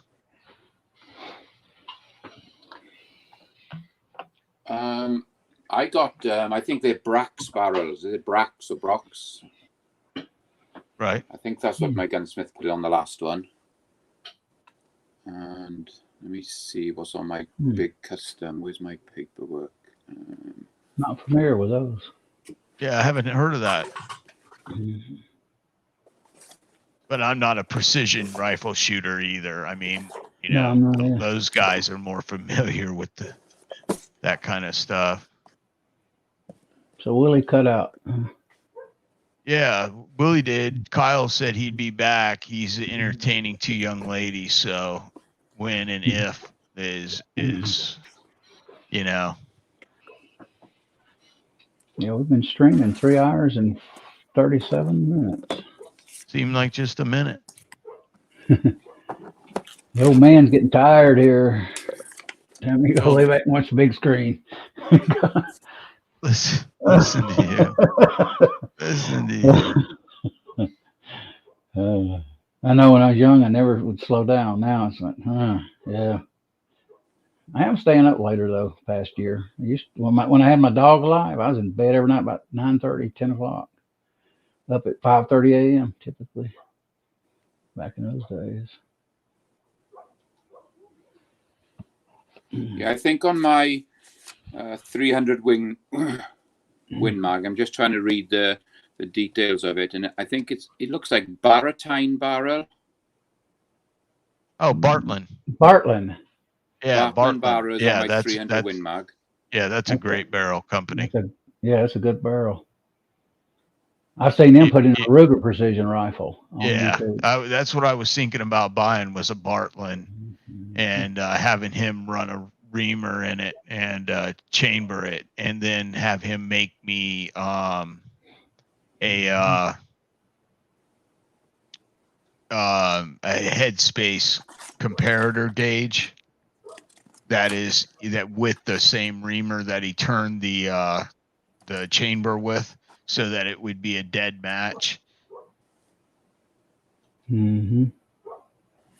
And then I got a 308 22-inch barrel, and it's a PCR 1 in 10 twist match barrel is on my 308. Oh, okay, yeah. Yeah, it's good twist. 308. That's a good barrel. That's a good barrel on that. On that. And then I'm just trying to see. Bartlett has the left-hand twist barrel too. I've seen put on a Ruger from a guy, some guy Yeah. on YouTube. Is it the older gentleman or no? Who has? You know who has? He's out in the Ruger? desert.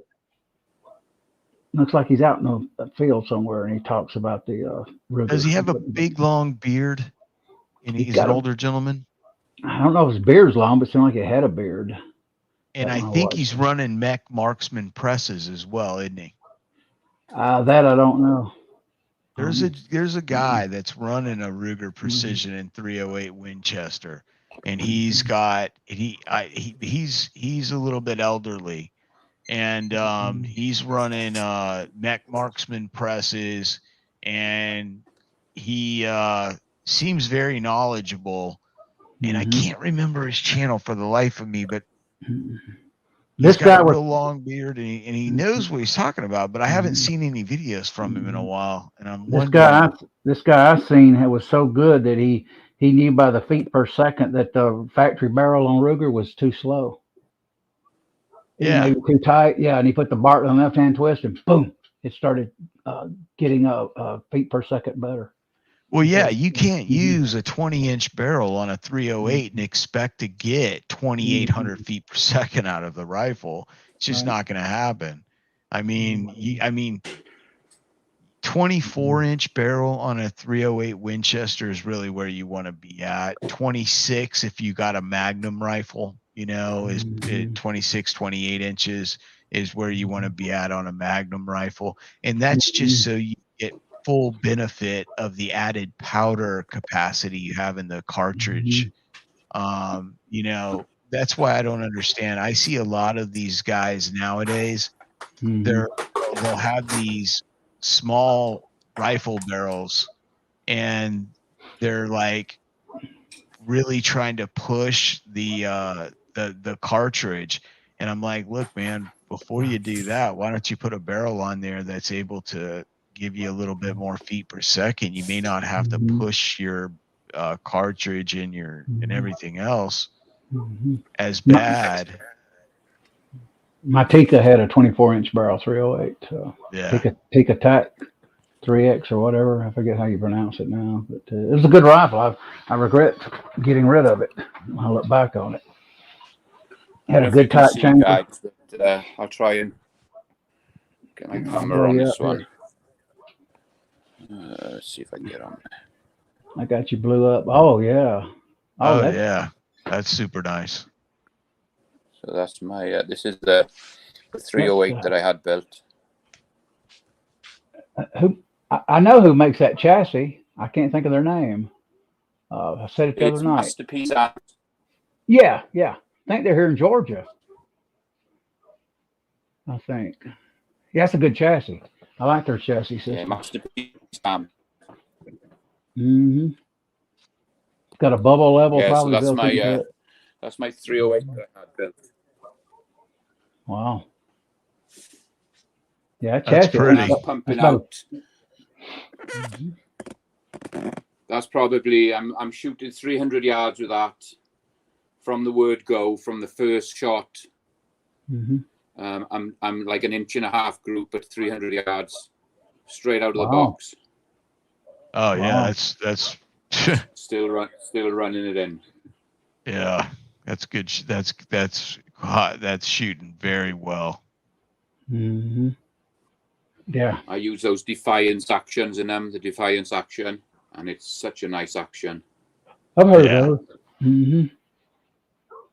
Oh, you got a good system there. That Masterpiece, what, $1,000 chassis? I think. Just a chassis. This one was This one was 1,200. This one was. Okay. Yeah. And then the action is 1,400. Yeah. but I shoot left-handed, so obviously I got to pay a bit more for a left-handed action. Left-handed, yeah, custom paint. You pay a little bit more for anything that they have to cut left. Yeah. Same with AR-15s. Like anytime I build I used to. Anytime I'd build a AR-15 for a customer left-handed, I always had to charge just a little bit more because the receivers were a little harder to get and they cost a little bit more money. My brother's left-handed. I told him he needs to get him a left-handed AR-15 or let me build him one. Yeah, I mean, I don't understand why your brother doesn't have you building him guns. My brother won't. He's too tight. He won't spend money for nothing. Oh, I thought that. He won't. I can't even. I bought him 100 bullets to reload, and he's still got to buy the dies. And I'm getting him there a little bit on that and getting some self-defense rounds loaded for his 40 S&W. But when it comes to rifles, I've tried to get him to get an AR-15 for years. Still can't get him on it. I said, man, they're fun rifles. You'll love it. And I said, not only that, if somebody breaks in your house, you'll wish you had it. Got to just build him one. Yeah, I've got the upper and lower zone for him. I just need, I think, three more barrels. I got 2 barrels, 3 more barrels for AR-15 and 1 barrel for AR-10. Still. And I tell you what works really well. I bought the AMP annealing machine. Oh, the AMP, yeah. Oh yeah, I've heard of that. The AMP one, it was a big investment, but wow, does it do a good job? I want to do the Neelys. I can afford that one. Yeah. I like the AMP with the. I'm trying to remember the software program. I had it in the back of my head just for a second there. Aztec. Aztec, yeah, the Aztec software where it teaches itself about your brass. It sacrifices a piece, but you get the code, and you can just type that in and go to town and do all your brass up. Yeah. That's what's good about the. I think that's called. What is that?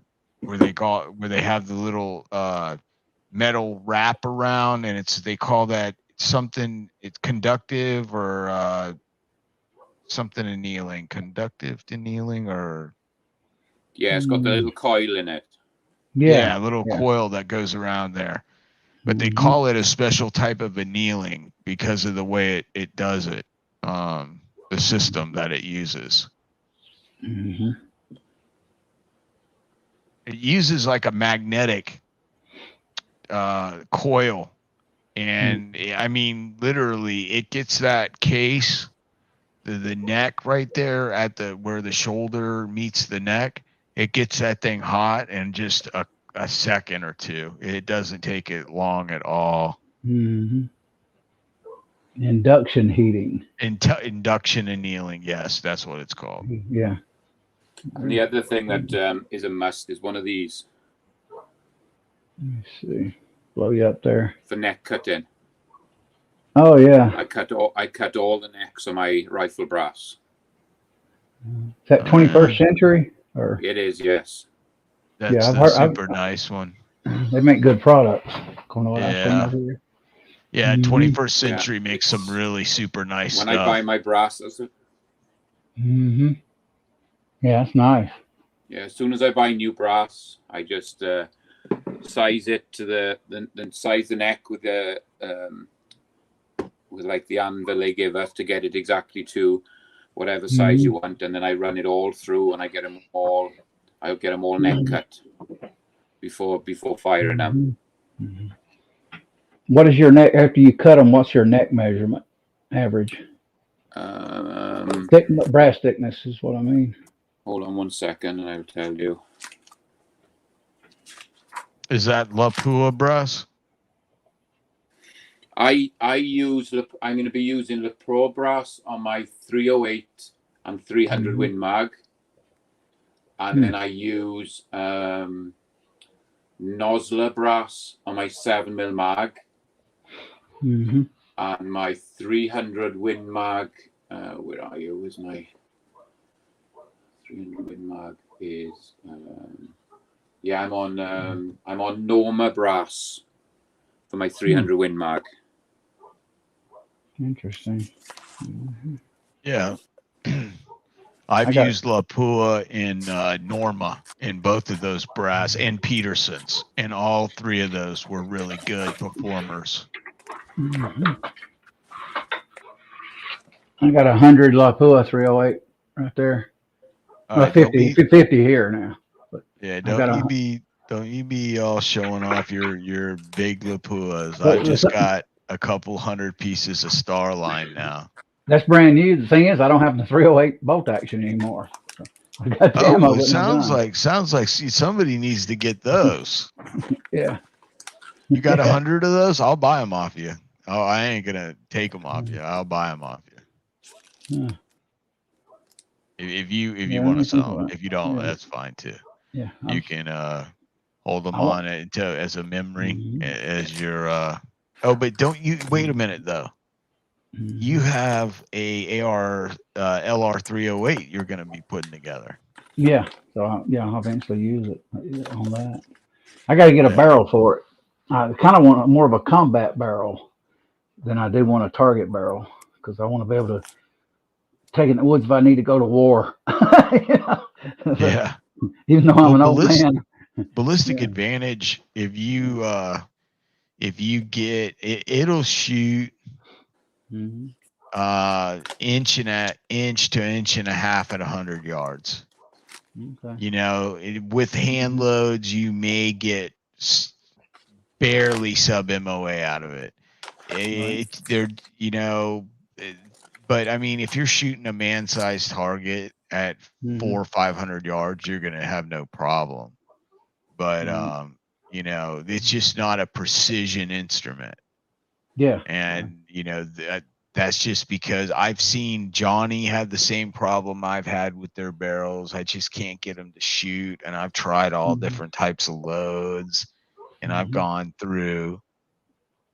This was before I did a YouTube video. I wish I would have had footage for this stuff, but I went through. I've used 10 different powders, 4 different bullets, and I couldn't get the barrel to shoot any better than just slightly better than an inch at 100 yards. What barrel do you have? The Ballistic Advantage?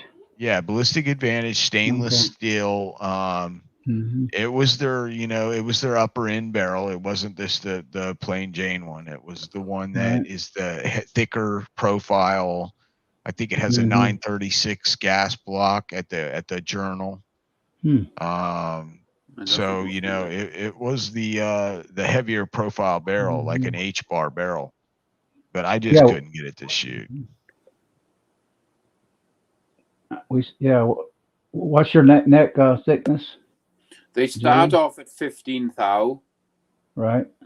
And then when I'm finished, I'm only taking a thou off. They're all coming out at about 14 thou. Oh, okay. It's hard to get it up, but you can just about see where it just comes down and just kisses the. There, you can just see it just kisses the neck. Yeah, I think mine was around 15, my Lapua 308 brass, if I remember. Well, I didn't use a ball micrometer. I used a caliper to measure it, unfortunately. To be honest with you, nearly all my brass is coming out about that size. The Norma, the Nosler, the loop, it's all 50. It's all around about 15 thou before you start. So you only got to lose a thou off them. And then the runoff on them then is basically zero. You've got hardly any twitch on the gauge at all when you're turning them. What are you shooting at 100 yards on that? About 1/4 of an inch groups or a third? On which one? On your Masterpiece Arms chassis and rifle. Oh, that's 308 at 100 yards. Yeah. Oh, it's just one hole. Oh wow. Yeah. You're just stacking them through the hole. Man, that's cool. Yeah. It's a heavy gun, and it's you just sit there, and as long as there's not too much wind out there, you can put it through the same hole. You're talking, like you say, 1/4 of an inch, if that. Probably not even as much. I was thinking about a few years ago getting that the receiver, kind of like you're talking about there, and getting the chassis and buy a little at a time, and then building a precision rifle. And I just never got around financially doing it. But I definitely thought about it quite a while. I initially bought the teacup because it already had the heavy barrel. I think it was fluted, medium heavy. Yeah, I would say. And I kept it, and then I sold it. And like I say, now I wished I hadn't. And I'm not a big Tika fan because I had an issue once with one, but it was a pretty good rifle. But what you got's way up there, though. That's you get the actions, put a good barrel on it, and things shoot good. Oh yeah, it's a tack driver. Well, I got the 7mm mag, 300 Win mag, 308, and now I'm having a 338 Lapore built, and they're all basically going to be the same sort of custom build. And it's just great. It's just being able to push it right out there. It's amazing. Willie says, man, I see you're turning it out. Saying, have you tried cutting the donut on the inside of the neck? You'll have to answer that if you see that. That I see. You're turning the outside of the neck. Have you tried cutting the donut? No, I don't touch nothing on the inside. Okay. I don't tend to touch nothing. Will the shoulders creep in? Will the case length increase need to be reviewed after a few reloading? Yeah. You know what he's talking about, right? The donut. I've heard of it, yeah. Okay. Yeah. When you resize brass, and if you're full length resizing it, or if you're just pushing neck sizing it, when you run the brass up in there, it's going to squeeze that neck down to a certain diameter, and then you're going to run it all the way up in there. And the beginning of the bushing has a taper to it. You know what I'm saying? It's rounded so that the piece of brass will self-center on the bushing. And basically it'll run up, and when it does, it squeezes the brass down to the size you need for the neck tension that you desire. So basically, when it shoves that down, it pushes brass and makes it flow into a ring below where the bushing starts to flare, taper open. Yeah. And basically, it'll leave a ring there. And it'll leave a ring. It'll be on the inside and on the outside. And a lot of people, they say, oh, well, that varies your neck tension, so it'll cause you deviations in your standard deviations. It'll raise your numbers, in your standard deviation extreme spreads. So that's what I've been told. But usually, I'm not using high-end brass until I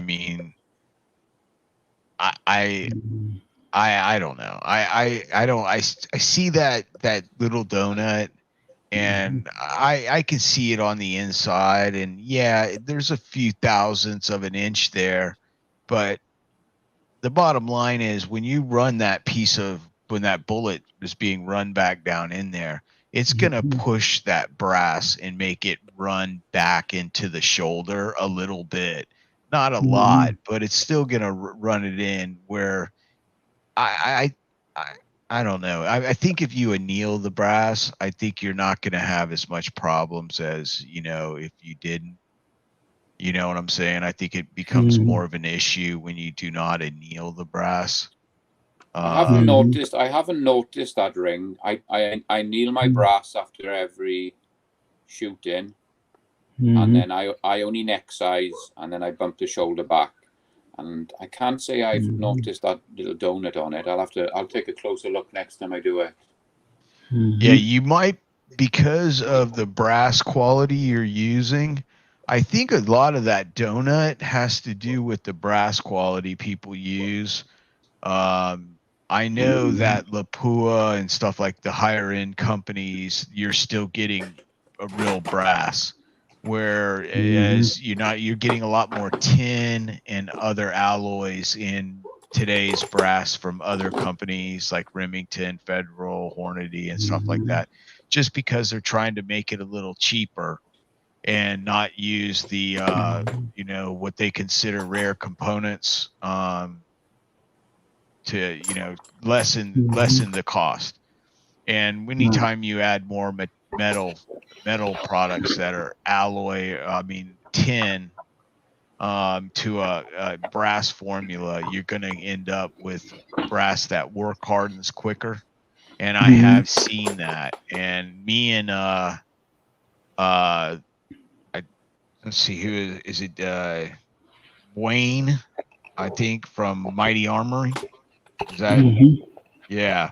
We had about an hour and 45-minute discussion one night on how today's brass is just not really as good as it should be. Unless you're buying the expensive brass, you're just not getting the life out of the brass that you used to.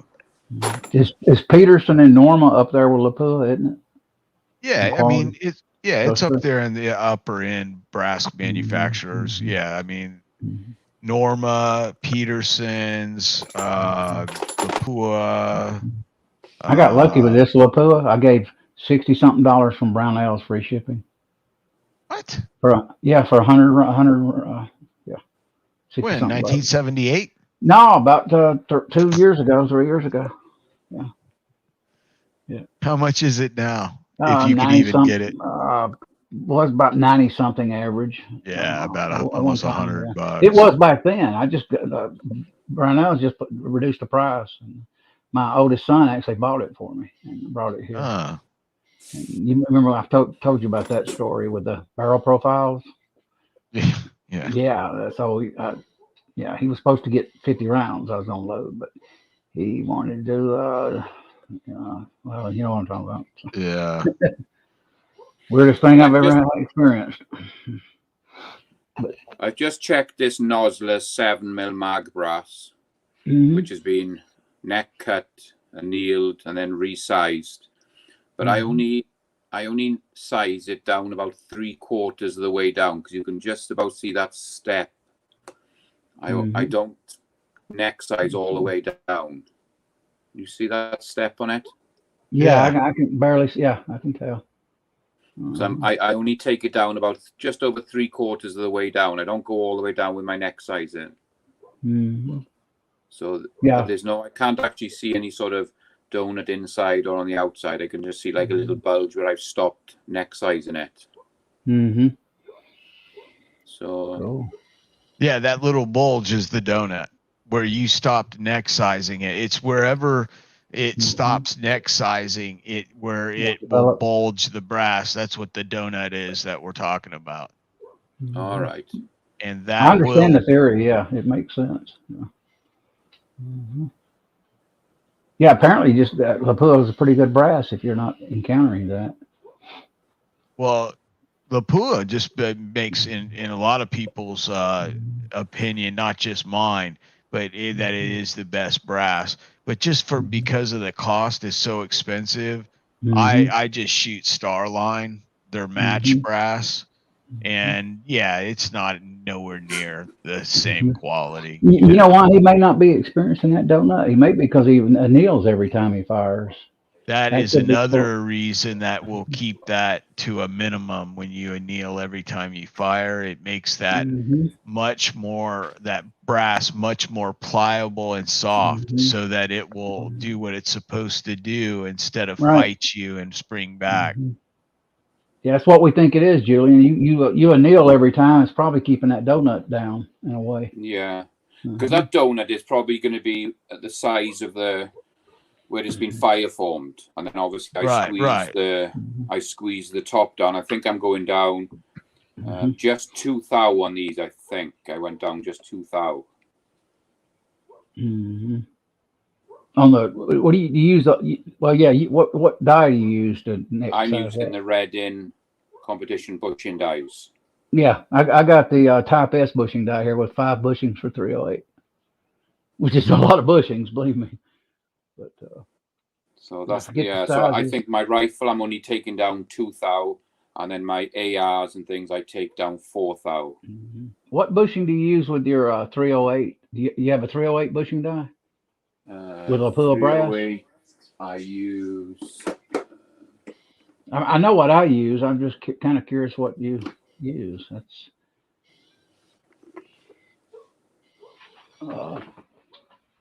okay. Type S.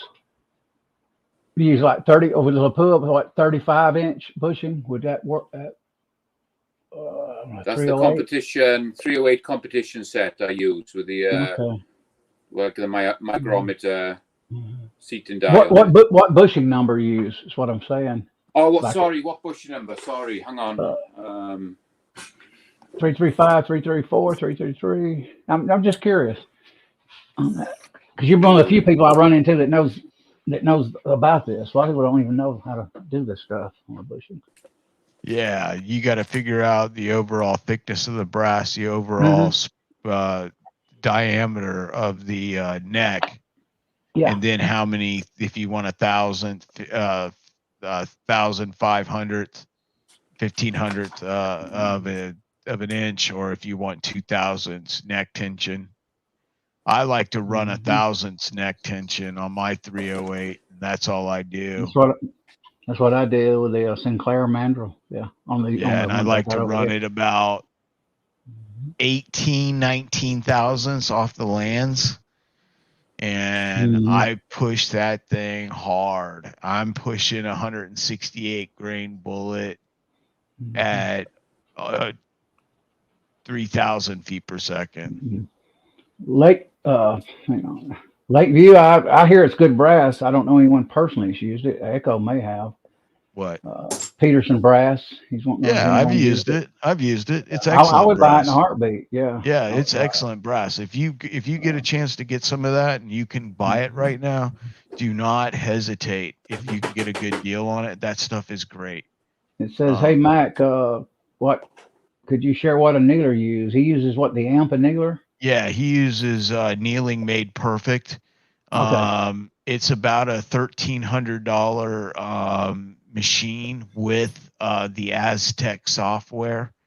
And what it does is you put a piece of your brass in it and you hit the Aztec software in test mode, and it will basically test to find out what program to run to anneal that brass. And basically it'll give you a code, and then every time he anneals that brass, he puts in that code and then hits start annealing or however he does, and then he can run all his brass that he just got a code for through there. And as long as he's got the same lot number brass in sections, he can run all of it through there as long as it's all from the same run. Yeah, Kyra, I'm glad this helped you some. I was wanting to try to keep a stream more on reloading tonight instead of wandering off in political minefields and stuff. So I think we did a pretty good job on this. Yeah, with everybody's help. My Reading neck die is 310. 310. Okay, then you subtract 308, so that's 2,000 neck tension. Yeah. So your bushing actually has 310 on it? It does, yeah. Oh, wow, okay. But then you got to think the thickness of the brass has got to go in there too. So he might be more than 2,000s. Yeah, you I'm just trying to see. 310. Let me write that down just so I don't forget it. Because you would have to measure your brass on both sides with a ball micrometer. Yeah, I need to get a ball micrometer. Yeah, and multiply that by 2. Take that number, and you got 308. You'd subtract that from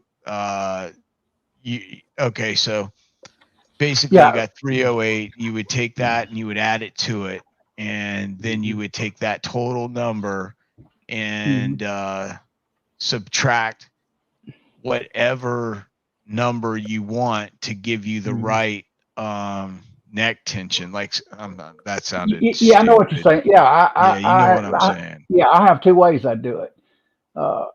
One way is I can load around with a full sizing die measure the neck, just subtract 1 or 2 thousandths off, pick the bushing, and I also do the like ultimate reloaders where you measure the bullet, measure the brass. You're talking about both sides of the brass.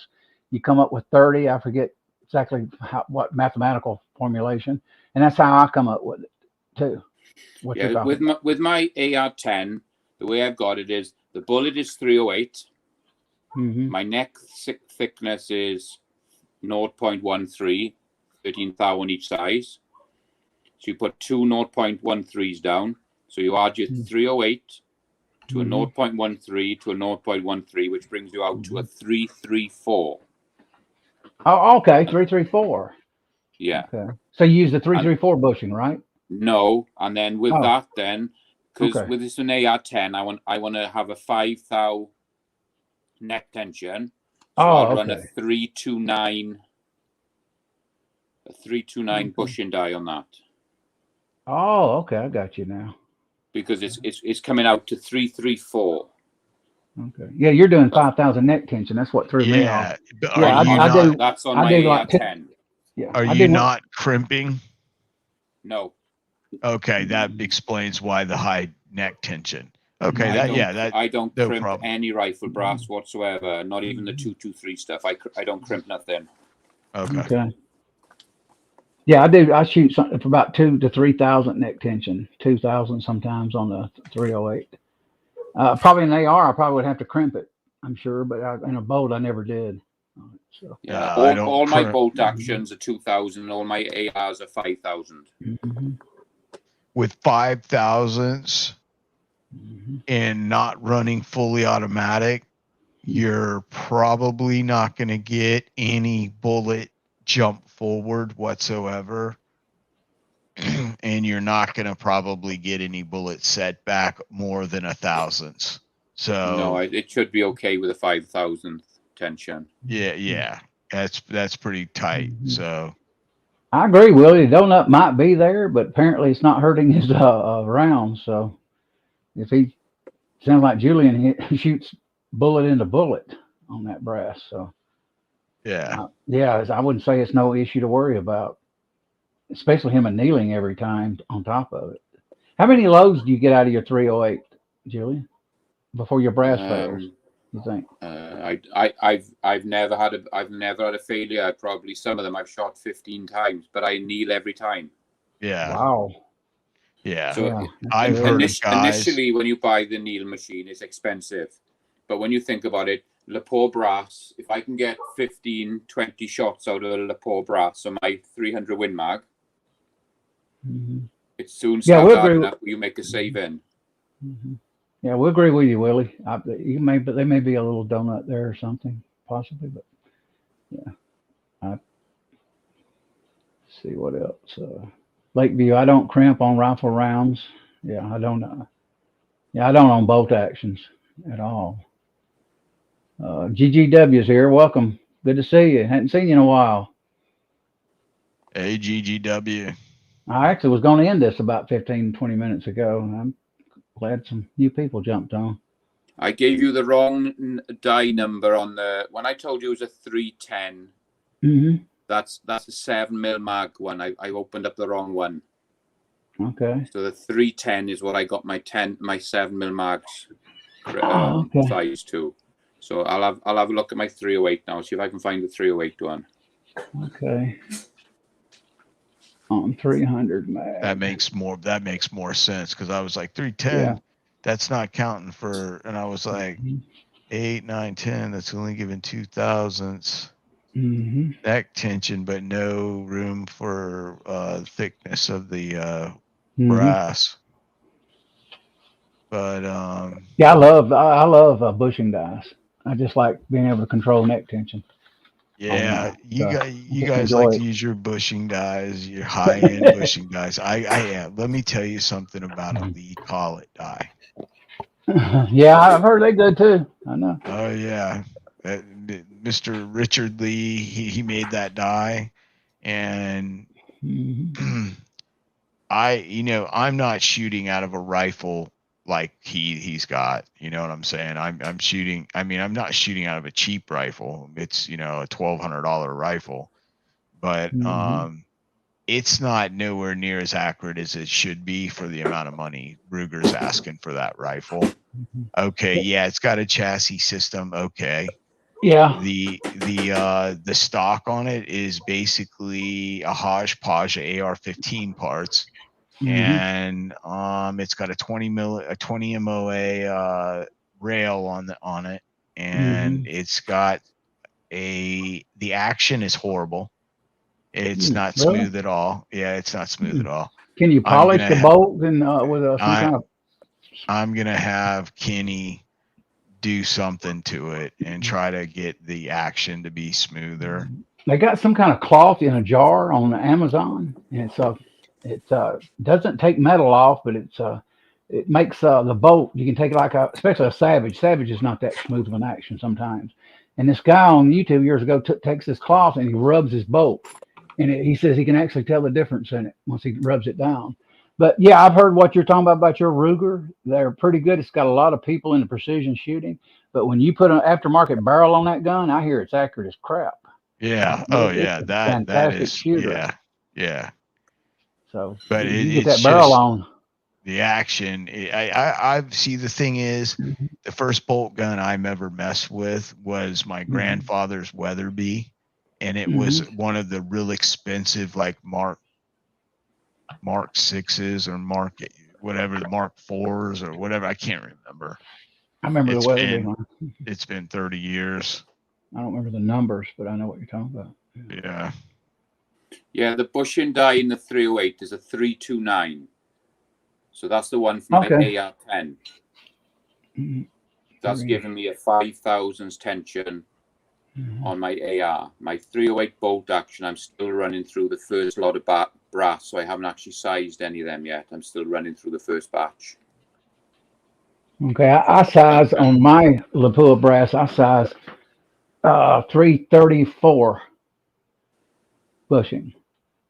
I can do a 333 if I want it tight, but I typically go around 330, 334 on my Lapua in 308, at least with my hunting rounds here. So. That's bolt action? Yeah, that's what I used to. That's probably like a 2,000 tension. Yeah, and I didn't turn the neck like you do either, though. I just considered it maybe 15th, 15 thick, and I would just pick that thing and do the formula and then pick that size. I like it. I never thought I really wanted to do neck turning, but it may be something I might look forward to down the road. Some people like it. Some people just don't do it. But apparently you get good results. I'll try and do a video of the brass before turn in so you can see how much it moves on the gauge. And then what I'll do is I'll turn it, and then I'll show you again after I've turned it how much it takes it down. Okay. So I'll try and get a video done in the next week or so. I'll definitely watch.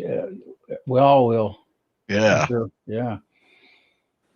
Because I don't know anybody. How much it smooths it out and gives you a really good. Like I said, you can get it down to almost nothing. There's no runoff on it at all. Wow. Yeah, no, there's a lot of controversy in the community about that. Some pro shooters go, neck turning's a waste of time. And some people like, you're having good results. So it's not a waste of time if you're having good results. Yeah. And plus you kneel every time you fire. That's probably keeping the donut down some.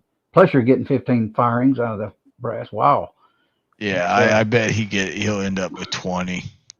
Because you can just keep on going because it takes it back soft to factory spec. Yeah. The primer I think the primer pockets are going to go before the neck goes. Oh yeah, the primer pockets will go out, but 308s don't have a bad problem with primer pockets. So I definitely see probably 20, 25 reloadings as long as he's not pushing it real hard. Because eventually you get case head separation.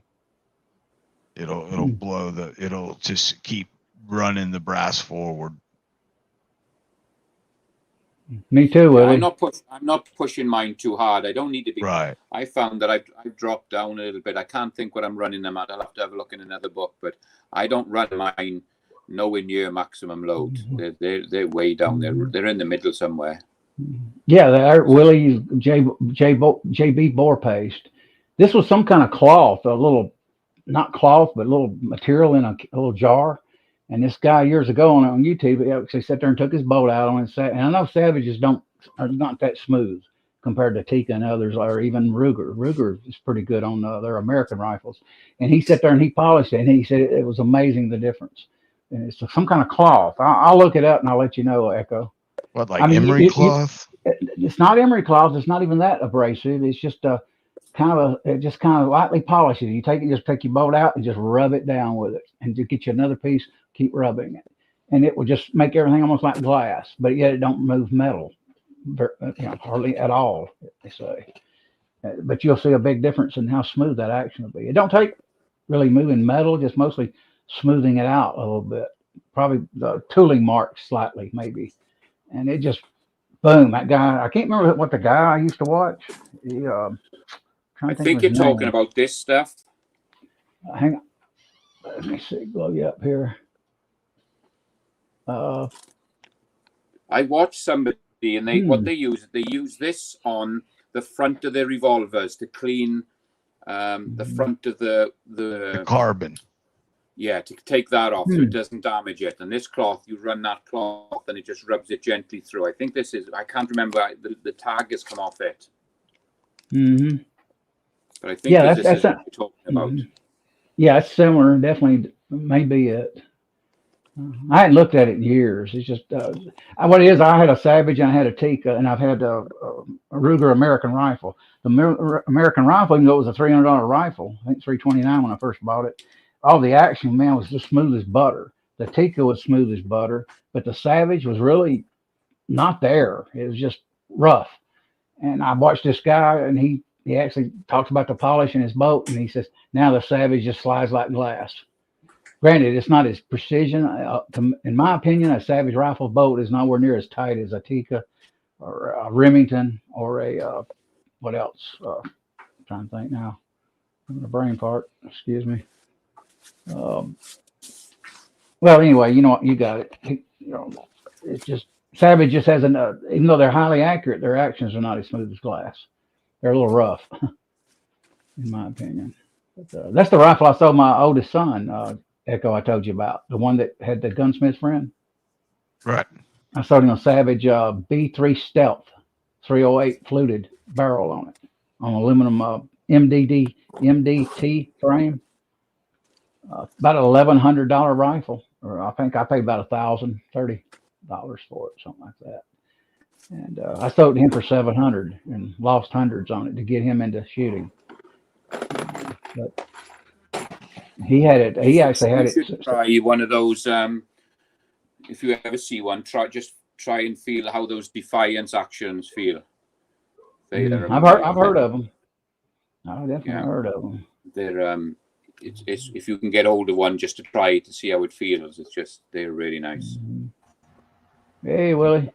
Hey, I came back on. I just wanted to apologize. I wasn't trying to sound like I was a know-it-all. It's just I've noticed a big deal. I love cutting the outside of my neck because I start off with a 300 blackout. 300 blackout, when you start trimming no-name brass, it's really thick, like PMCs and so on.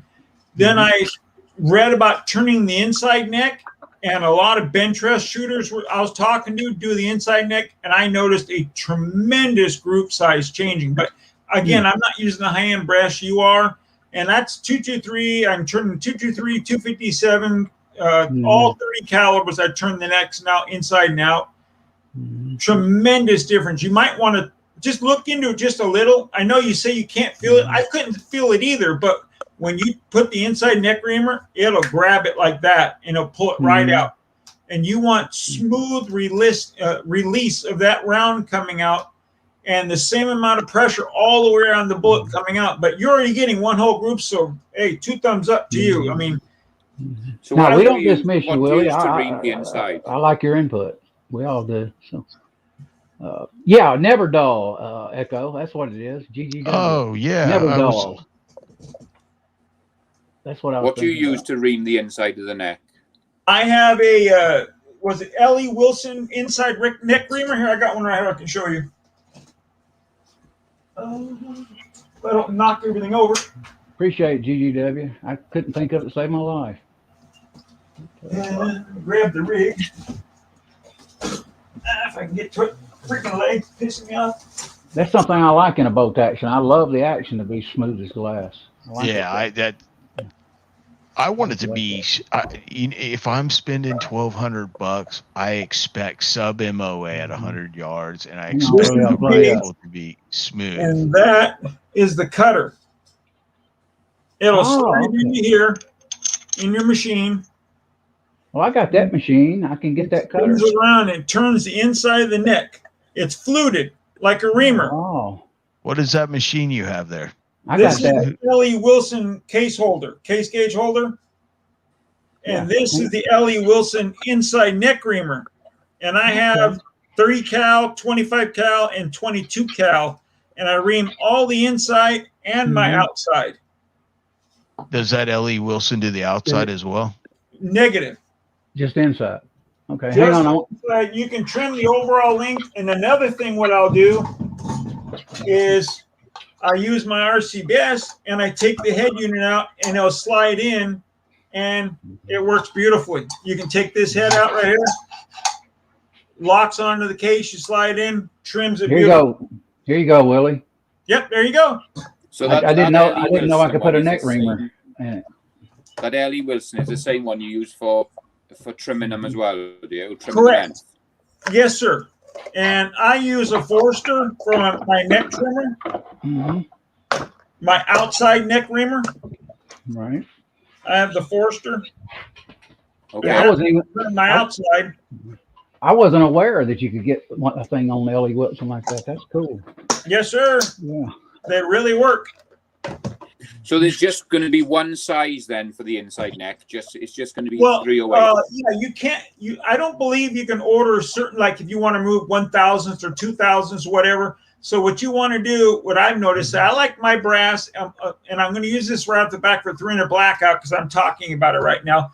But I will trim my inside and outside down to 12,000ths. If I get 12,000ths neck thickness, I'm 2 thumbs up. I'm happy. It works great from out of my 300 blackout. Now on my 30 cals, I'm still doing the exact same thickness in the 3008, 30-06, all the way down the line. Any 30 cal round. Now my 22 cal, I'm doing it 13,000ths. And the 25 cal for my 257 Ackley, I'm doing 12,000ths. I don't crimp. The only rifle rounds I crimp are gas guns. And not a large crimp, just a light crimp to hold on to because I don't want the bullet being pushed back at all. So, but if it's my bolt gun, I don't crimp any of them. None. Because when I neck cut the outside, you only ever do that once. You only need to do it once. Yes. But with the reamer for the inside, you have to do that every time you size. No, not at all. It's like every fifth firing I've been reaming. But see, I anneal every firing also, but I don't have Lapua brass or real high-end brass. You know, my highest brass is National Match brass, you know, from Lake City. That's my high brass to me. So Kyer, no, you would not have to do the inside there. You can just do the outside like Julian. You don't have to necessarily do what you cut the outside once and I go in with the reamer like on every fifth firing. Like look at kneeling works. Look at Eagle Eye shooting. He shot 6.5 Creedmoor like 30 times before he had a case split.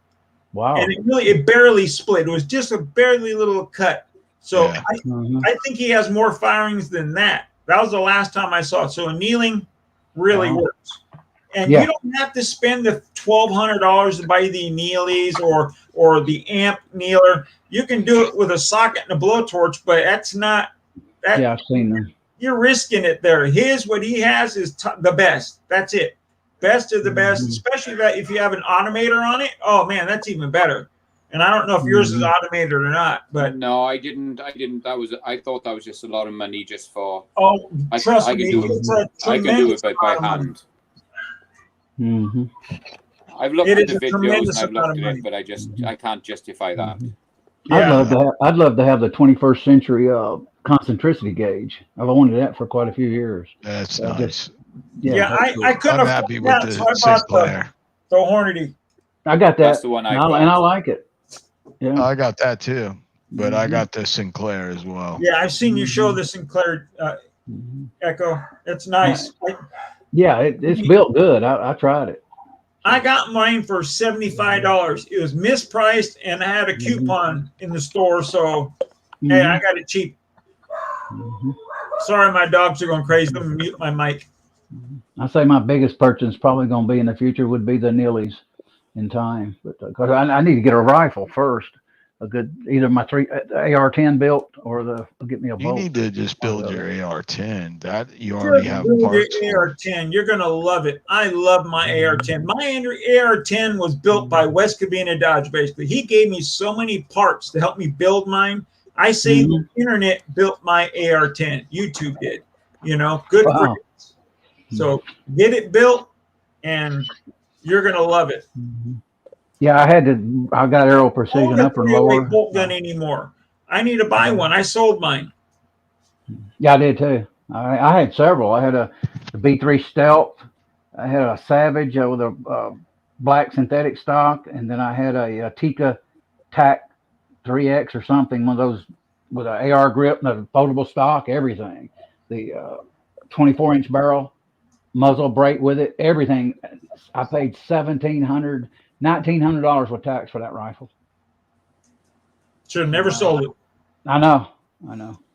I say it on every gun I sell. I should have never sold it. Yeah, I should have never sold it. So what's powder measure or scale do you use? I've got the Charge Master at the moment. Me? And I'm thinking of stepping up to the new one. Is it the Match Master or something that RCBS make now? Yeah, I seen that for $7.99 the other day. Yeah, they say that thing's pretty accurate. I have the same one. I had the same one you had, Mac, for 25 years, and mine finally died. So right now I have the Hornady Lock and Load, and I have the Lyman Gen 6. I really love the Lyman Gen 6, but it's a pain in the ass to take the extra powder out of it. So I stick with the Hornady. Because this is what I got this set up alongside my Charge Master. Yeah. And what I do is if I want to load wrong one. Say it's 23.5 grains. I'll set my Charge Master to 23.4 grains. And then I use this then, and I can drop 1 grain at a time. And that will do it, 1 grain at a time. And that will bring me up then until I get to my 20 to my 23.5 or my 30.5. So I always stop short, and then I use this then to bring it up to where I need to be, and that seems to work for me. Can you still buy those, Julian? That yellow trickle funk? Could they still sell them? I think so. I believe someone in Arizona makes these. Okay, I've seen them years ago. I haven't seen them lately. It's been quite a while. But I was looking at that new RCBS machine, but like I said, it's an $800 machine. I just wondered, am I going to get better results than what I'm doing now? I think you should stay where you are personally. You know it works. You know, if you're getting hole in a hole like you're doing, I don't see where it could really help you anymore. I don't think you're going to make any more faster time or any aspect, because that nip dribbler it'll do it 1 grain at a time. I've seen guys showing videos, just 1 grain it'll drop. So I'd stay right. If it was me, I would stay where you are. Why waste the money? Yeah, I have the 1500 RCBS too. I've got the matter of fact, I've got the it's right here. I got the other half of it. There's the part unscrewed, and I got the thrower up there on the shelf. I was going to do some testing tonight to show the Lyman weight set, but a few of mine are actually 1/10 of a grain off. And I got a mark with a Black Magic marker. Now, how I know that, I was talking to Echo earlier about this. I tried it on another RCBS I had that I returned a few years ago, and I marked it. I did a record, wrote this down in a book, and I bought this one, and it showed the same thing. And it also shows about the same thing on a mechanical scale too. So what it is, I put a little piece of Sharpie color on it. So what's really good though about this thing is the small ones. Me and Echo was talking about earlier. The small ones are dead nuts on. All the little tiny ones, like what is it? The 0.5 grain, 1 grain, You get two grain and then 1 5 grain. Everything is dead on the RCBS Chargemaster 1500. Yeah, And I had a Charge Master, like I said, 25 years roughly, and I Mhm. called RCBS asking them, can I turn the beep when it beeps? It tells you it's done. It used to scare my dog. And they said, yeah, do this and this. And it just wiped mine out. Killed Oh, out. wow. Jimmy cried when it happened because, you know, it's just the Charge Master rocks. I love that powder dispenser. Might be a little slow, but you know what? It works. I'd like to have that yellow trickler Julian's got. I'd like to look up and see what they're costing. It's I thought called it was yours. It's called a dandy trickler. What now? Oh, okay, Dandy. Oh, okay. I'll look it up and see if they still sell it. And I'm sure this came from Arizona somewhere. I believe you're right. Yeah, you don't have to manually do it. It just beep, beep, beep, drops a grain. Yeah, there's 2 buttons on it. One is a fast and one's a slow. So you can drop a few grains with a fast button, or you can go on to the slow one, and it vibrates, and you can see, and it'll drop 1 grain at a time. Yeah, I mean, this is my humble opinion on that Matchmaster. I think that's a good scale, but I wouldn't sink $800 in the RCBS with the quality you're doing. Yeah, personally, I wouldn't. Nor would I. 800 is a lot. Plus, you could probably get a lab grade scale. Got for $1,000, a little over $1,000. I think you can get the lab grade 120 or I-20. You know what I'm talking about, Echo. Elster's got it on his channel. Yeah, that little white scale with a glass container around it. Yeah, got a powder hopper on the top of it, and all. Yeah, it's really advanced. You're only talking, I think, 1,100 for that. You're talking 1/10 of a grain it can drop or something like that. Less, yeah. It's just amazing accuracy. But you know, when you're already doing hole in the hole, I mean, really, how far do you need to go with that? I thought about it, getting that lab grade scale. I thought about it for several years now. I just haven't. I can't do it. You know? Nor can I. Yeah. I look at the scale part, not the powder dispenser, just the scale part. And I'm thinking, you know, what am I talking about? My $12 Wowoo does everything I want. Why in the hell am I going to drop $600 for a scale? You know. I wish I had an old Wowoo scale. I remember when Johnny's reloading been. Okay, Uncle Jim doesn't like the 3-number Wowoo. You know what? I ignore the 3rd number. If it's not over 6, if it's over 6, I dump the powder back in. I do another charge. If it's not over 6, I don't care about that 3rd decimal point. I don't care about it. It doesn't affect what I'm doing. Now, when I'm doing rifle, I want it dead nuts. But for pistol or bolt 223 and stuff like that, forget it. Yeah. But I'll tell you right now. Let me see. I don't know if I can get to it or not. Let me throw my phone on. Let's see. Here's GGW says 0.05 check weight today. I found it 15 minutes later after much squinting. Yeah, they're small pieces. Yeah, I don't mind that other digit. I don't know why. No one beats this powder dispenser. No one by Dylan. I don't care who you are. You drop 3 powder charges and they're exactly the same. It's just a standard powder dispenser from Dylan. After you drop 3 powder charges, they're all the same. Yeah, I did H335 through my Dylan. It's usually, I mean, almost dead nuts on with it. I don't know how Dylan designed it so good, but they did. You know what's surprising though? We all have so many different opinions of this stuff. Some people like the rotor, and some people don't even like that square bar on the Dylan. But I never had a problem with that Dylan. It always dropped good.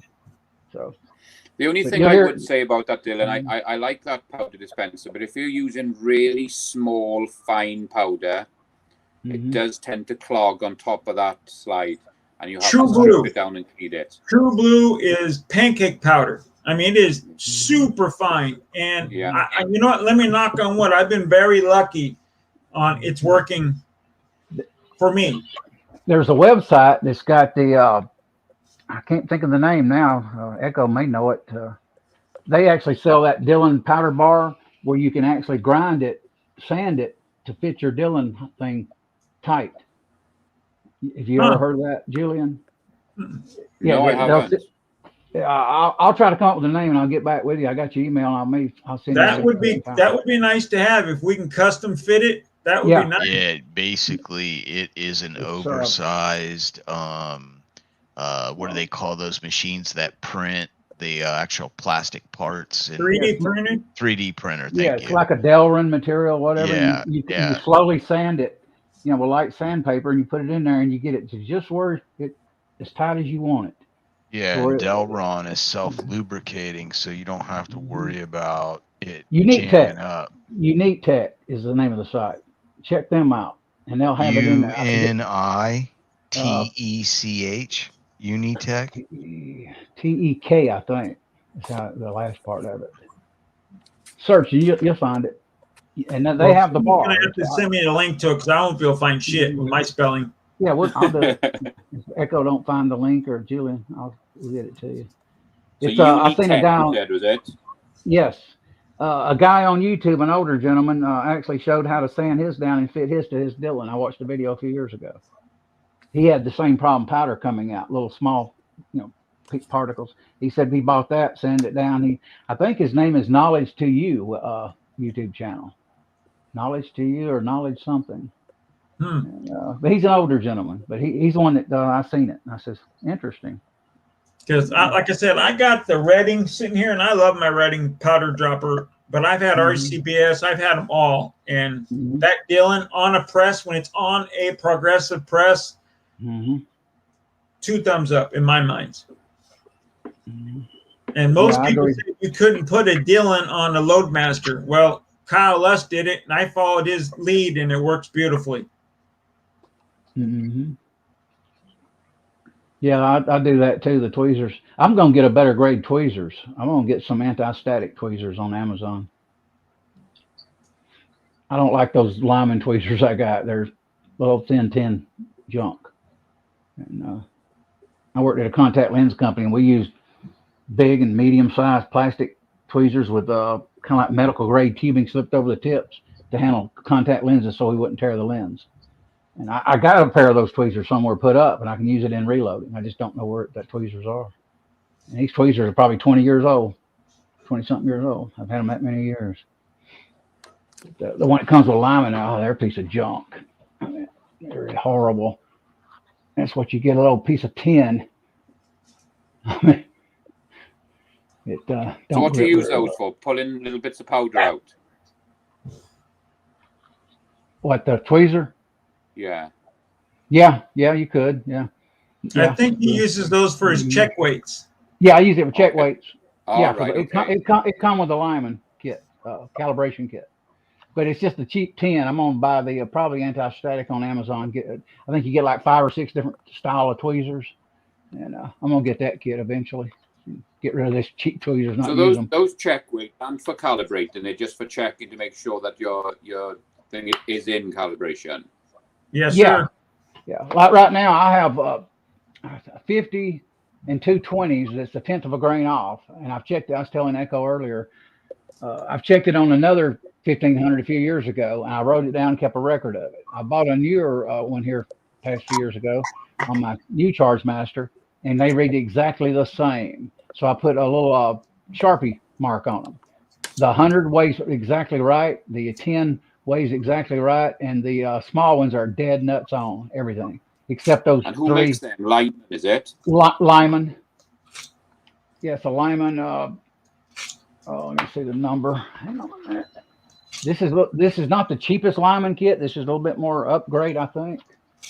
It's item number 775-2313. 775-2313. You may find it off, but the thing it will do, just do like I did. If it's a 10th off, put your little Sharpie dot on it, and then you can always verify everything you got, and you'll never have to worry.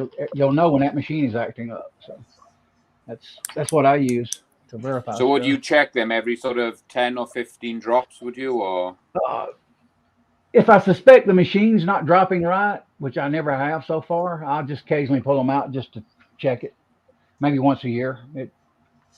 It depends. You know, if you want to use them every few times, you can. I check my scale every time I turn it on. Mhm. I Yeah, I got. recalibrate my scale every single time I turn it on Mhm. because I have no idea what the Right. humidity is going to be outside or what everything's doing. So I check my scales every time. Yeah, I did the night on this one because I was going to actually talk about it a little bit here. I watched a guy's video today.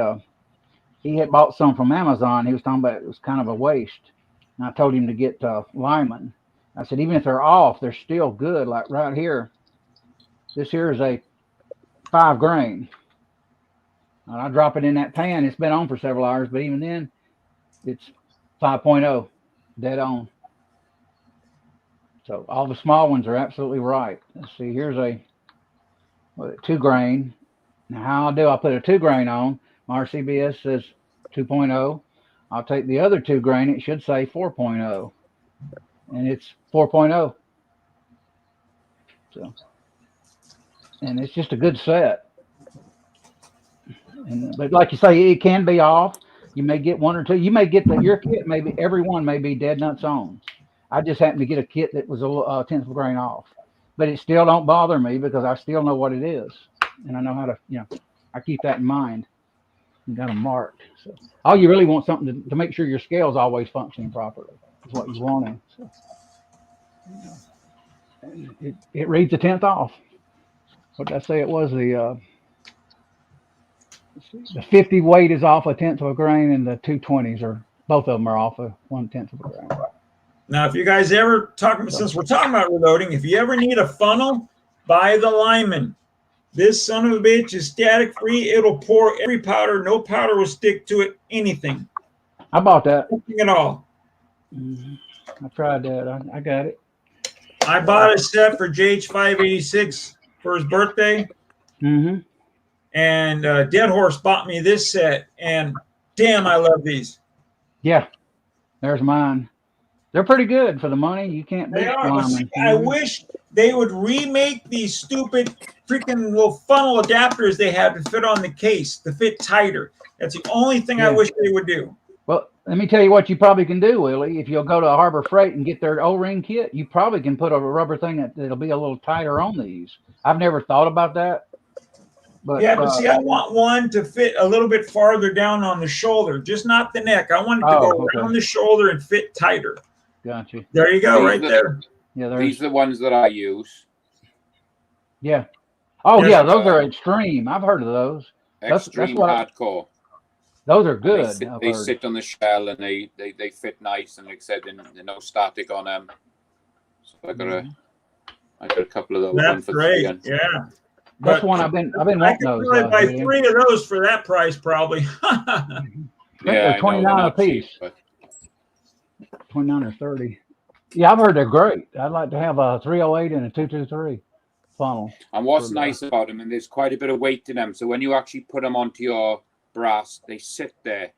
So if you do happen to knock it a little bit, they don't raise off, and you're not having any spillage. It's quite a heavy fan now. It just sits there. I think they're called Extreme Hardcore Gear.com. I think they're the ones that made them. Yeah, Extreme Hardcore Gear. So I got one for 30 cal for 308, and then I got one then that fits my 284, which is your 7 mils and things. Yeah, I've been wanting those funnels for quite a while. I think the green is 308, isn't it? It's the green. Yes. Okay, yeah. So I still remember. But you already have the Lyman one. Yeah. Reason to buy another one. Because these here just drop down heavy and just sit there, and you don't even have to worry about I know what you're saying. Yeah, I know what you're saying, but that's the only reason I like that one. You're spending more money to spend money, though, since you already got it. I know. Yeah, I know. Isn't that what we do? We all see, ooh, look at that new toy. I want that new toy. And next thing it's like, wow, shit, like I said, I got 1, 2, 3, 4, 5 presses there and 3 in the garage. I don't need another press, I've just had this one delivered today. Okay. The Lead APP? Yeah, and I'm going to use it for sizing my cast bullets. See, I'm an APP hater, but I would own one, and I have room for it. They're nice and small, but I've been bashing them for so long. I just can't. I won't do it. But for sizing bullets, you're dead nuts right. That's a great. That's all I'm going to use it for. Is just to size my cast bullets. That's all I bought it for. Yes, sir. Andy and Uncle Jim use them, don't they? Yep. A lot of K24, Andy, Uncle Jim, Tin Man, Kenny, Walter. Julio has one. I mean, the list keeps going. And that's Even Walter Cranky Burns Cletus has from one. the site who uses them as well, and that's why I jumped onto it. Yeah, Cranky has one brand new in the box. He hasn't opened it yet. I'll get one eventually, but I like bashing on the APP. Mac, what did you say about it just now? About what, sorry? About the APP?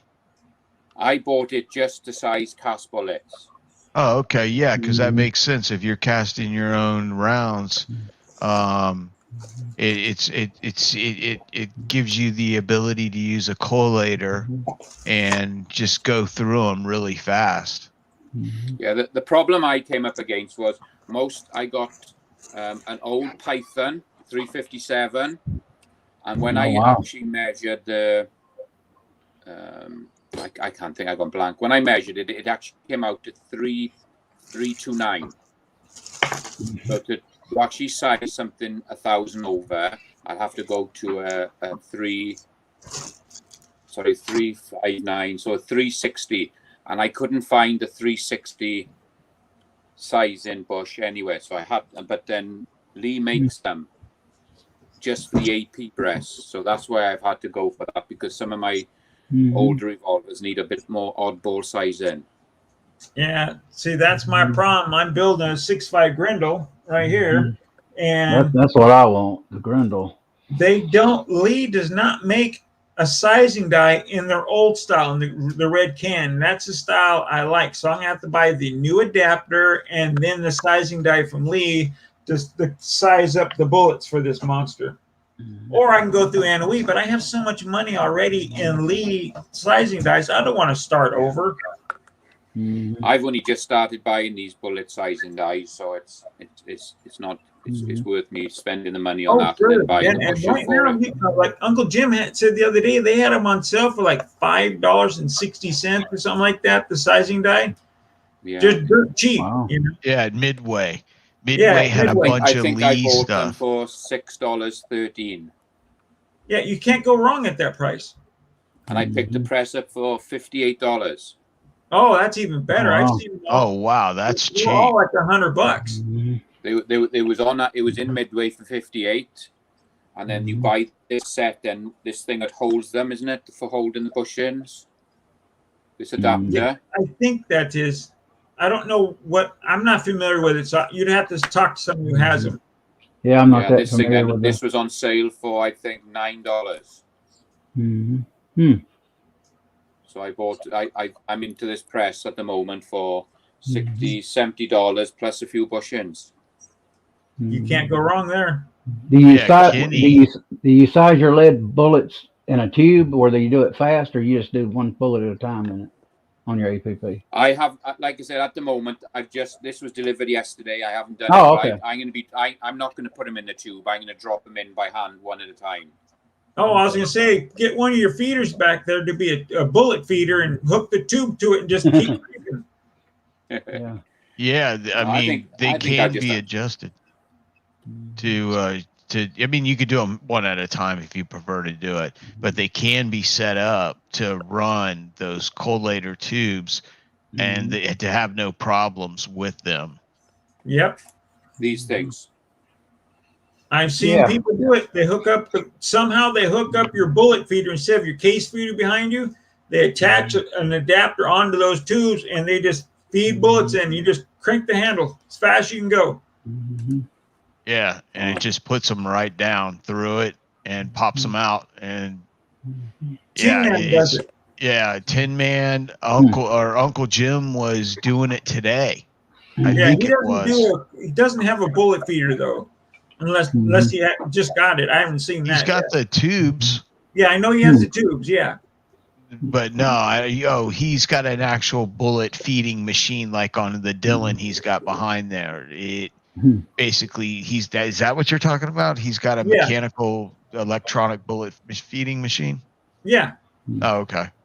I didn't think Jim had a feeder. No, he's got a bullet feeder, but it's just the tubes. Yeah.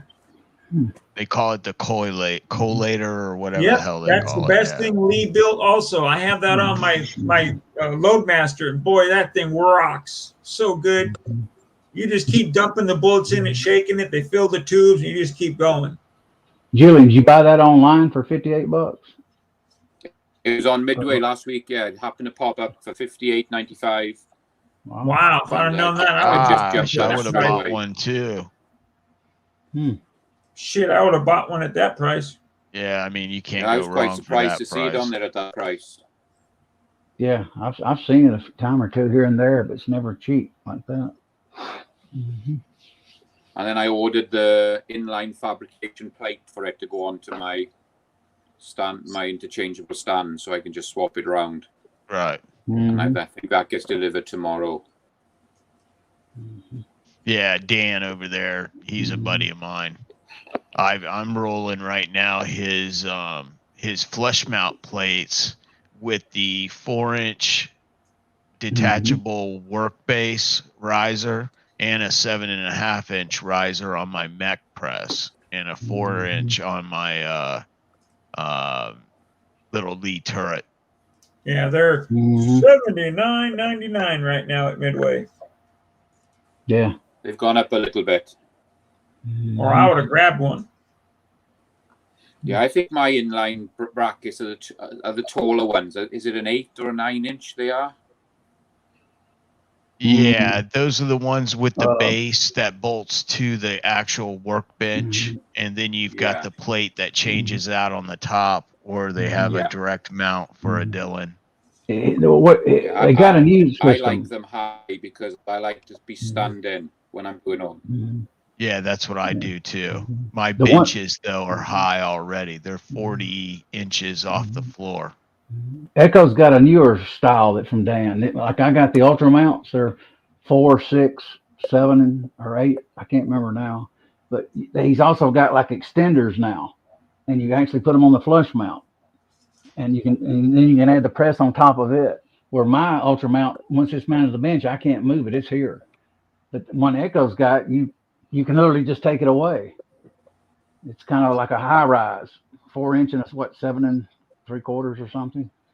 7.5. 7.5. 4-inch. I want to get one of those and do away with my Ultra mount, which is inline fabrication here. I got a 7-inch plus something here, quick change Ultra mount. It's just always in my way. But with that new system, I can take it and move it out of the way. So basically, I'll end up having only one flush mount plate on my bench and take this other one out, and I only need one at that point. So that's what I want to do to change up this bench. So. Yeah, I like mine quite high because I just feel when you're standing up, you're more concentrated when you're standing, because when you start sitting, you get comfy and your concentration goes. Yeah, I tend to want to work standing too. Unfortunately. I like standing and working. I never could do a sit-down job. It always bothered my back. I got a back issue. Standing up kills my leg for me to stand up all the time. You should get one of those anti-fatigue mats and stand on. Well, it's not that. It's because of that. All right. But it would still help you, mind, because those soft mats will still help your other leg as well. And they're about an inch thick, and they do, because I got one on my work truck that I stand on, and it makes such a difference when you're on your feet all day. I've worked on them, Julian. I know what you're talking about, those fatigue mats. Well, we had them at the contact lens company I worked for. We were on our feet sometimes 12 hours a day in the plant. A fatigue mat? Do you drive like a Snap-on truck or something, Julian? See you, Kyer. Have a good night, buddy. Say that again. Do you drive like a Snap-on truck or something? Yeah, a Mac Tools truck. Yeah, I figured. I used to turn wrenches. My uncle owns a Mercedes-Benz Porsche dealership in Winter Park, Florida. Have a good night, Kyer. He's leaving. Come on, yeah, I've been doing it now nearly 20 years. Oh, good for you. Yeah, I love Mac and Snap-on driver through his kid through college. Mm-hmm. Not only that, if I stand, my back tends to do better. I build muscles more. What? I just literally can't, even here, sitting here talking 3 or 4 hours, it gets to me sitting in this chair. it wears on me. That's why I run sometime, Echo. Oh, there you go. There's the pup. Yeah, that's my female bitch. Mine's outside, stuck. He's finally excited. Actually, yeah, it's getting about his bedtime. I usually bring him in about midnight, throw him in the doghouse, put him in there. Poor dog. You bring him in. Get your ass in the house. I'll let him. He likes to run the living room and the hall, and I'll let him run. Sometimes he'll run 20 times up down the hall, raise cane, and I'll let him do it. And I go, run, boy, run, Blue. I named him Blue after Robertson's hunting dog. They had a black lab. You know what I'm talking about, Robertson family, Duck Dynasty. Oh, Smith. Duck Dynasty family. Yeah. Phil Robertson had a dog named Blue, a great hunter. I mean, literally could just get like 2 or 3 ducks at one time. And he just loved to fetch. And he retired him recently, and past year or so. I named this dog Blue after him, that dog. Of course, mine's a mutt, unfortunately. So at times not very bright. So he's a good-natured dog. He loves attention. He's got a big doghouse in the bathroom, one of those big giant cages I got from my original lab, so he's got plenty of room. He goes in there and lays down. At daylight, I get up and let him back out. And I can't trust him in my bedroom. He tears out my comforters up and expensive stuff, chews it up. He don't just chew it; he goes wild with it.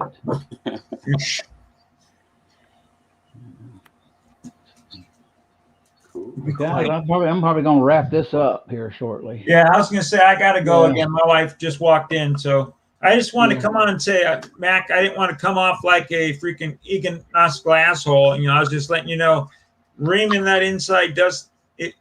I've talked to a lot of national match shooters, and they saying it really brought their game closer. So yeah, I appreciate it because it's all new to me. I'm like I said, I'm basically self-taught and what I've seen on forums and things. So any more information that will improve it, I take it all, and I just like a big sponge. Yes, sir. I made notes, so I'll look up and I'll watch some YouTube videos and I'll look into maybe buying some and trying them. Yeah, but see if maybe one of your friends might has one and you can give it a shot. You know. I mean, I could probably send you some cut. I can cut the inside, then you cut your outside however you want your neck thickness, some 308s. You know, they're not going to be name brand crap, but, you know, at least. How much is that reamer? You can cut the outside and see, you know, what's what. Yeah. How much the reamer costs, Willie? The one you got? I think I get them for roughly like $35 to $45 for the reamer. $45? Yeah, right around there. But I've noticed. And again, the only ones I hate to say it, the only ones I've tried right now is my 300 blackout. And I went from like an inch group to a 1/4 inch just by doing the inside. And that's no load development. Wow. So it helps. You don't anneal, do you? Blackout. I anneal on every 5th time. I anneal. You don't do 300 blackout? I was just going to say now I've got 300 blackout and I took my pistol out this weekend. And I was shooting 100 yards subsonic, and I was getting about an inch group. And my brass is just mixed brass, not neck size, not annealed, nothing. Just I put it through my machine, I made it, and I've gone out and shot it subsonic with a suppressor, and I'm hitting like an inch group at 100 yards with it. It's amazing. Hey, send him my contact information. Okay. Because, I have some 250 grain slick sides. This is a zinc bolt, but I have it in lead also. If you want to give some nice heavies a try. Yeah, I'm shooting Hornady ELDX 220 grain. Yes, sir. They're expensive, yeah, those are 250. They're a great bullet. And they shot great.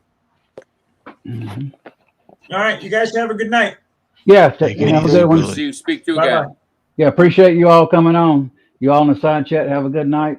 Have a good, hope you have a good weekend coming up. We will see you probably Friday. Yeah, Friday night. Friday over night at Echoes my channel, 5:45, right? 5:30. 5:30. My channel every 5:30. Friday. Echoes every Friday, and I'll probably do Thursday at 6, around Yeah, 6. I'll probably end up missing the start because we're what time is it? It's 8 o'clock with me now. So what's it with you? 11 o'clock It's here 11.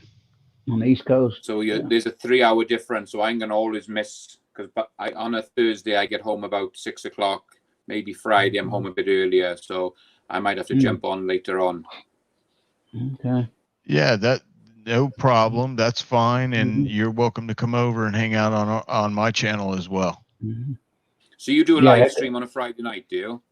Oh yeah, I've been doing live streams. I've actually brought. I think I was the first person that had you on a live stream, wasn't it, AR? Yeah, that's when I started. Yep. Yeah. I went on Well, I'll Echo's make channel. sure that I've got you subscribed to Echo on mine, and I'll keep an eye open for it so I'll get notifications on it. Yeah. Right. Yeah, it's good you being on here. I enjoyed it. Your knowledge and info. And I love your rifles. Boy, I love that Masterpiece Arms setup. Yeah, Wow. that's a sweet rifle.